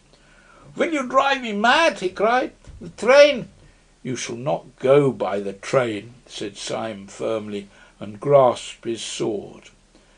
The wild figure turned towards Syme and seemed to be gathering itself for a sublime effort before speaking. "You great fat blasted blear-eyed blundering thundering brainless God-forsaking doddering damned fool," he said without taking breath. "You great silly pink-faced tow-headed turnip, you—" "You shall not go by this train," repeated Syme. "And why the infernal blazes," roared the other, "should I want to go by the train?"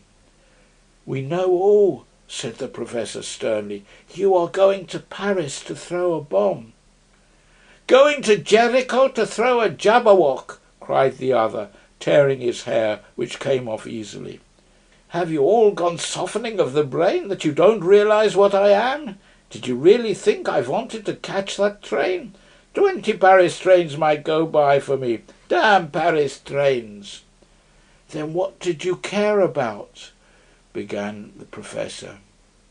"What did I care about? I didn't care about catching the train. I cared about whether the train caught me, and now, by God, it has caught me." "I regret to inform you," said Syme with restraint, "that your remarks convey no impression to my mind. Perhaps if you were to remove the remains of your original forehead and some portion of what was once your chin, your meaning would become clearer. Mental lucidity fulfils itself in many ways. What do you mean by saying that the train has caught you? It may be my literary fancy, but somehow I feel that it ought to mean something." "It means everything," said the other, "and the end of everything. Sunday has us now in the hollow of his hand." "Us?" repeated the professor, as if stupefied. "What do you mean by us?" "The police, of course," said the Marquis, and tore off his scalp and half his face. The head which emerged was the blonde, well-brushed, smooth-haired head which is common in the English constabulary, but the face was terribly pale. "I am Inspector Radcliffe," he said, with a sort of haste that verged on harshness. "My name is pretty well known to the police, and I can see well enough that you belong to them. But if there is any doubt about my position, I have a card." And he began to pull a blue card from his pocket. The professor gave a tired gesture. "Oh, don't show it us," he said wearily. "We've got enough of them to equip a paper chase." The little man named Bull had, like many men who seemed to be of a mere vivacious vulgarity, sudden movements of good taste. Here he certainly saved the situation. In the midst of this staggering transformation scene, he stepped forward with all the gravity and responsibility of a second, and addressed the 2 seconds of the Marquis. "Gentlemen," he said, "we all owe you a serious apology, but I assure you that you have not been made the victims of such a low joke as you imagine, or indeed of anything undignified in a man of honour. You have not wasted your time. You have helped to save the world. We are not buffoons, but very desperate men at war with a vast conspiracy. A secret society of anarchists is hunting us like hares. Not such unfortunate madmen as may here or there throw a bomb through starvation or German philosophy, but a rich and powerful and fanatical church, a church of Eastern pessimism, which holds it holy to destroy mankind like vermin. How hard they hunt us you can gather from the fact that we are driven to such disguises as those for which I apologise, and to such pranks as this one by which you suffer." The younger second of the Marquis, a short man with a black moustache, bowed politely and said, "Of course, I accept the apology, but you will in your turn forgive me if I decline to follow you further into your difficulties and permit myself to say good morning. The sight of an acquaintance and distinguished fellow townsman coming to pieces in the open air is unusual, and upon the whole sufficient for one day. Colonel Ducroix, I would in no way influence your actions, but if you feel with me that our present society is a little abnormal, I am now going to walk back to the town." Colonel Ducroix moved mechanically, but then tugged abruptly at his white moustache and broke out, "No, by George, I won't. If these gentlemen are really in a mess with a lot of low wreckers like that, I'll see them through it. I have fought for France, and it is hard if I can't fight for civilization." Dr. Bull took off his hat and waved it, cheery as at a public meeting. "Don't make too much noise," said Inspector Ratcliffe. "Sunday may hear you." "Sunday?" cried Bull, and dropped his hat. "Yes," retorted Ratcliffe, "he may be with them." "With whom?" asked Syme. "With the people out of that train," said the other.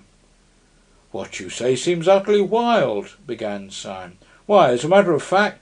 But, my God!" He cried out suddenly, like a man who sees an explosion a long way off.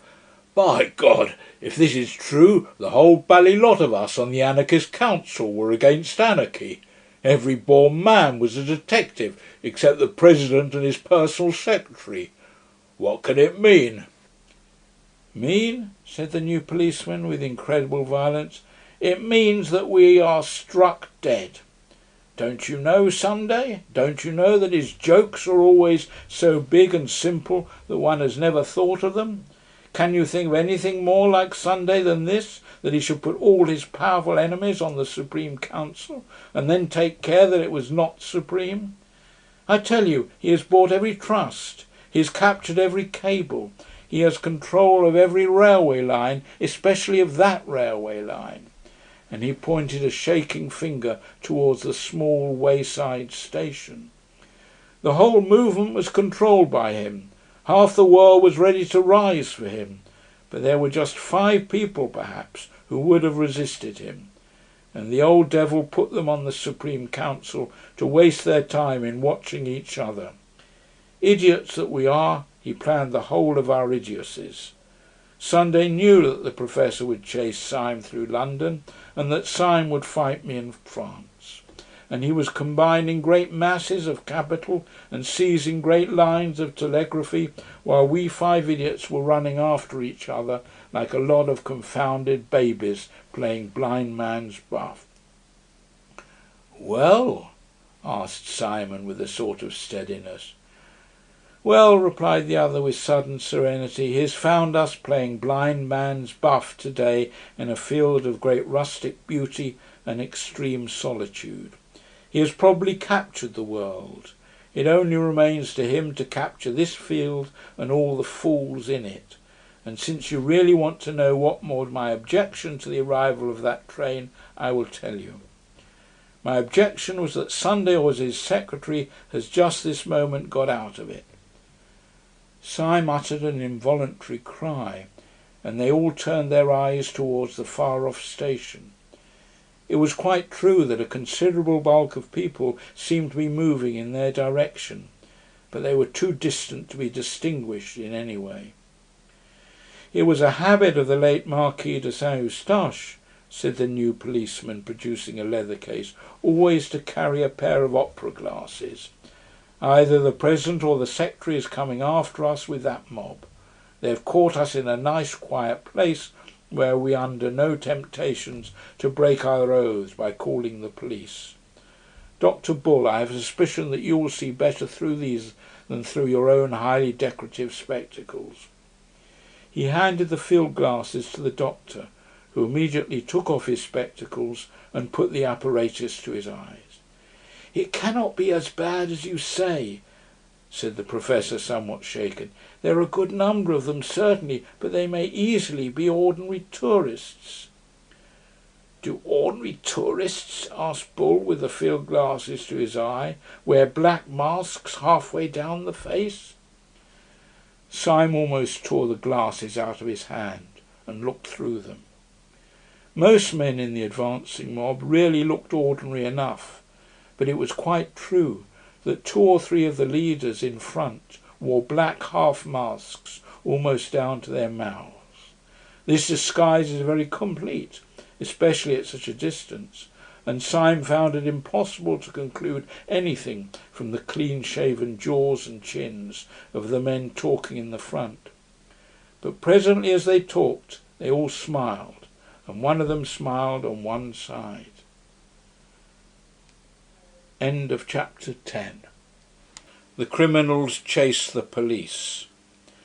Syme put the field glasses from his eyes with an almost ghastly relief. "The President is not with them anyhow," he said, and wiped his forehead. "But surely they are right away on the horizon," said the bewildered colonel, blinking and but half recovered from Bull's hasty though polite explanation. "Could you possibly know your President among all those people?" "Could I know a white elephant among all those people?" answered Syme somewhat irritably. "As you very truly say, they are on the horizon, but if he were walking with them, By God, I believe this ground would shake." After an instant's pause, the new man called Ratcliffe said with gloomy decision, "Of course the President isn't with them. I wish to Gemini he were. Much more likely the President is riding in triumph through Paris, or sitting on the ruins of St. Paul's Cathedral." "This is absurd," said Syme. "Something may have happened in our absence, but he cannot have carried the world with a rush like that. It's quite true," he added, frowning dubiously at the distant fields that lay towards the little station. "It is certainly true that there seems to be a crowd coming this way, but they're not all the army that you make out." "Oh, they?" said the new detective contemptuously. "No, they're not a very valuable force. But let me tell you frankly that they are precisely calculated to our value. We are not much, my boy, in Sunday's universe. He has got hold of all the cables and telegraphs himself. But to kill the Supreme Council he regards as a trivial matter, like a postcard. It may be left to his private secretary," and he spat on the grass. Then he turned to the others and said somewhat austerely, "There's a great deal to be said for death, but if any one has any preference for the other alternative, I strongly advise him to walk after me."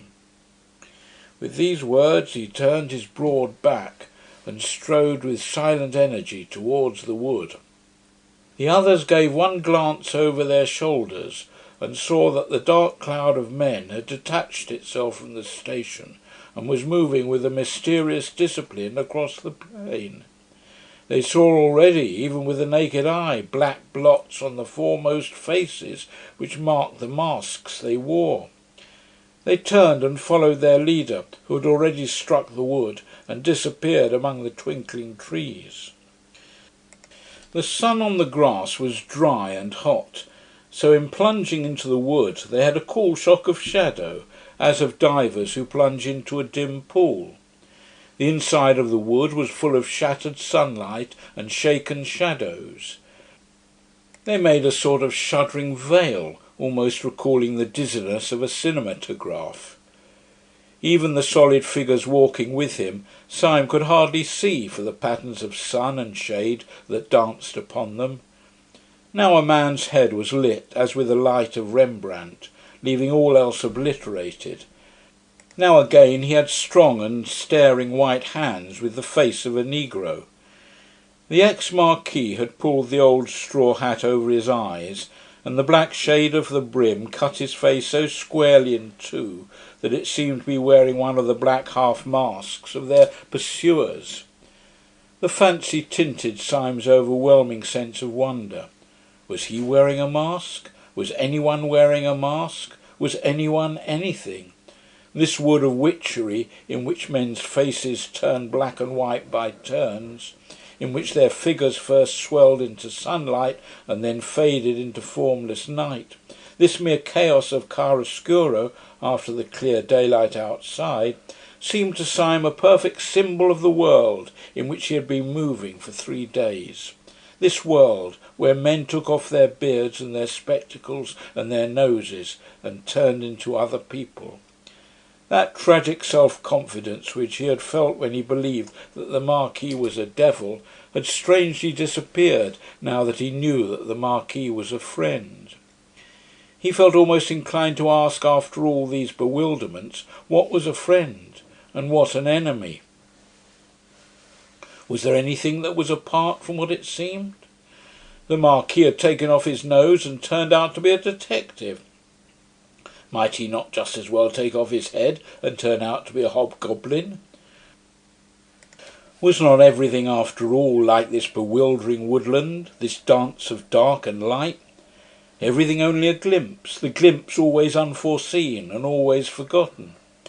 For Gabriel Syme had found in the heart of that sun-splashed wood what many modern painters had found there. He had found the thing which the modern people called impressionism, which is another name for that final scepticism which can find no flaw to the universe. As a man in an evil dream strains himself to scream and wake, Syme strove with a sudden effort to fling off this last and worst of his fancies.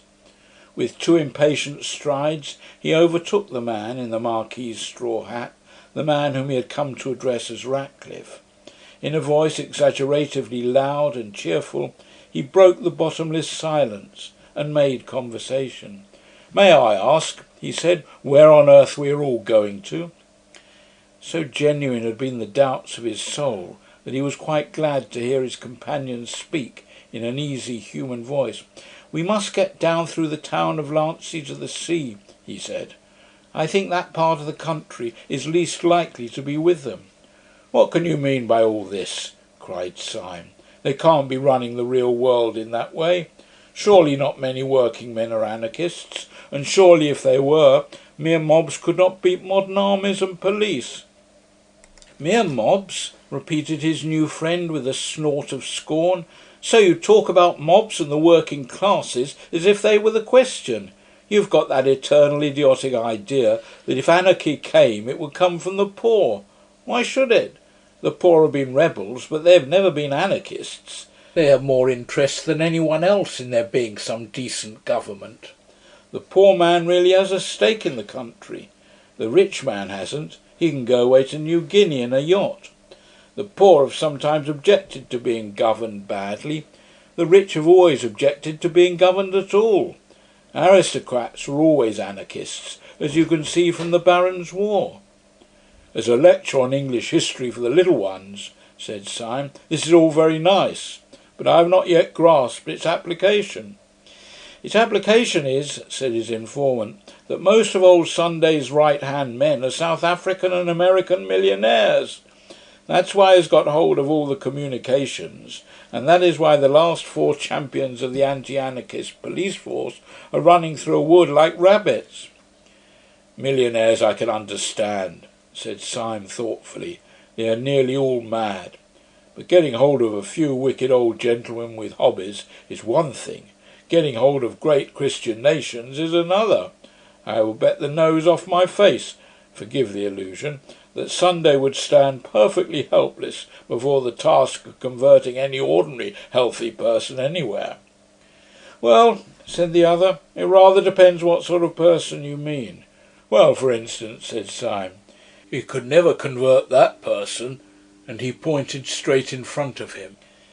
They had come to an open space of sunlight, which seemed to express to Syme the final return of his own good sense. And in the middle of this forest clearing was a figure that might well stand for that common sense in an almost awful actuality. Burnt by the sun and stained with perspiration and grave with the bottomless gravity of small necessary toils, a heavy French peasant was cutting wood with a hatchet. His cart stood a few yards off, already half full of timber. And the horse that cropped the grass was, like his master, valorous but not desperate. Like his master, he was even prosperous, but yet was almost sad. The man was a Norman, taller than the average of the French, and very angular. And his swarthy figure stood dark against a square of sunlight, almost like some allegoric figure of labour, frescoed on a ground of gold. "Mr. Syme is saying," called out Ratcliffe to the French colonel, "that this man at least will never be an anarchist." "Mr. Syme is right enough there," answered Colonel Ducroix, laughing, "if only for the reason that he has plenty of property to defend. But I forgot that in your country you're not used to peasants being wealthy." "He looks poor," said Dr. Bull doubtfully. "Quite so," said the Colonel. "That is why he is rich." "I have an idea," called out Dr. Bull suddenly. "How much would he take to give us a lift in his cart? Those dogs are all on foot, and we could soon leave them behind." "Oh, give him anything," said Syme eagerly. "I have piles of money on me." "That will never do," said the Colonel. "He will never have any respect for you unless you drive a bargain." "Oh, if he haggles," began Bull impatiently. "He haggles because he is a free man," said the other. "You do not understand. He would not see the meaning of generosity. He is not being tipped." and even while they seemed to hear the heavy feet of their strange pursuers behind them, they had to stand and stamp, while the French colonel talked to the French woodcutter with all the leisurely badinage and bickering of market day. At the end of the 4 minutes, however, they saw that the colonel was right, for the woodcutter entered into their plans, not with the vague civilitude of a tout too well paid, but with the seriousness of a solicitor who had been paid the proper fee. He told them that the best thing they could do was to make their way down to the little inn on the hills above Lancy, where the innkeeper, an old soldier who had become devout in his latter years, would be certain to sympathise with them, and even to take risks in their support. The whole company, therefore, piled themselves on top of the stacks of wood, and went rocking in the rude cart down the other and steeper side of the woodland. Heavy and ramshackle as was the vehicle, it was driven quickly enough, and they soon had the exhilarating impression of distancing altogether those, whoever they were, who were hunting them. For after all, the riddle as to where the anarchists had got all these followers was still unsolved. One man's presence had sufficed for them. They had fled at the first sight of the deformed smile of the secretary. Syme every now and then looked back over his shoulder at the army on their track. As the wood grew first thinner and then smaller with distance, he could see the sunlit slopes beyond it and above it, and across these was still moving the square black mob like one monstrous beetle. In the very strong sunlight, and with his own very strong eyes, which were almost telescopic, Syme could see this mass of men quite plainly. He could see them as separate human figures. But he was increasingly surprised by the way in which they moved as one man. They seemed to be dressed in dark clothes and plain hats, like any common crowd out of the streets. But they did not spread and sprawl and trail by various lines to the attack, as would be natural in an ordinary mob. They moved with a sort of dreadful and wicked woodenness, like a staring army of automatons. Syme pointed this out to Ratcliffe. "Yes," replied the policeman, "that's discipline. That's Sunday. He is perhaps 500 miles off, but the fear of him is on all of them, like the finger of God. Yes, they are walking regularly, and you bet your boots that they are talking regularly, yes, and thinking regularly. But that one important thing for us is that they are disappearing regularly." Syme nodded. It was true that the black patch of the pursuing men was growing smaller and smaller as the peasant belaboured his horse. The level of the sunlit landscape, though flat as a whole, fell away on the farther side of the wood in billows of heavy slope towards the sea, in a way not unlike the lower slopes of the Sussex Downs. The only difference was that in Sussex the road would have been broken and angular, like a little brook, but here the white French road fell sheer in front of them like a waterfall. Down this direct descent the cart clattered at a considerable angle, and in a few minutes, the road growing yet steeper, they saw below them the little harbour of Lancy and a great blue arc of the sea. The travelling cloud of their enemies had wholly disappeared from the horizon. The horse and cart took a sharp turn round a clump of elms, and the horse's nose nearly struck the face of an old gentleman who was sitting on the benches outside the little café of Le Soleil d'Or. The peasant grunted an apology and got down from his seat. The others also descended one by one and spoke to the old gentleman with fragmentary phrases of courtesy, for it was quite evident from his expansive manner that he was the owner of the little tavern. He was a white-haired, apple-faced old boy with sleepy eyes and a grey moustache, stout, sedentary, and very innocent, of a type that may often be found in France, but is still commoner in Catholic Germany. Everything about him, his pipe, his pot of beer, his flowers and his beehive, suggested an ancestral peace. Only when his visitors looked up as they entered the inn parlour, they saw the sword upon the wall. The colonel, who greeted the innkeeper as an old friend, passed rapidly into the inn parlour and sat down, ordering some ritual refreshment. The military decision of his action interested Syme, who sat next to him, and he took the opportunity, when the old innkeeper had gone out, of satisfying his curiosity. "May I ask you, Colonel," he said in a low voice, "why we have come here?" Colonel Ducroix smiled behind his bristly white moustache.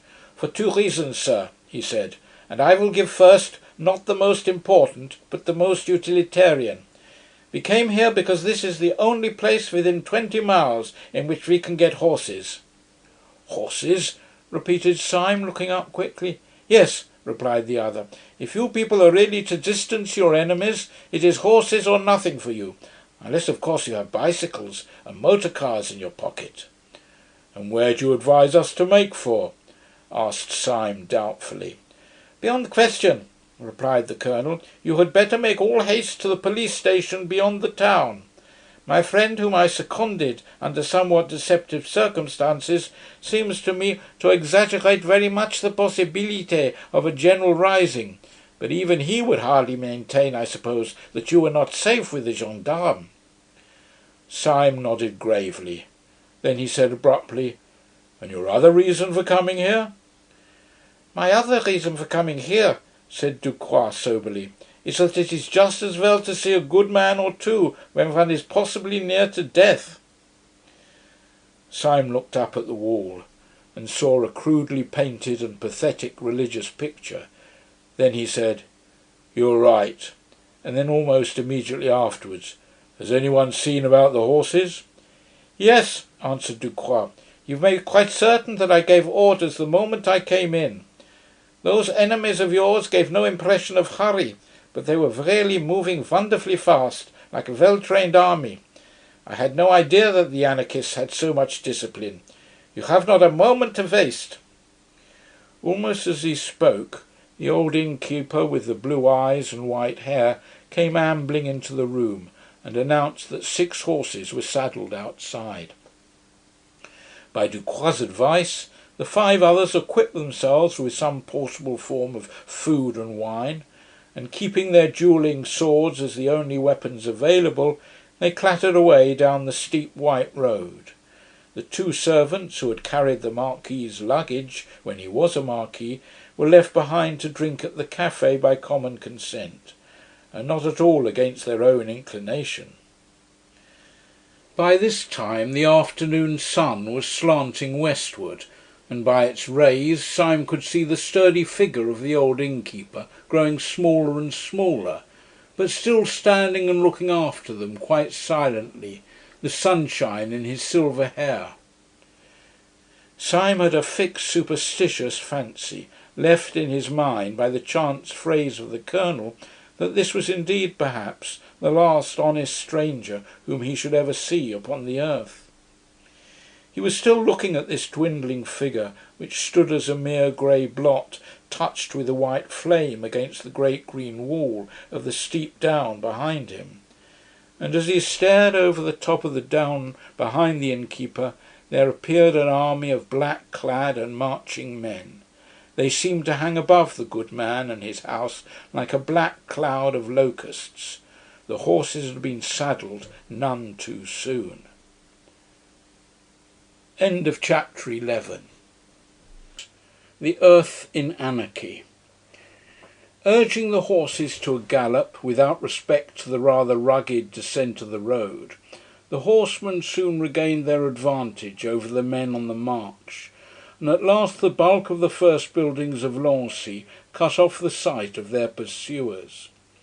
Nevertheless, the ride had been a long one, and by the time they reached the real town, the west was warming with the colour and quality of sunset.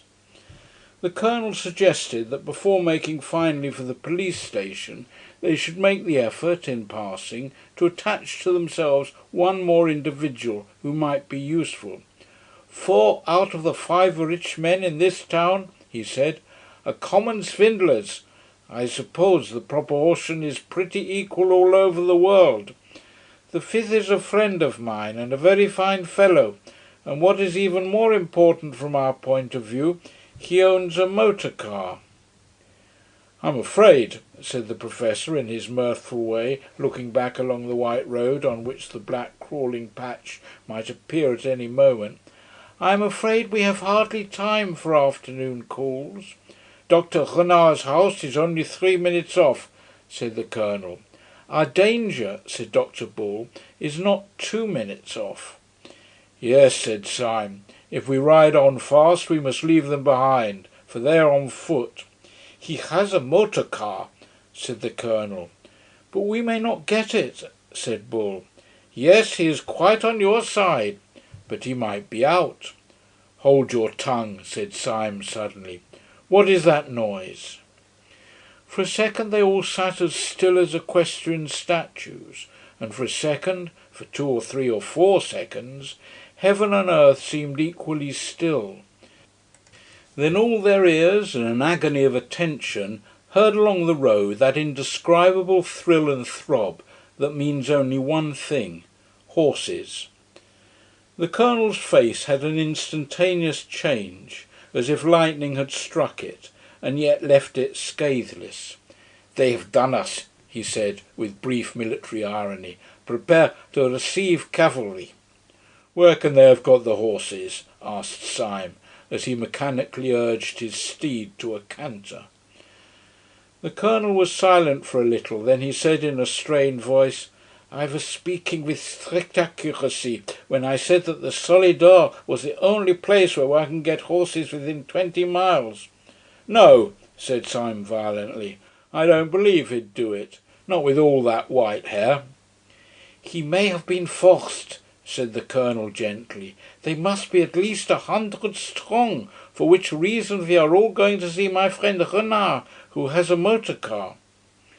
With these words he swung his horse suddenly round a street corner and went down the street with such thundering speed that the others, though already well at the gallop, had difficulty in following the flying tail of his horse. Dr. Renard inhabited a high and comfortable house at the top of a steep street, so that when the riders alighted at his door they could once more see the solid green ridge of the hill, with the white road across it, standing up above all the roofs of the town. They breathed again to see that the road as yet was clear, and they rang the bell. Dr. Renard was a beaming, brown-bearded man, a good example of that silent but very busy professional class which France has preserved even more perfectly than England. When the matter was explained to him, he pooh-poohed the panic of the ex-Marquis altogether. He said with a solid French scepticism that there was no conceivable probability of a general anarchist rising. "Anarchy," he said, shrugging his shoulders, "it is childishness." "Et ça!" cried out the Colonel suddenly, pointing over the other's shoulder. "And that is childishness, isn't it?" They all looked round and saw a curve of black cavalry come sweeping over the top of the hill with all the energy of Attila. Swiftly as they rode, however, the whole rank still kept well together, and they could see the black vizards of the first line, as level as a line of uniforms. But although the main black square was the same, though travelling faster, there was now one sensational difference which they could see clearly upon the slope of the hill, as if upon a slanted map. The bulk of the riders were in one block, but one rider flew far ahead of the column, and with frantic movements of the hand and heel urged his horse faster and faster, so that one might have fancied that he was not the pursuer but the pursued. But even at that great distance they could see something so fanatical, so unquestionable in his figure, that they knew it was the Secretary himself. "I am sorry to cut short a cultured discussion," said the Colonel, "but can you lend me your motor car now, in 2 minutes?" "I have a suspicion that you're all mad," said Dr. Renard, smiling sociably. "But God forbid that madness should in any way interrupt friendship. Let us go round to the garage." Dr. Renard was a mild man with monstrous wealth. His rooms were like the Musée de Cluny, and he had 3 motor cars. These, however, he seemed to use very sparingly, having the simple tastes of the French middle class, and when his impatient friends came to examine them, it took them some time to assure themselves that one of them even could be made to work. This with some difficulty they brought round into the street before the doctor's house. When they came out of the dim garage, they were startled to find that twilight had already fallen with the abruptness of night in the tropics. Either they had been longer in the place than they imagined, or some unusual canopy of cloud had gathered over the town. They looked down the steep streets and seemed to see a slight mist coming up from the sea. "It is now or never," said Dr. Bull. "I hear horses." "No," corrected the Professor, "a horse." And as they listened it was evident that the noise, rapidly coming nearer on the rattling stones, was not the noise of the whole cavalcade, but that of the one horseman who had left it far behind, the insane secretary. Syme's family, like most of those who end in the simple life, had once owned a motor, and he knew all about them. He had leapt at once into the chauffeur's seat, and with flushed face was wrenching and tugging at the disused machinery. He bent his strength upon one handle and then said quietly, "I'm afraid it's no go." As he spoke, there swept round the corner a man rigid on his rushing horse, with the rush and rigidity of an arrow. He had a smile that thrust out his chin as if it were dislocated.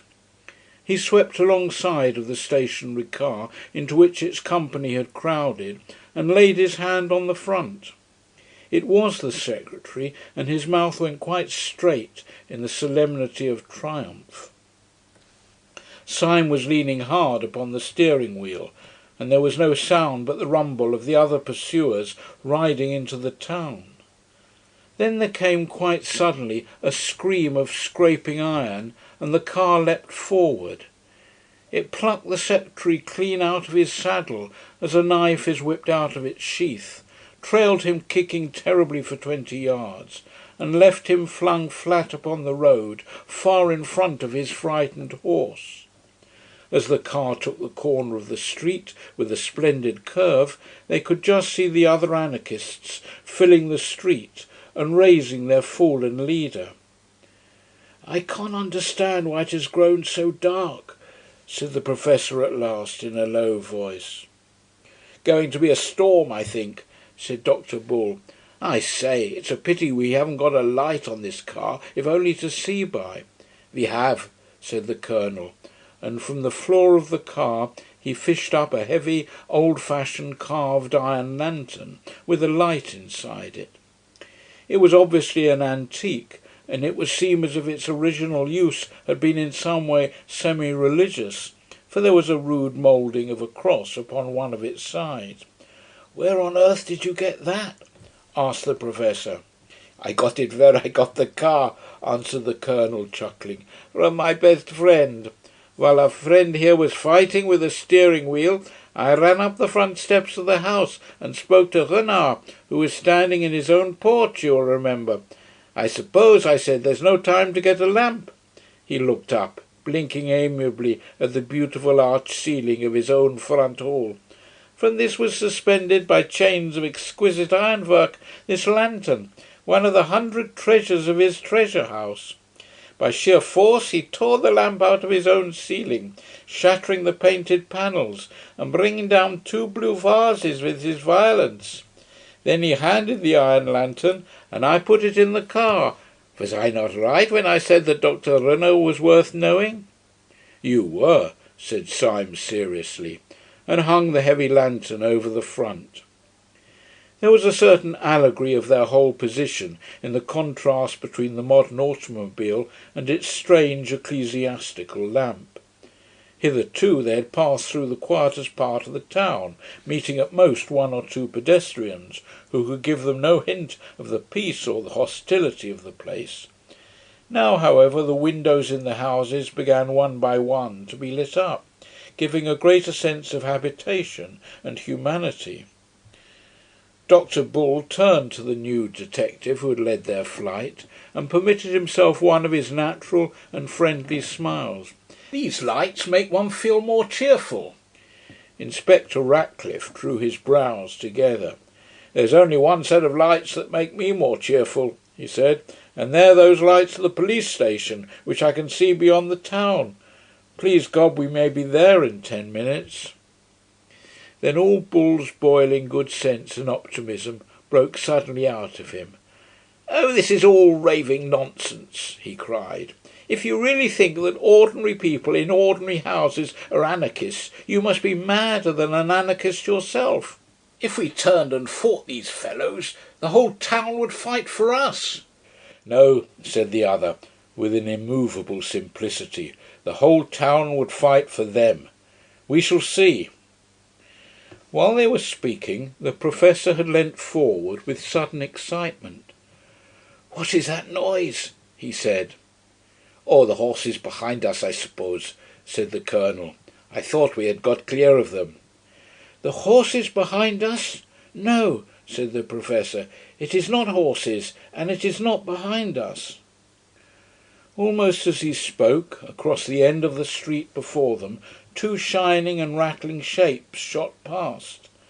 They were gone almost in a flash, but every one could see that they were motor cars, and the Professor stood up with a pale face and swore that they were the other 2 motor cars from Dr. Renard's garage. "I tell you they were his," he repeated with wild eyes, "and they were full of men in masks." "Absurd," said the Colonel angrily. "Dr. Renard would never give them his cars." "He may have been forced," said Ratcliffe quietly. "The whole town is on their side." "You still believe that?" asked the Colonel incredulously. "You will all believe it soon," said the other with a hopeless calm. There was a puzzled pause for some little time, and then the Colonel began again abruptly.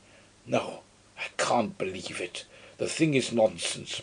The plain people of a peaceable French town—" He was cut short by a bang and a blaze of light, which seemed close to his eyes. As the car sped on, it left a floating patch of white smoke behind it, and Syme had heard a shot shriek past his ear. "My God," said the Colonel, "someone has shot at us." "It need not interrupt conversation," said the gloomy Ratcliffe. "Pray resume your remarks, Colonel. You were talking, I think, about the plain people of a peaceable French town." The staring Colonel was long past minding satire. He rolled his eyes all round the street. "It is extraordinary," he said, "most extraordinary." "A fastidious person," said Syme, "might even call it unpleasant. However, I suppose those lights out in the field beyond this street are the gendarmerie. We shall soon get there." "No," said Inspector Ratcliffe, "we shall never get there." He had been standing up and looking keenly ahead of him. Now he sat down and smoothed his sleek hair with a weary gesture. "What do you mean?" asked Bull sharply. "I mean that we shall never get there," said the pessimist placidly. "They have 2 rows of armed men across the road already. I can see them from here. The town is in arms, as I said it was. I can only wallow in the exquisite comfort of my own exactitude." And Ratcliffe sat down comfortably in the car and lit a cigarette. But the others rose excitedly and stared down the road. Syme had slowed down the car as their plans became doubtful, and he brought it finally to a standstill just at the corner of a side street that ran down very steeply to the sea.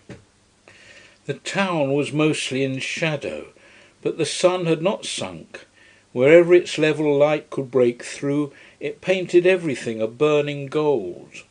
Up this side street the last sunset light shone as sharp and narrow as the shaft of artificial light at the theatre.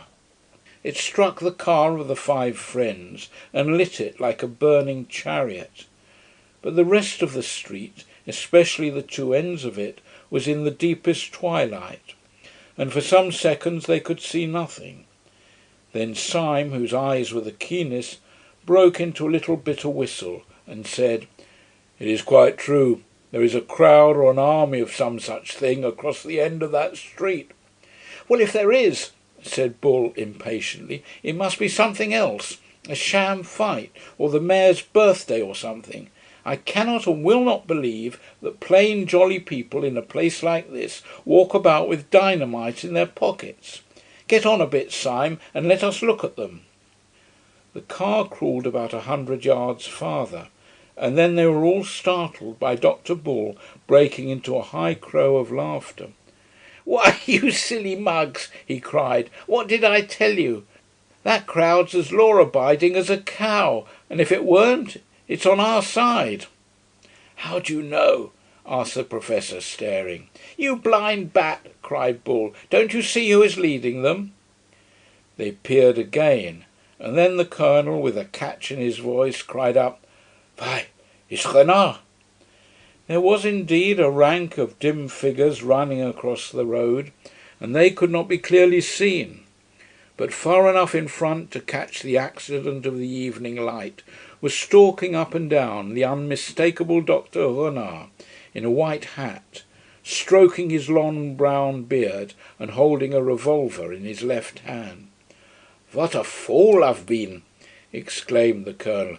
"Of course, the dear old boy has turned out to help us." Dr. Bull was bubbling over with laughter, swinging the sword in his hand as carelessly as a cane. He jumped out of the car and ran across the intervening space, calling out, "Dr. Renard! Dr. Renard!" An instant after, Syme thought his own eyes had gone mad in his head, for the philanthropic Dr. Renard had deliberately raised his revolver and fired twice at Bull, so that the shots rang down the road.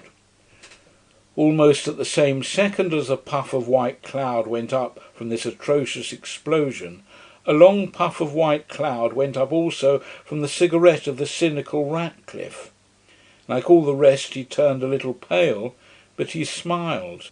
Dr. Bull, at whom the bullets had been fired, just missing his scalp, stood quite still in the middle of the road without a sign of fear, and then turned very slowly and crawled back to the car, and climbed in with 2 holes through his hat.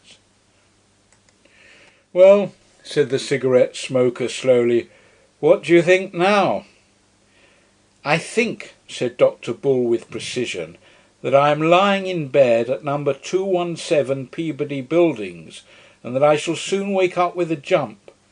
Or if that's not it, I think that I am sitting in a small cushioned cell in Hanwell, and that the doctor can't make much of my case. But if you want to know what I don't think, I'll tell you. I don't think what you think. I don't think, and I never shall think, that the mass of ordinary men are a pack of dirty modern thinkers. No, sir, I'm a Democrat, and I still don't believe that Sunday could convert one average navvy or counter-jumper. No, I may be mad, but humanity isn't." Syme turned his bright blue eyes on Bull with an earnestness which he did not commonly make clear. "You're a very fine fellow," he said.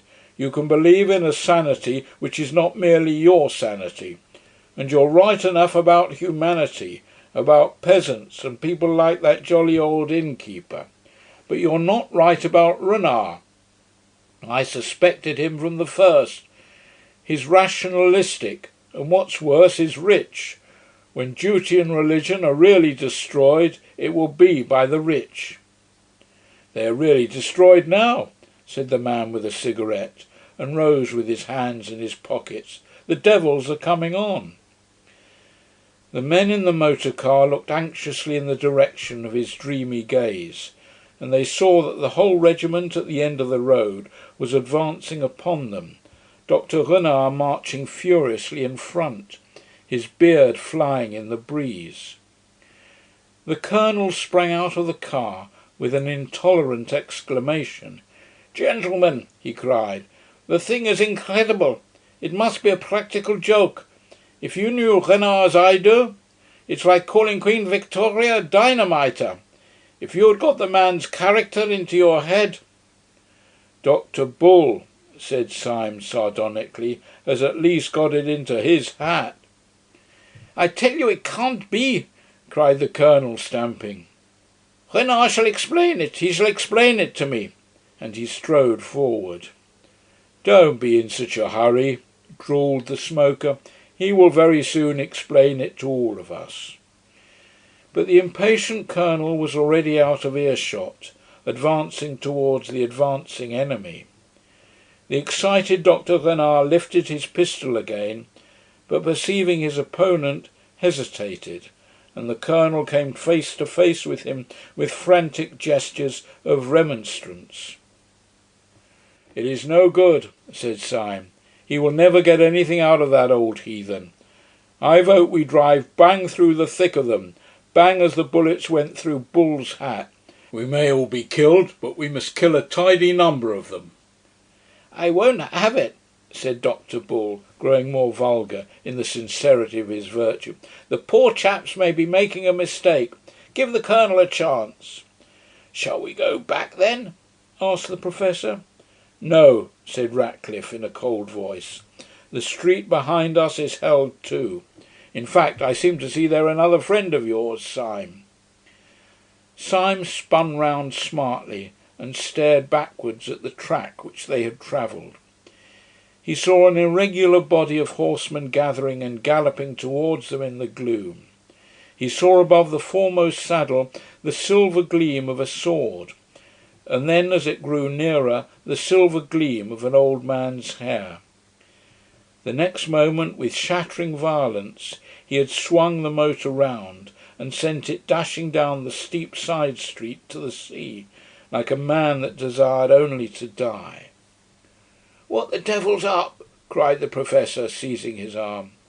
"The morning star has fallen," said Syme. His own car went down the darkness like a falling star. The others did not understand his words, but when they looked back at the street above, they saw the hostile cavalry coming round the corner and down the slopes after them. And foremost of all rode the good innkeeper, flushed with the fiery innocence of the evening light. "The world is insane," said the Professor, and buried his face in his hands. "No," said Dr. Bull, in adamantine humility, "it is I." "What are we going to do?" asked the Professor. "At this moment," said Syme with a scientific detachment, "I think we're going to smash into a lamp-post." The next instant the automobile had come with a catastrophic jar against an iron object. The instant after that, 4 men had crawled out from under a chaos of metal, and a tall lean lamp-post that had stood up straight on the edge of the Marine Parade stood out, bent and twisted, like the branch of a broken tree. "Well, we smashed something," said the Professor with a faint smile. "That's some comfort." "You're becoming an anarchist," said Syme, dusting his clothes with his instinct of daintiness. "Everyone is," said Ratcliffe.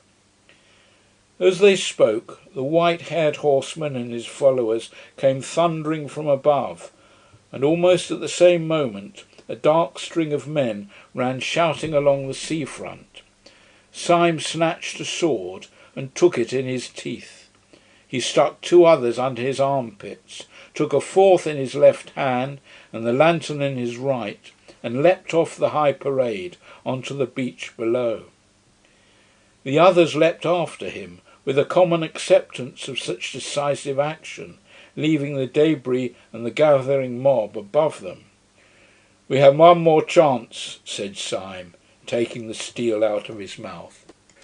"Whatever all this pandemonium means, I suppose the police station will help us.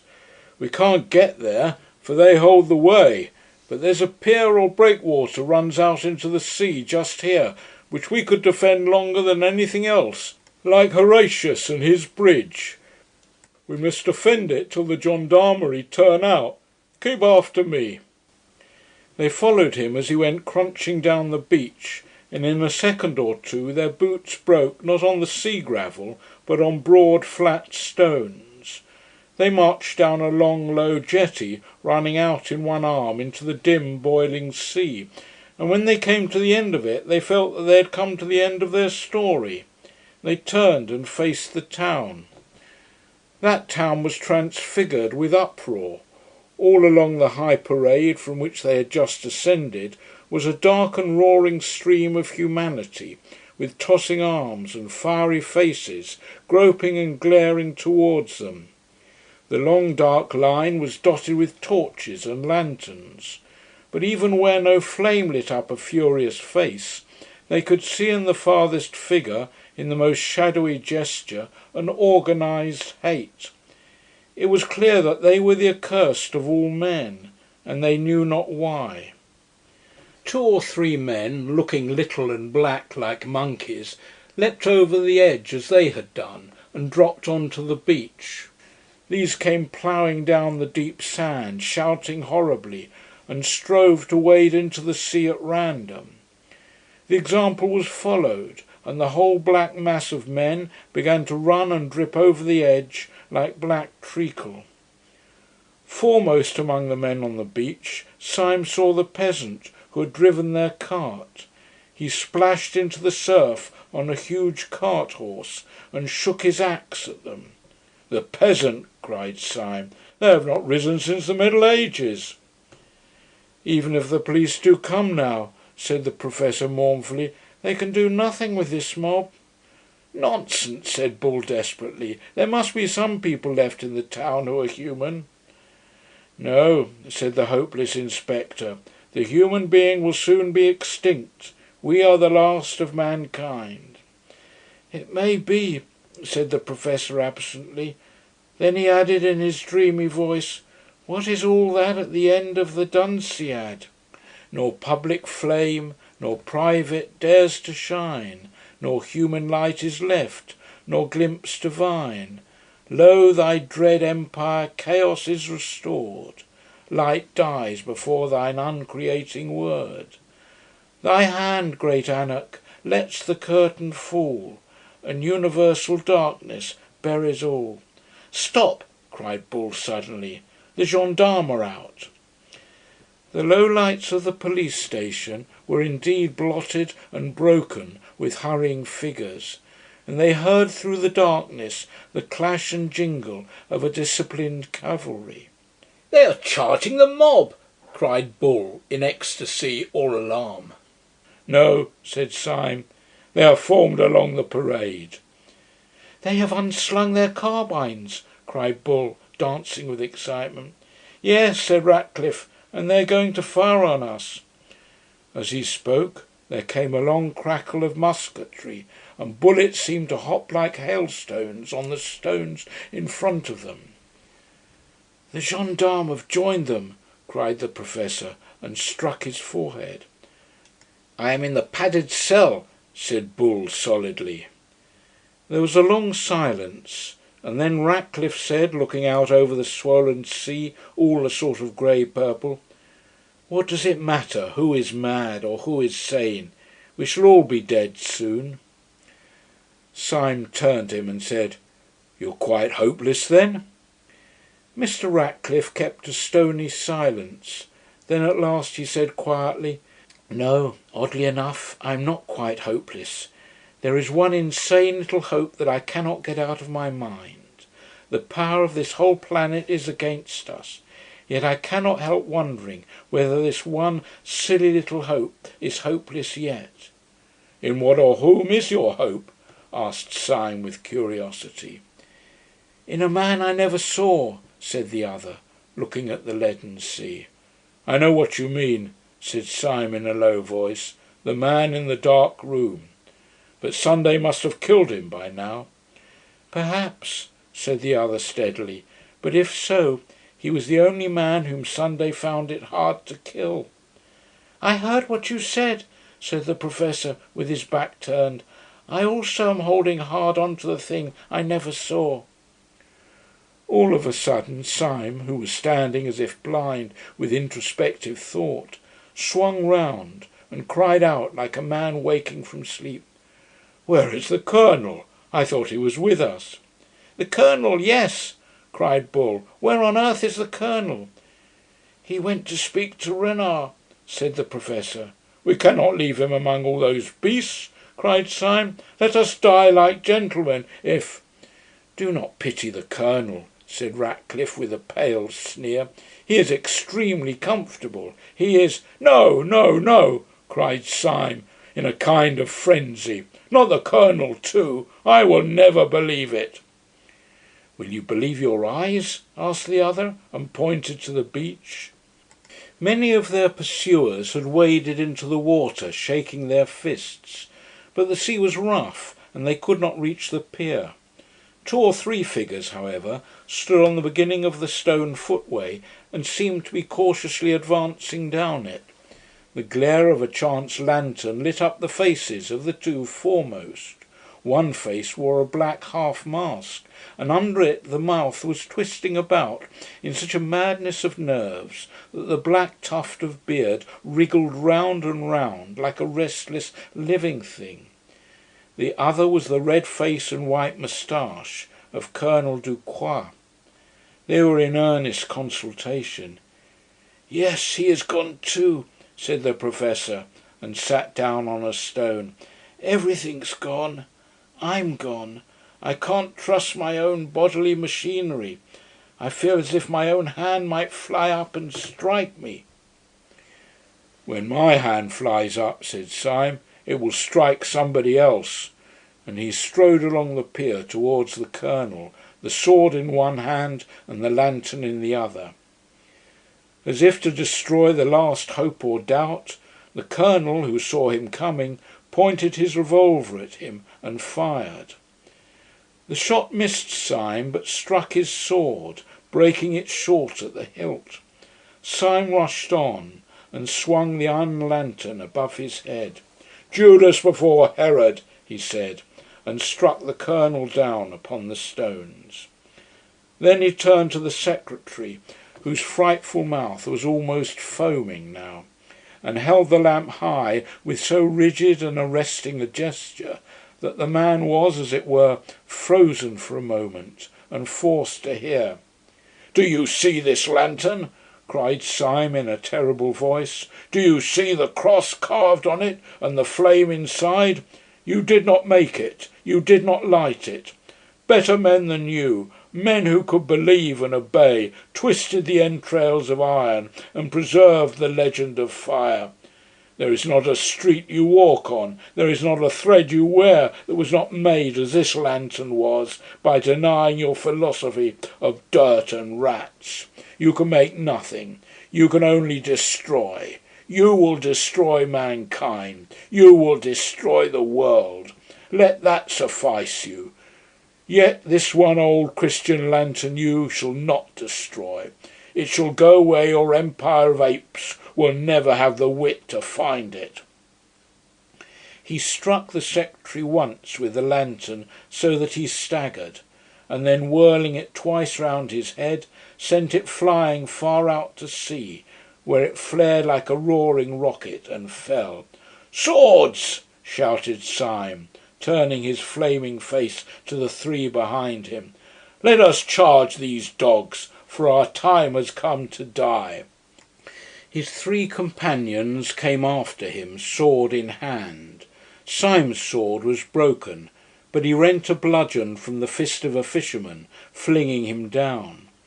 In a moment they would have flung themselves upon the face of the mob and perished, when an interruption came. The secretary, ever since Syme's speech, had stood with his hand to his stricken head as if dazed. Now he suddenly pulled off his black mask. The pale face thus peeled in the lamplight revealed not so much rage as astonishment. He put up his hand with an anxious authority. "There is some mistake," he said. "Mr. Syme, I hardly think you understand your position. I arrest you in the name of the law." "Of the law?" said Syme, and dropped his stick. "Certainly," said the secretary. "I am a detective from Scotland Yard." And he took a small blue card from his pocket. "And what do you suppose we are?" asked the Professor, and threw up his arms.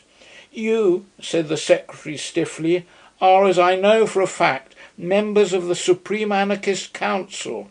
Disguised as one of you, I—" Dr. Bull tossed his sword into the sea. "There never was any Supreme Anarchist Council," he said. "We were all a lot of silly policemen looking at each other. And all these nice people who have been peppering us with shot thought we were the dynamiters. I knew I couldn't be wrong about the mob," he said, beaming over the enormous multitude which stretched away to the distance on both sides. "Vulgar people are never mad. I'm vulgar myself, and I know.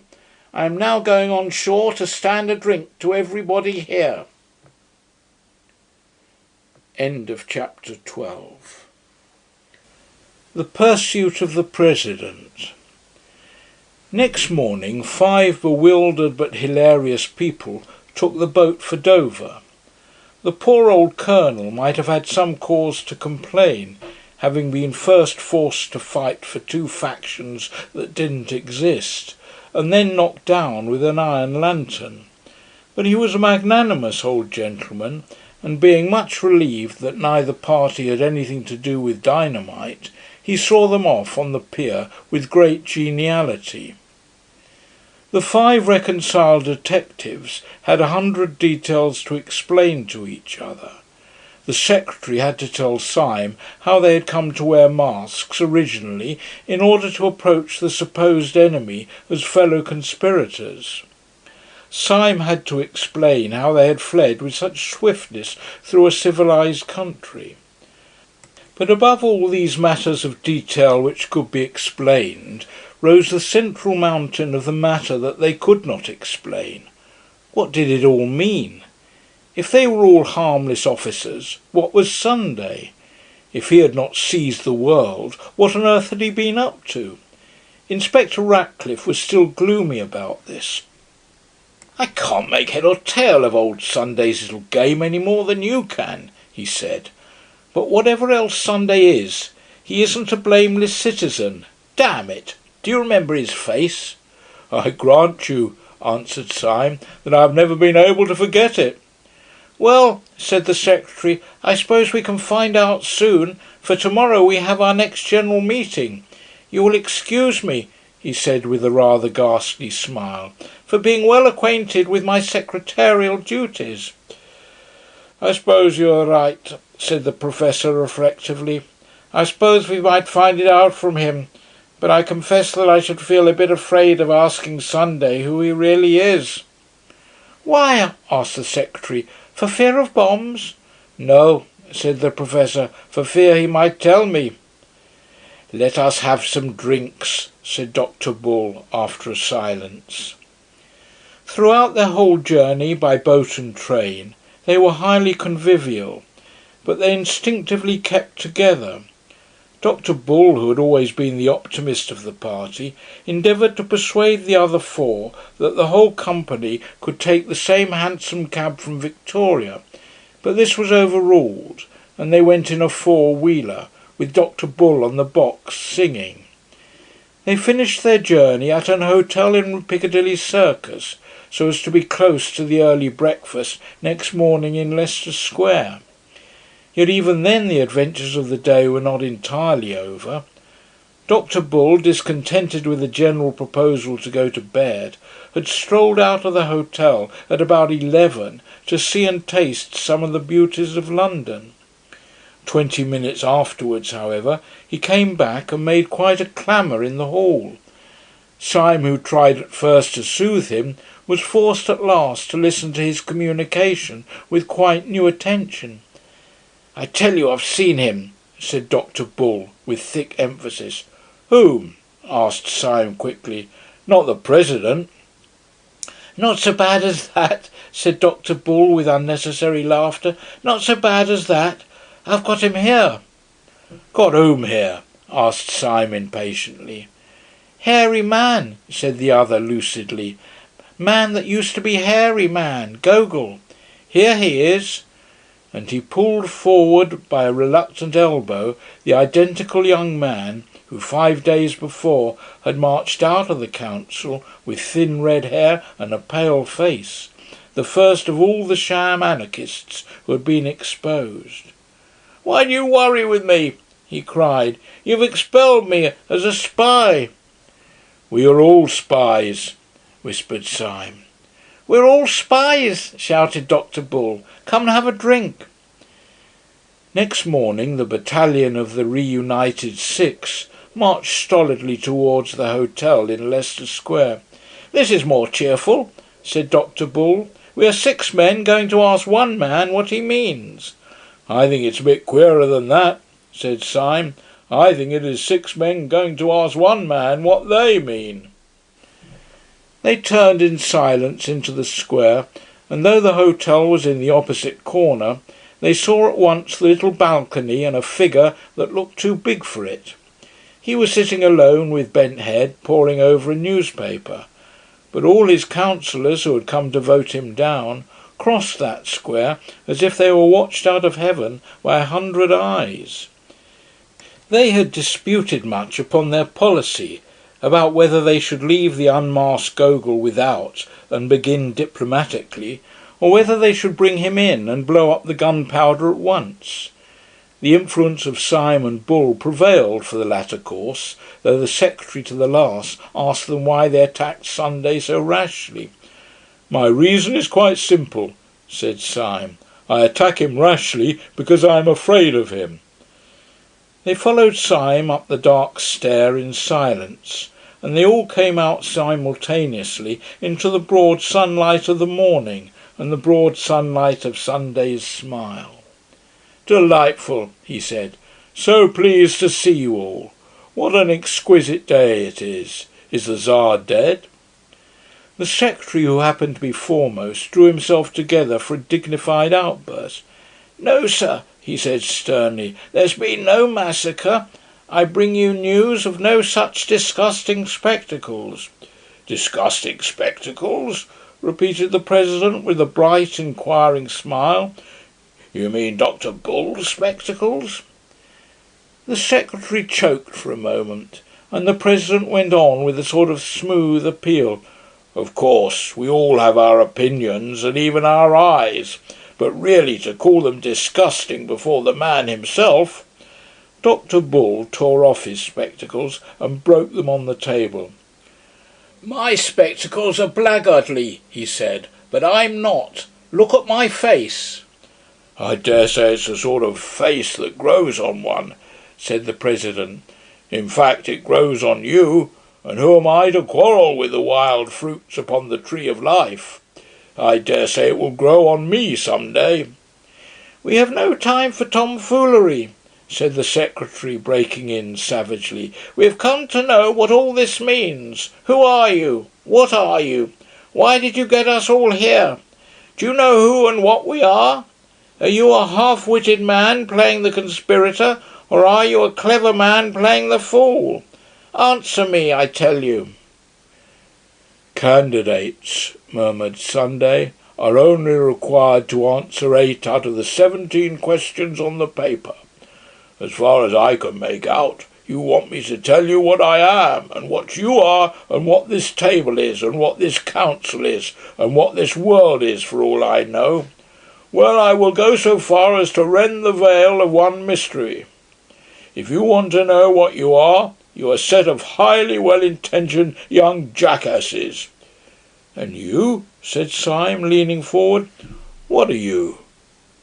"I? What am I?" roared the President, and he rose slowly to an incredible height, like some enormous wave about to arch above them and break.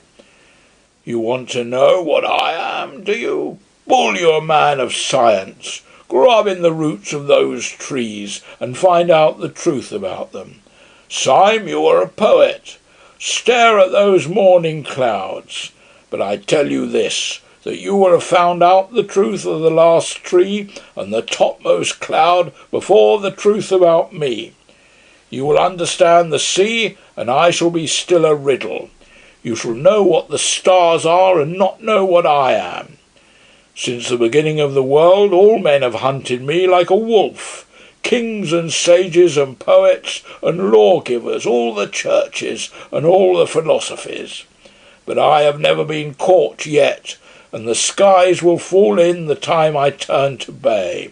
I have given them a good run for their money, and I will now." Before one of them could move, the monstrous man had swung himself like some huge orang-utang over the balustrade of the balcony. Yet before he dropped, he pulled himself up again as on a horizontal bar, and thrusting his great chin over the edge of the balcony, said solemnly, "There's one thing I tell you, though, about who I am. I am the man in the dark room who made you all policemen." With that, he fell from the balcony, bouncing on the stones below like a great ball of India rubber, and went bounding off towards the corner of the Alhambra, where he hailed a hansom cab and sprang inside it. The 6 detectives had been standing thunderstruck and livid in the light of his last assertion, but when he disappeared into the cab, Syme's practical senses returned to him, and leaping over the balcony so recklessly as almost to break his legs, he called another cab. He and Bull sprang into the cab together, the Professor and the Inspector into another, while the Secretary and the late Gogol scrambled into a third, just in time to pursue the flying Syme, who was pursuing the flying President. Sunday led them a wild chase towards the northwest, his cabman, evidently under the influence of more than common inducements, urging the horse at breakneck speed. But Syme was in no mood for delicacies, and he stood up in his own cab shouting, "Stop, thief!" until crowds ran along beside his cab, and policemen began to stop and ask questions.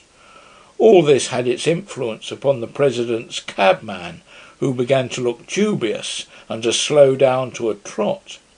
He opened the trap to talk reasonably to his fare, and in so doing let the long whip droop over the front of the cab. Sunday leant forward, seized it, and jerked it violently out of the man's hand. Then, standing up in front of the cab himself, he lashed the horse and roared aloud, so that they went down the streets like a flying storm. Through street after street and square after square went whirling this preposterous vehicle, in which the fare was urging the horse and the driver trying desperately to stop it. The other 3 cabs came after it, if the phrase be permissible of a cab, like panting hounds. Shops and streets shot by like rattling arrows.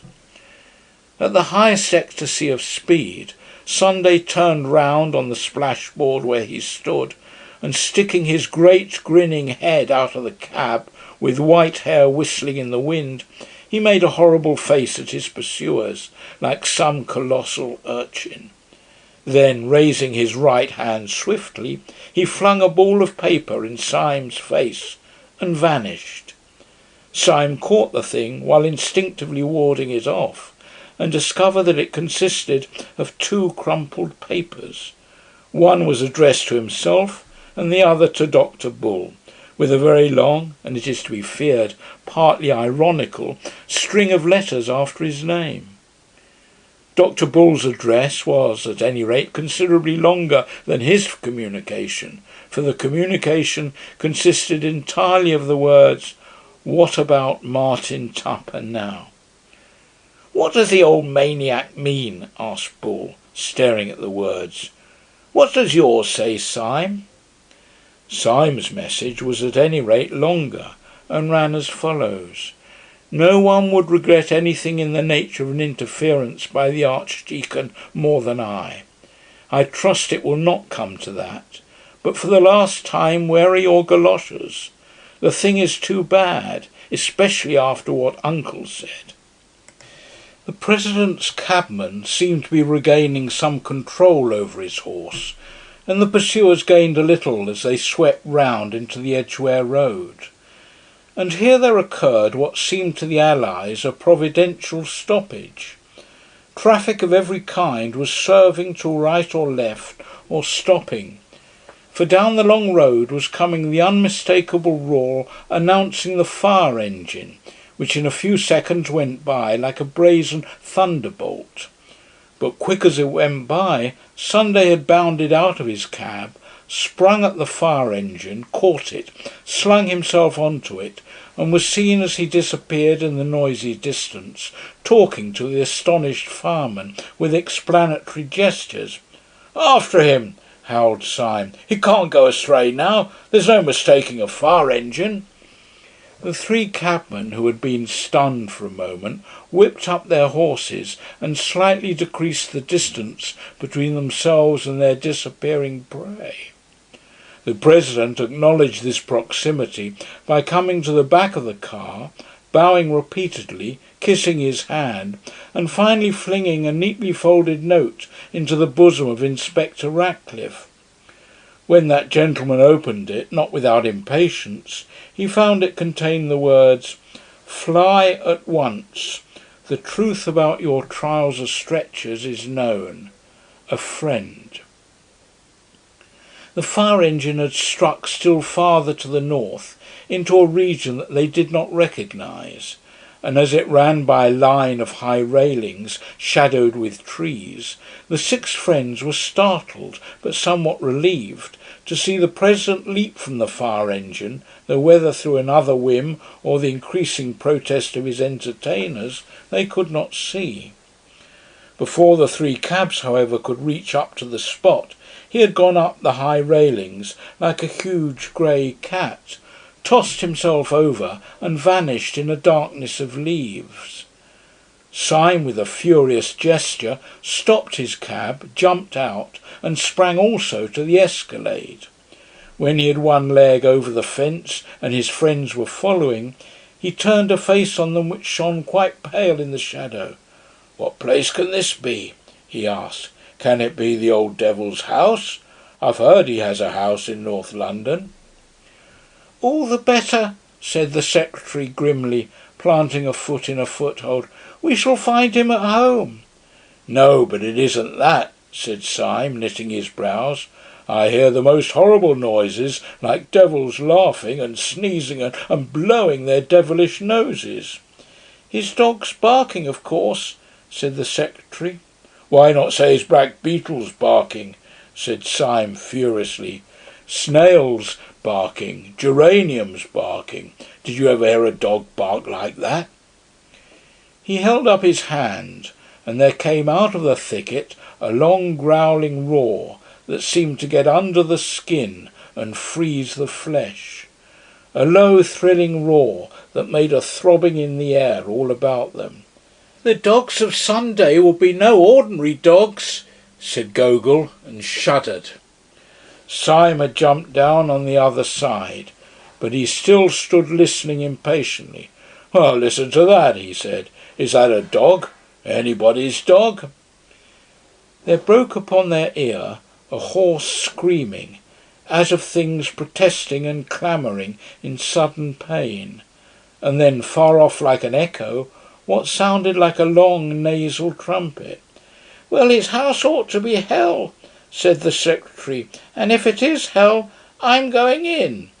And he sprang over the tall railings almost with one swing. The others followed.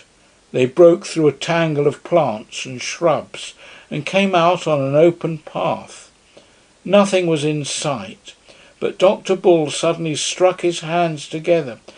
"Why, you asses," he cried, "it's the zoo!"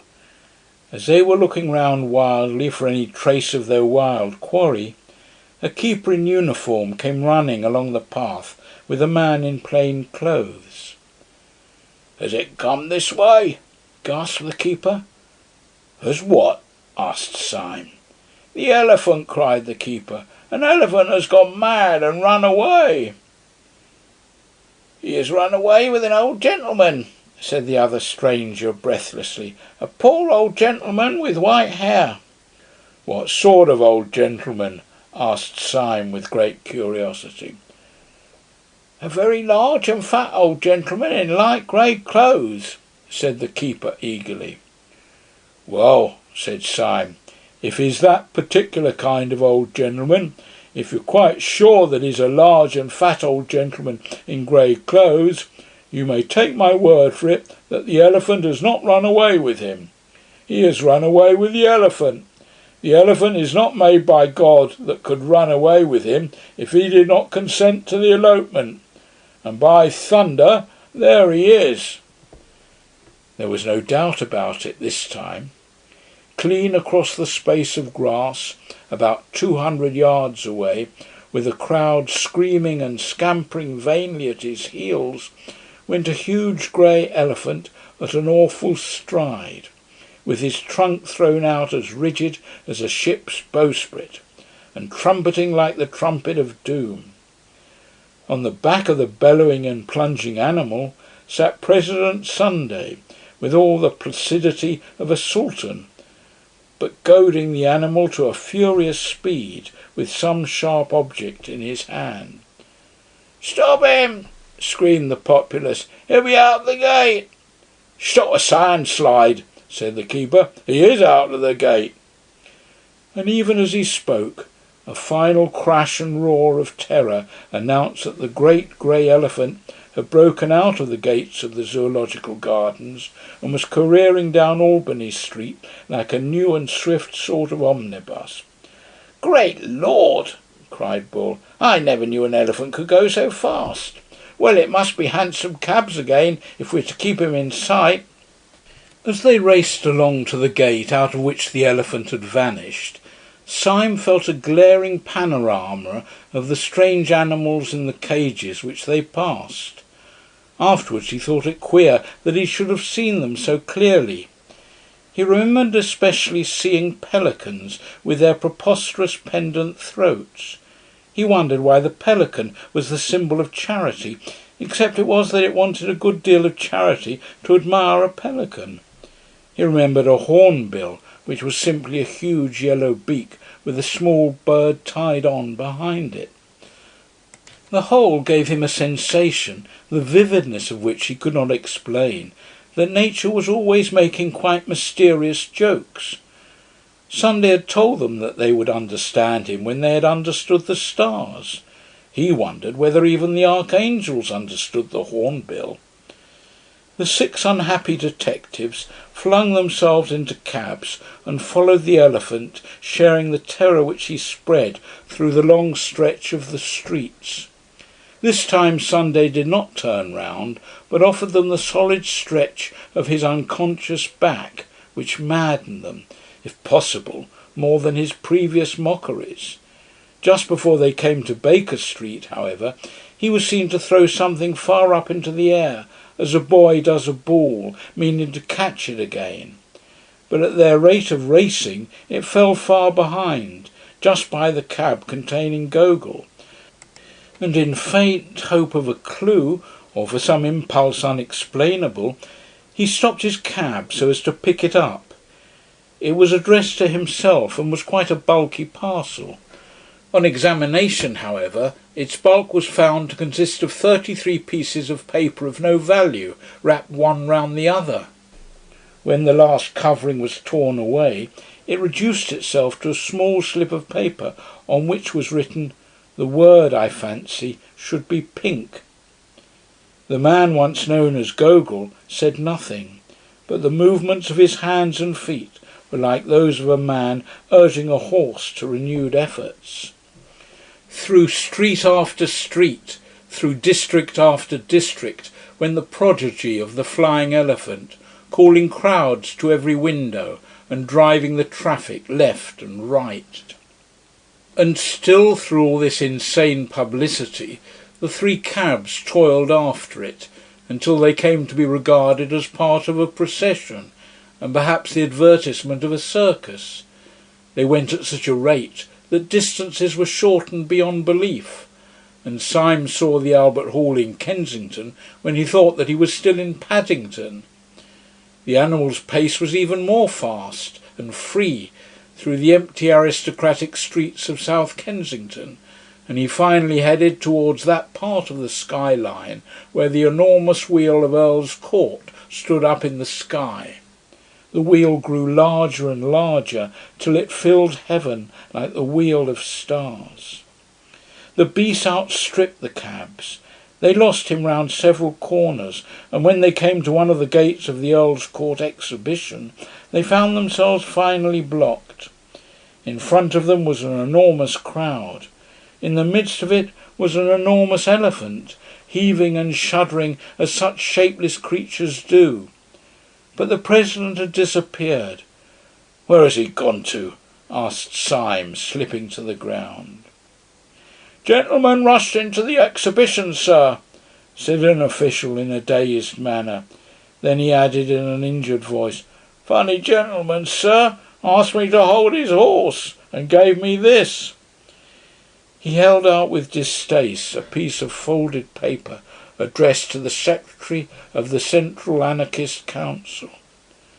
The Secretary, raging, rent it open and found written inside it, "When the herring runs a mile, let the Secretary smile. When the herring tries to fly, let the Secretary die."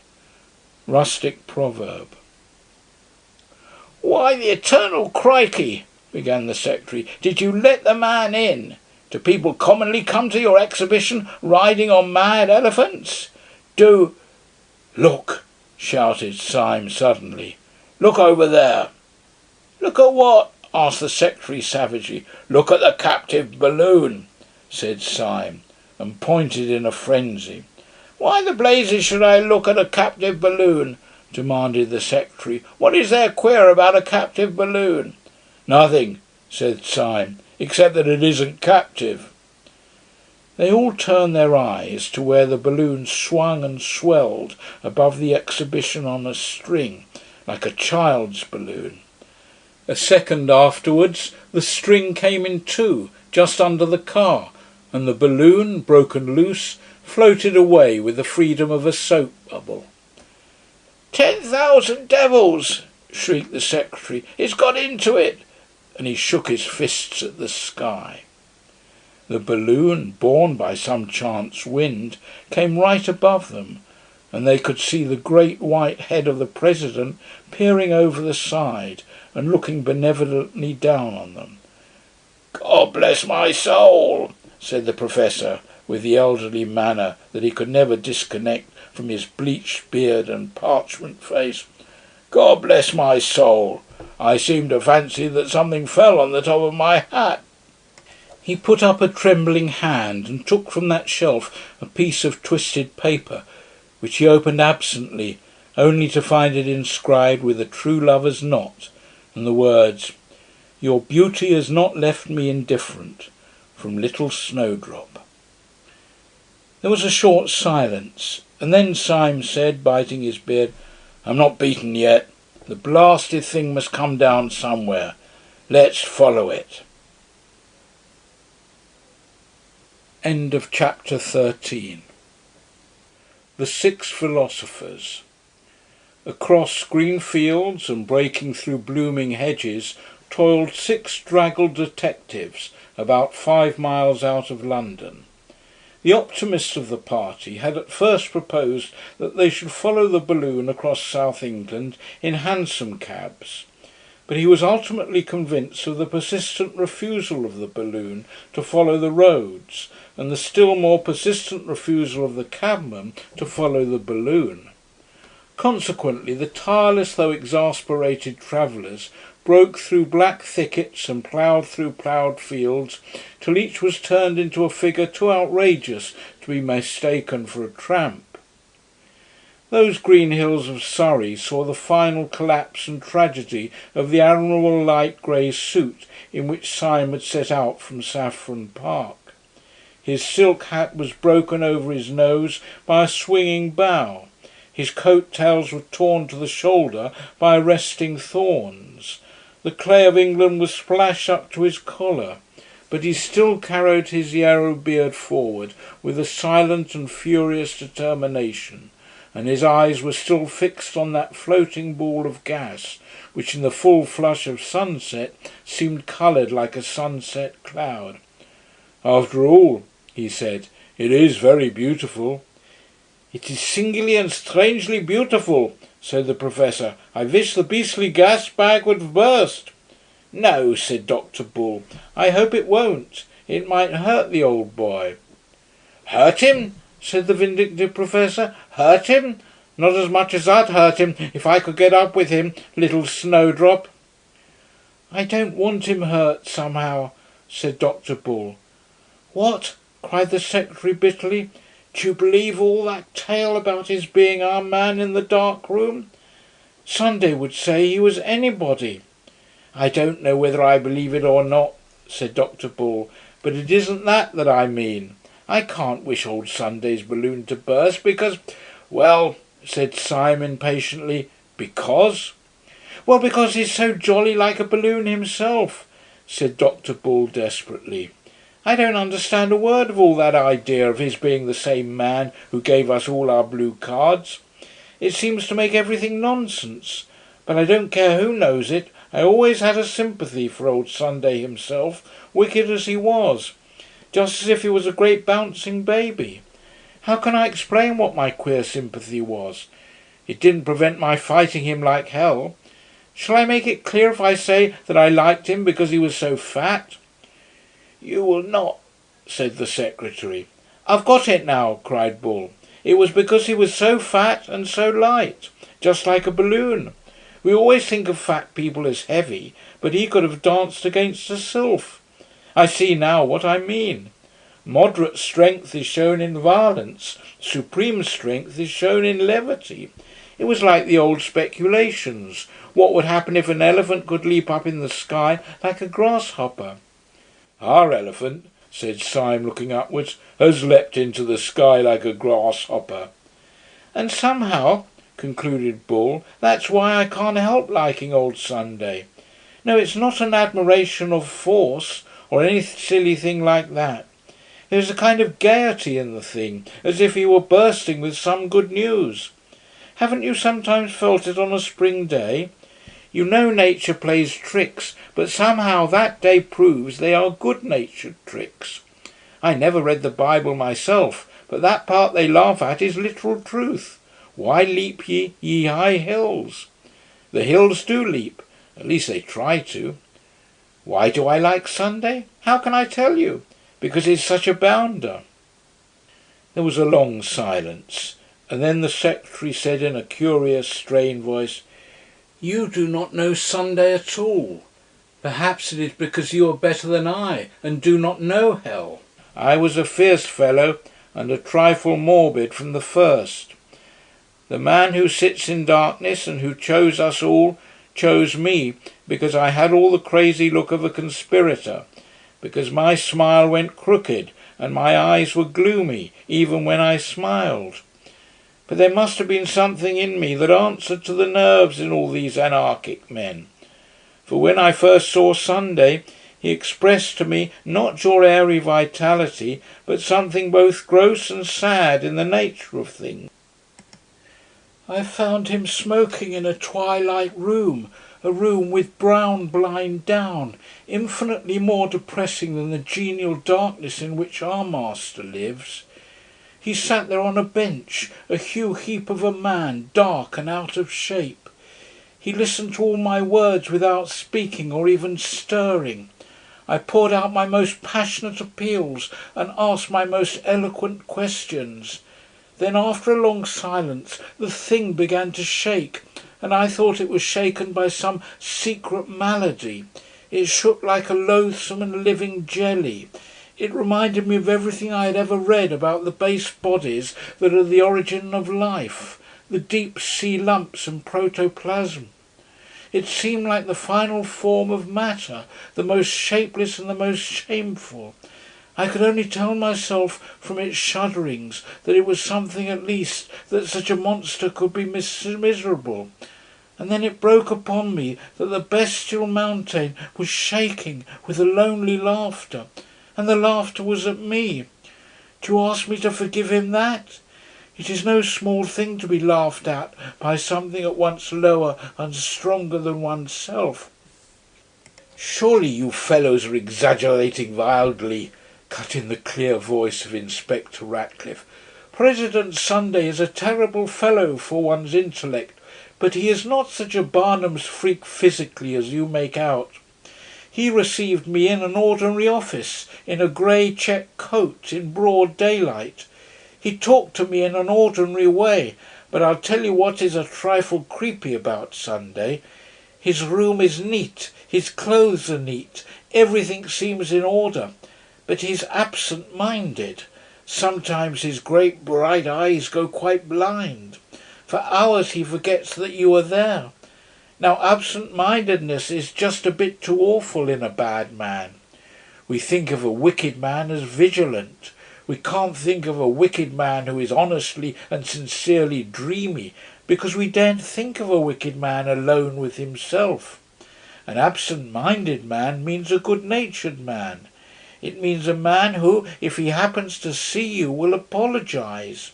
But how will you bear an absent-minded man who, if he happens to see you, will kill you? That is what tries the nerves, abstraction combined with cruelty.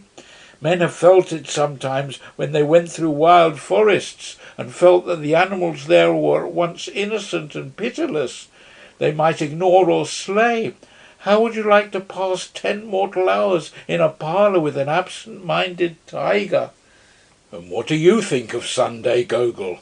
asked Syme. "I don't think of Sunday on principle," said Gogol simply, "any more than I stare at the sun at noonday." "Well, that's a point of view," said Syme thoughtfully. "What do you say, Professor?" The Professor was walking with bent head and trailing stick, and he did not answer at all. "Wake up, Professor," said Syme genially. "Tell us what you think of Sunday."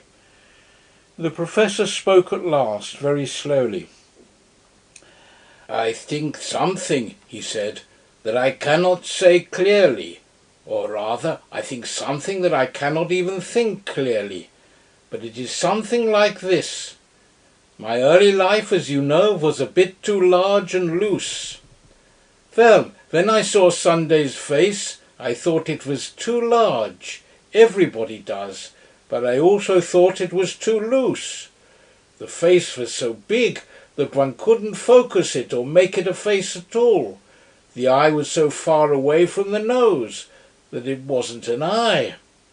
The mouth was so much by itself that one had to think of it by itself. The whole thing is too hard to explain." He paused for a little, still trailing his stick, and then went on.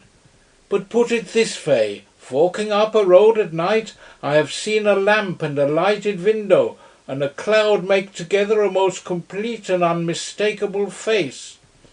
If anyone in heaven has that face, I shall know him again. Yet when I walked a little farther, I found that there was no face, that the window was 10 yards away, the lamp 100 yards, the cloud beyond the world. Well, Sunday's face escaped me. It ran away to right and left, as such chance pictures run away. And so his face has made me somehow doubt whether there are any faces. I don't know whether your face, Paul, is a face or a combination in perspective.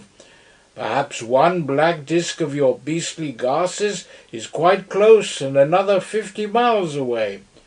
Oh, the doubts of a materialist are not worth a dump. Sunday has taught me the last and the worst doubts, the doubts of a spiritualist. I am a Buddhist, I suppose, and Buddhism is not a creed, it is a doubt. My poor dear Bull, I do not believe that you really have a face. I have not faith enough to believe in matter." Syme's eyes were still fixed upon the errant orb, which, reddened in the evening light, looked like some rosier and more innocent world. "Have you noticed an odd thing," he said, "about all your descriptions? Each man of you finds Sunday quite different, yet each man of you can only find one thing to compare him to, the universe itself. Bull finds him like the earth in spring, Gogol like the sun at noonday. The secretary is reminded of the shapeless protoplasm, and the inspector of the carelessness of virgin forests. The professor says he is like a changing landscape. This is queer, But it is queerer still that I also have my odd notion about the President, and I also find that I think of Sunday as I think of the whole world." "Get on a little faster, Syme," said Bull. "Never mind the balloon." "When I first saw Sunday," said Syme slowly, "I only saw his back, and when I saw his back I knew he was the worst man in the world. His neck and shoulders were brutal, like those of some apish god. His head had a stoop that was hardly human, like the stoop of an ox. In fact, I had at once the revolting fancy that this was not a man at all, but a beast dressed up in men's clothes." "Get on," said Dr. Bull. "And then the queer thing happened. I had seen his back from the street as he sat in the balcony. Then I entered the hotel, and coming round the other side of him, saw his face in the sunlight. His face frightened me, as it did every one, but not because it was brutal, not because it was evil. On the contrary, it frightened me because it was so beautiful, because it was so good." "Syme," exclaimed the secretary, "are you ill?" "It was like the face of some ancient archangel, judging justly after heroic wars. There was laughter in the eyes, and in the mouth honour and sorrow. There was the same white hair, the same great grey-clad shoulders that I had seen from behind. But when I saw him from behind I was certain he was an animal, and when I saw him in front I knew he was a god." "Pan," said the professor dreamily, "was a god and an animal." "Then, and again and always," went on Syme, like a man talking to himself, "that has been for me the mystery of Sunday, and it is also the mystery of the world. When I see the horrible back, I am sure the noble face is but a mask. When I see the face but for an instant, I know the back is only a jest. Bad is so bad that we cannot but think good an accident. Good is so good that we feel certain that evil could be explained. But the whole came to a kind of crest yesterday when I raced Sunday for the cab and was just behind him all the way." "Had you time for thinking then?" asked Radcliffe. "Time," replied Syme, "for one outrageous thought. I was suddenly possessed with the idea that the blind blank back of his head really was his face, an awful eyeless face staring at me, and I fancied that the figure running in front of me was really a figure running backwards and dancing as he ran." "Horrible," said Dr. Bull, and shuddered. "Horrible is not the word," said Syme. "It was exactly the worst instant of my life. And yet 10 minutes afterwards, when he put his head out of the cab and made a grimace like a gargoyle, I knew that he was only like a father playing hide and seek with his children." "It is a long game," said the secretary, and frowned at his broken boots. "Listen to me," cried Syme with extraordinary emphasis. "Shall I tell you the secret of the whole world? It is that we have only known the back of the world. We see everything from behind, and it looks brutal. That is not a tree, but the back of a tree. That is not a cloud, but the back of a cloud. Cannot you see that everything is stooping and hiding a face? If we could only get round in front—" "Look!" cried out Bull clamorously. "The balloon is coming down." There was no need to cry out to Syme, who had never taken his eyes off it. He saw the great luminous globe suddenly stagger in the sky, right itself, and then sink slowly behind the trees like a setting sun. The man called Gogol, who had hardly spoken through all their weary travels, suddenly threw up his hands like a lost spirit. "He is dead," he cried, "and now I know he was my friend in the dark." "Dead?" snorted the secretary. "You will not find him dead easily. If he has been tipped out of the car, we shall find him rolling as a colt rolls in a field, kicking his legs for fun." "Clashing his hoofs," said the professor. "The colts do, and so did Pan." "Pan again," said Dr. Bull irritably. "You seem to think Pan is everything." "So he is," said the professor. "In Greek he means everything." "Don't forget," said the secretary, looking down, "that he also means panic." Syme had stood without hearing any of the exclamations. "It fell over there," he said shortly. "Let us follow it." Then he added with an indescribable gesture, "Oh, if he has cheated us all by getting killed, he would be like one of his larks." He strode off towards the distant trees with a new energy, his rags and ribbons fluttering in the wind. The others followed him in a more footsore and dubious manner, and almost at the same moment all 6 men realised that they were not alone in the little field. Across the square of turf a tall man was advancing towards them, leaning on a strange long staff like a sceptre. He was clad in a fine but old-fashioned suit with knee breeches. Its colour was that shade between blue, violet and grey which can be seen in certain shadows of the woodland. His hair was whitish grey, and at the first glance, taken along with his knee breeches, looked as if it was powdered. His advance was very quiet. But for the silver frost upon his head, he might have been one to the shadows of the wood. "Gentlemen," he said, "my master has a carriage waiting for you in the road just by." "Who is your master?" asked Syme, standing quite still. "I was told you knew his name," said the man respectfully. There was a silence, and then the secretary said, "Where is this carriage?" "It has been waiting only a few moments," said the stranger. "My master has only just come home." Syme looked left and right upon the patch of green field in which he found himself. The hedges were ordinary hedges, the trees seemed ordinary trees, yet he felt like a man entrapped in fairyland.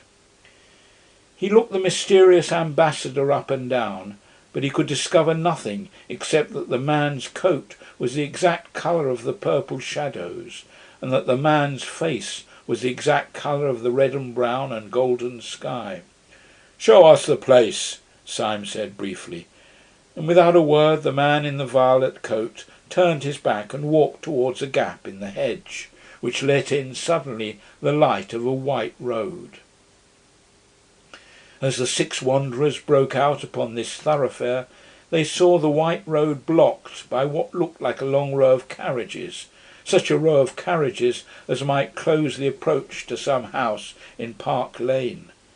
Along the side of these carriages stood a rank of splendid servants, all dressed in the grey-blue uniform, and all having a certain quality of stateliness and freedom which would not commonly belong to the servants of a gentleman, but rather to the officials and ambassadors of a great king.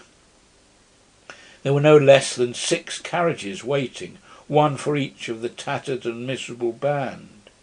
All the attendants, as if in court dress, wore swords, and as each man crawled into his carriage they drew them and saluted with a sudden blaze of steel. "What can it all mean?" asked Bull of Simon as they separated. "Is this another joke of Sundays?"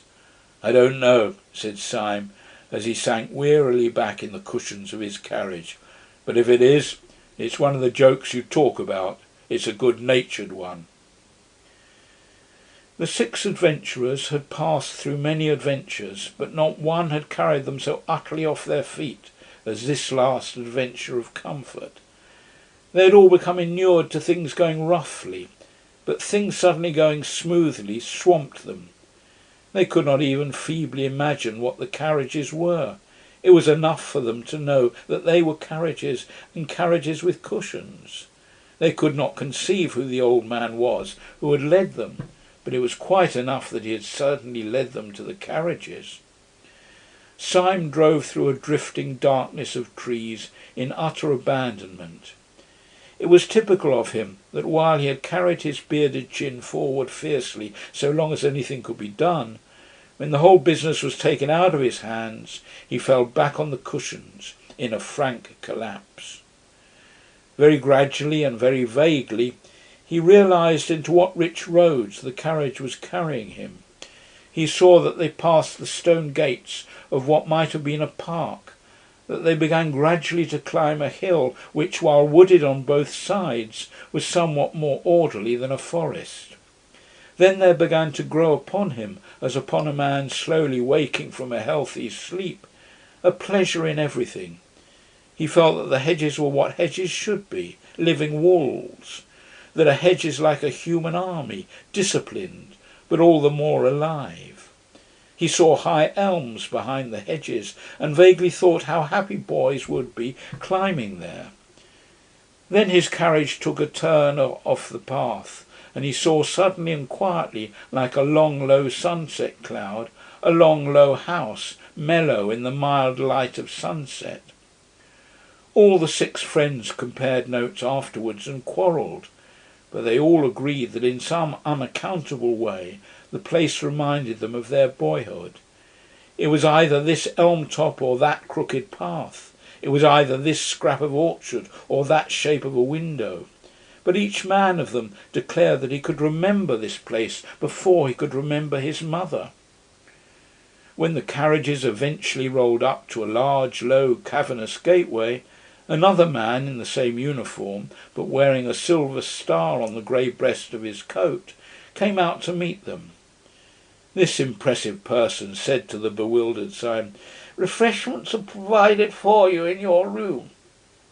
Syme, under the influence of the same mesmeric sleep of amazement, went up the large oaken stairs after the respectful attendant. He entered a splendid suite of apartments that seemed to be designed specially for him. He walked up to a long mirror with the ordinary instinct of his class to pull his tie straight or to smooth his hair. And there he saw the frightful figure that he was, blood running down his face from where the bough had struck him, his hair standing out like yellow rags of rank grass, his clothes torn into long wavering tatters. At once the whole enigma sprang up, simply as the question of how he had got there and how he was to get out again. Exactly at the same moment a man in blue, who had been appointed as his valet, said very solemnly, "I have put out your clothes, sir." "Clothes?" said Syme sardonically. "I have no clothes except these."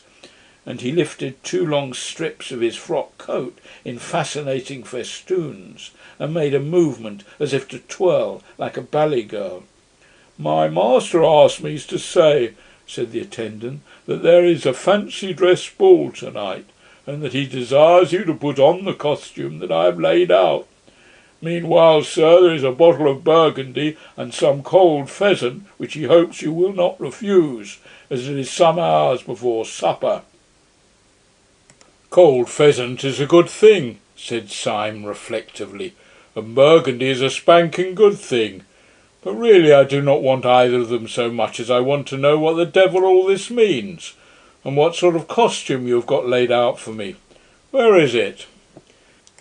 The servant lifted off a kind of ottoman a long peacock blue drapery, rather of the nature of a domino, on the front of which was emblazoned a large golden sun, and which was splashed here and there with flaming stars and crescents.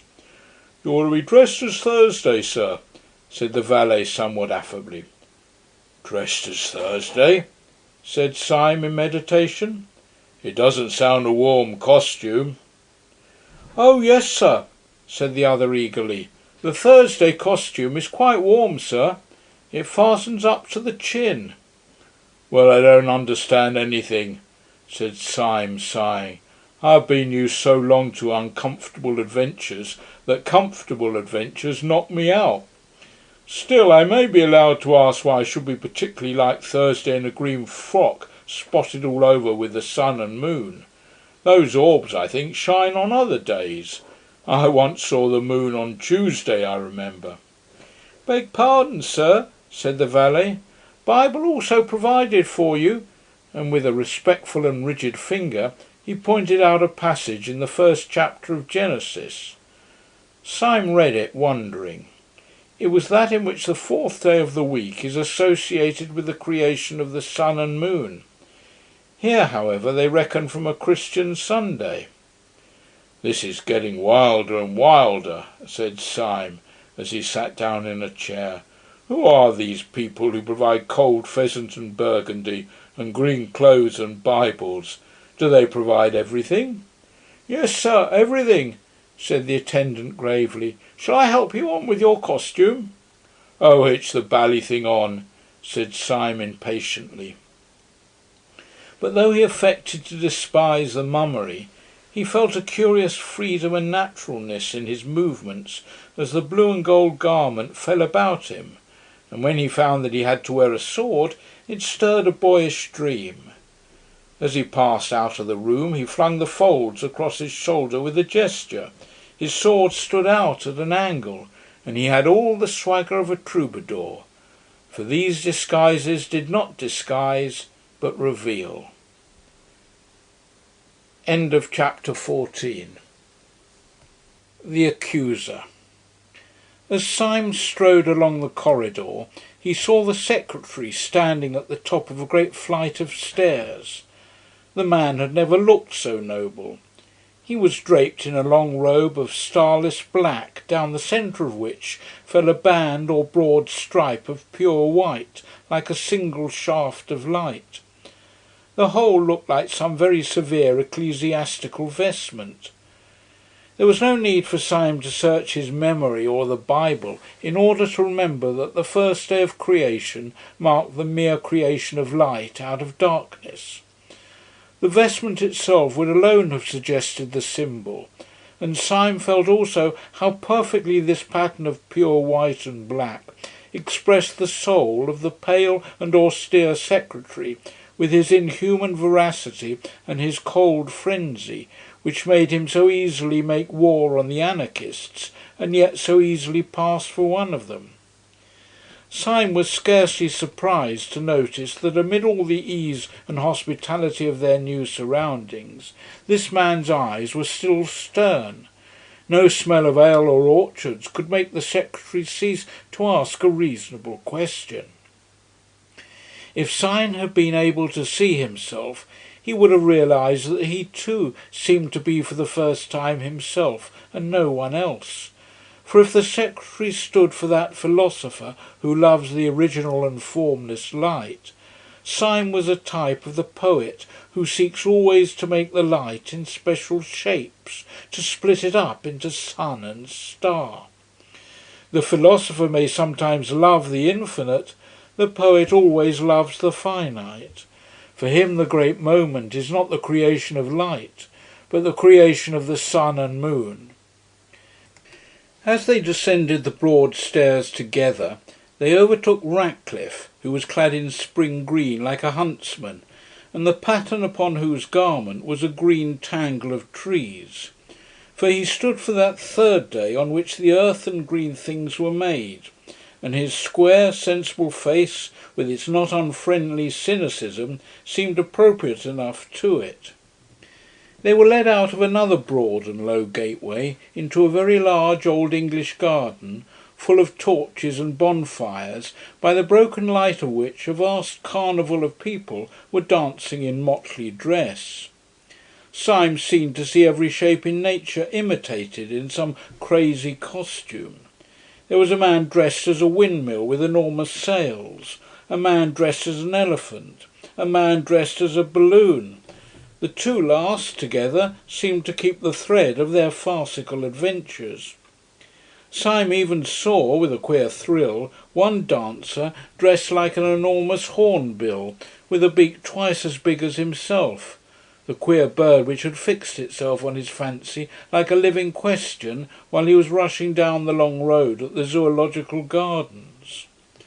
There were 1,000 other such objects, however. There was a dancing lamp-post, a dancing apple-tree, a dancing ship. One would have thought that the untamable tune of some mad musician had set all the common objects of field and street dancing an eternal jig. And long afterwards, when Syme was middle-aged and at rest, he could never see one of those particular objects, a lamp-post or an apple-tree or a windmill, without thinking that it was a strayed reveller from that revel of masquerade. On one side of this lawn, alive with dancers, was a sort of green bank, like the terrace in such old-fashioned gardens. Along this, in a kind of crescent, stood 7 great chairs, the thrones of the 7 days. Gogol and Dr. Bull were already in their seats. The Professor was just mounting to his.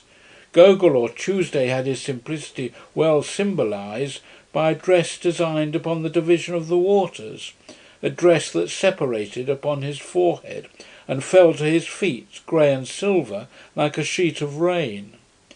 The Professor, whose day was that on which the birds and fishes, the ruder forms of life, were created, had a dress of dim purple, over which sprawled goggle-eyed fishes and outrageous tropical birds, the union in him of unfathomable fancy and of doubt. Dr. Bull, the last day of creation, wore a coat covered with heraldic animals in red and gold, and on his crest a man rampant. He lay back in his chair with a broad smile, the picture of an optimist in his element. One by one the wanderers ascended the bank and sat in their strange seats. As each of them sat down, a roar of enthusiasm rose from the carnival, such as that with which crowds receive kings. Cups were clashed and torches shaken, and feathered hats flung in the air. The men for whom these thrones were reserved were men crowned with some extraordinary laurels, but the central chair was empty. Syme was on the left hand of it, and the secretary on the right. The secretary looked across the empty throne at Syme, and said, compressing his lips, "We do not know yet that he is not dead in a field." Almost as Syme heard the words, he saw on the sea of human faces in front of him a frightful and beautiful alteration, as if heaven had opened behind his head. But Sunday had only passed silently along the front like a shadow, and had sat in the central seat. He was draped plainly in a pure and terrible white, and his hair was like a silver flame on his forehead. For a long time, it seemed for hours, that huge masquerade of mankind swayed and stamped in front of them to marching and exultant music. Every couple dancing seemed a separate romance. It might be a fairy dancing with a pillar box, or a peasant girl dancing with the moon. But in each case it was, somehow, as absurd as Alice in Wonderland, yet as grave and kind as a love story. At last, however, the thick crowd began to thin itself.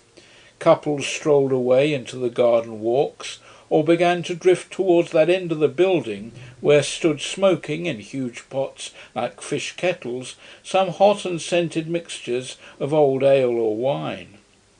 Above all these, upon a sort of black framework, on the roof of the house, roared in its iron basket a gigantic bonfire, which lit up the land for miles. It flung the homely effect of firelight over the face of vast forests of grey or brown, and it seemed to fill with warmth even the emptiness of upper night. Yet this also, after a time, was allowed to grow fainter. The dim groups gathered more and more round the great cauldrons, or passed laughing and clattering into the inner passages of that ancient house. Soon there were only some 10 loiterers in the garden. Soon only 4. Finally the last stray merrymaker ran into the house whooping to his companions. The fire faded, and the slow, strong stars came out. And the 7 strange men were left alone, like 7 stone statues on their chairs of stone. Not one of them had spoken a word. They seemed in no haste to do so, but heard in silence the hum of insects and the distant song of one bird. Then Sunday spoke, but so dreamily that he might have been continuing a conversation rather than beginning one. "We will eat and drink later," he said. "Let us remain together a little, we who have loved each other so sadly and have fought so long. I seem to remember only centuries of heroic war, in which you were always heroes, epic on epic, Iliad on Iliad, and you were always brothers in arms. Whether it was but recently, for time is nothing, or at the beginning of the world, I sent you out to war. I sat in the darkness where there is not any created thing, and to you I was only a voice commanding valour and an unnatural virtue. You heard the voice in the dark, and you never heard it again. The sun in heaven denied it, the earth and sky denied it, all human wisdom denied it, and when I met you in the daylight, I denied it myself." Syme stirred sharply in his seat, but otherwise there was silence, and the incomprehensible went on. "But you were men. You did not forget your secret honour, though the whole cosmos turned an engine of torture to tear it out of you. I knew how near you were to hell. I know how you, Thursday, crossed swords with King Satan, and how you, Wednesday, named me in the hour without hope." There was a complete silence in the starlit garden, and then the black-browed secretary, implacable, turned in his chair towards Sunday and said in a harsh voice, "Who and what are you?" "I am the Sabbath," said the other without moving. "I am the peace of God." The secretary started up and stood, crushing his costly robe in his hand. "I know what you mean," he cried, "and it is exactly that I cannot forgive you. I know your contentment, optimism, what do they call the thing, an ultimate reconciliation? Well, I am not reconciled. If you were the man in the dark room, why were you also Sunday, an offence to the sunlight? If you were from the first our father and our friend, why were you also our greatest enemy? We wept, we fled in terror, the iron entered into our souls, and you are the peace of God. Oh, I can forgive God his anger, though it destroyed nations, but I cannot forgive him his peace." Sunday answered not a word, but very slowly he turned his face of stone upon Syme, as if asking a question. "No," said Syme, "I do not feel fierce like that. I am grateful to you, not only for wine and hospitality here, but for many a fine scamper and free fight. But I should like to know. My soul and heart are as happy and quiet here as this old garden, but my reason is still crying out. I should like to know." Sunday looked at Ratcliffe, whose clear voice said, "It seems so silly that you should have been on both sides and fought yourself." Bull said, "I understand nothing, but I am happy. In fact, I am going to sleep." "I am not happy," said the Professor, with his head in his hands, "because I do not understand. You let me stray a little too near to hell." And then Gogol said, with the absolute simplicity of a child, "I wish I knew why I was hurt so much." Still Sunday said nothing, but only sat with his mighty chin upon his hand and gazed at the distance. Then at last he said, "I have heard your complaints in order, and here, I think, comes another to complain, and we will hear him also." The falling fire in the great cresset threw a last long gleam, like a bar of burning gold, across the dim grass. Against this fiery band was outlined in utter black the advancing legs of a black-clad figure. He seemed to have a fine close suit with knee breeches, such as that which was worn by the servants of the house, only that it was not blue, but of this absolute sable. He had, like the servants, a kind of sword by his side. It was only when he had come quite close to the crescent of the seven and flung up his face to look at them that Syme saw with thunderstruck clearness that the face was the broad, almost ape-like face of his old friend Gregory, with its rank red hair and its insulting smile. "Gregory!" gasped Syme, half rising from his seat. "Why, this is a real anarchist." "Yes," said Gregory, with a great and dangerous restraint, "I am the real anarchist." "Now there was a day," murmured Bull, who seemed really to have fallen asleep, "when the sons of God came to present themselves before the Lord, and Satan came also among them." "You are right," said Gregory, and gazed all round. "I am a destroyer. I would destroy the world if I could." A sense of a pathos far under the earth stirred up in Syme, and he spoke brokenly and without sequence. "Oh, most unhappy man," he cried, "try to be happy. You have red hair like your sister. My red hair, like red flames, shall burn up the world, said Gregory. I thought I hated everything more than common men can hate anything, but I find that I do not hate everything so much as I hate you.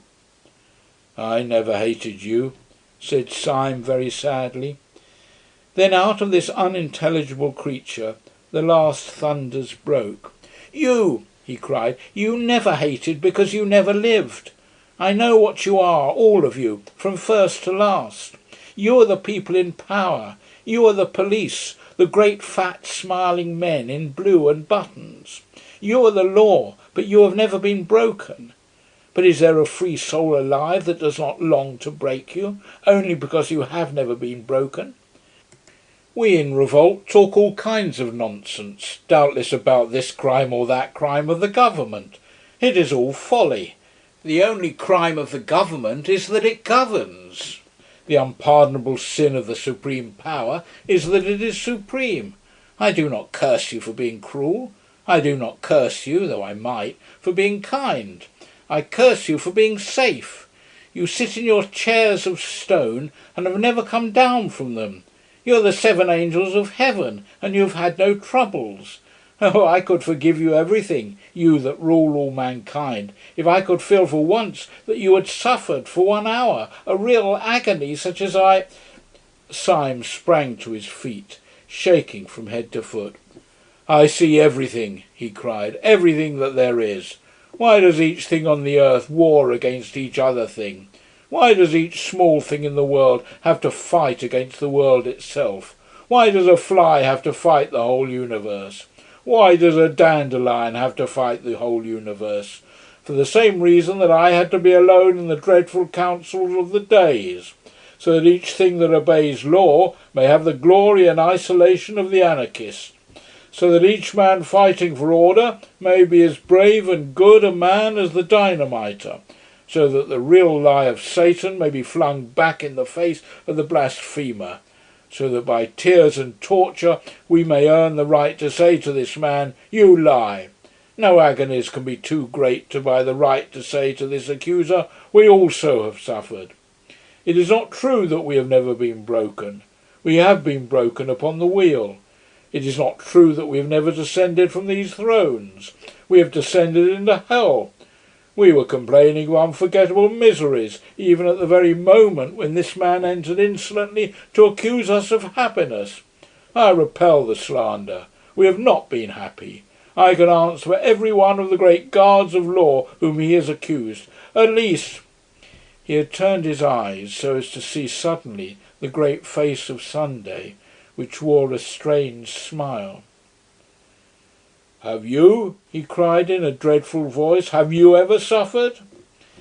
As he gazed, the great face grew to an awful size, grew larger than the colossal mask of Memnon, which had made him scream as a child. It grew larger and larger, filling the whole sky. Then everything went black. Only in the blackness, before it entirely destroys his brain, he seemed to hear a distant voice saying a commonplace text that he had heard somewhere. "Can ye drink of the cup that I drink of?"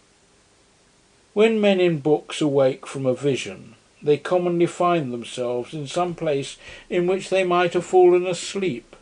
They yawn in a chair, or lift themselves with bruised limbs from a field. Syme's experience was something much more psychologically strange, if there was indeed anything unreal, in the earthly sense, about the things he had gone through. For while he could always remember afterwards that he had swooned before the face of Sunday, he could not remember having ever come to at all. He could only remember that gradually and naturally he knew that he was and had been walking along a country lane with an easy and conversational companion. That companion had been a part of his recent drama. It was the red-haired poet Gregory. They were walking like old friends, and were in the middle of a conversation about some triviality. But Syme could only feel an unnatural buoyancy in his body and a crystal simplicity in his mind that seemed to be superior to everything that he said or did. He felt he was in possession of some impossible good news, which made every other thing a triviality, but an adorable triviality. Dawn was breaking over everything in colours at once clear and timid, as if nature made a first attempt at yellow and a first attempt at rose. A breeze blew so clean and sweet that one could not think that it blew from the sky. It blew rather through some hole in the sky. Syme felt a simple surprise when he saw rising all round him on both sides of the road the red irregular buildings of Saffron Park. He had no idea that he had walked so near London. He walked by instinct along one white road on which early birds hopped and sang, and found himself outside a fenced garden. There he saw the sister of Gregory, the girl with the gold-red hair, cutting lilac before breakfast, with the great unconscious gravity of a girl. End of chapter 15. End of The Man Who Was Thursday. Thank you for by listening to G.K. Narrated Chesterton. Books. If you enjoyed this audiobook, hit like and subscribe for more amazing stories. What book should we narrate next? Let us know in the comments.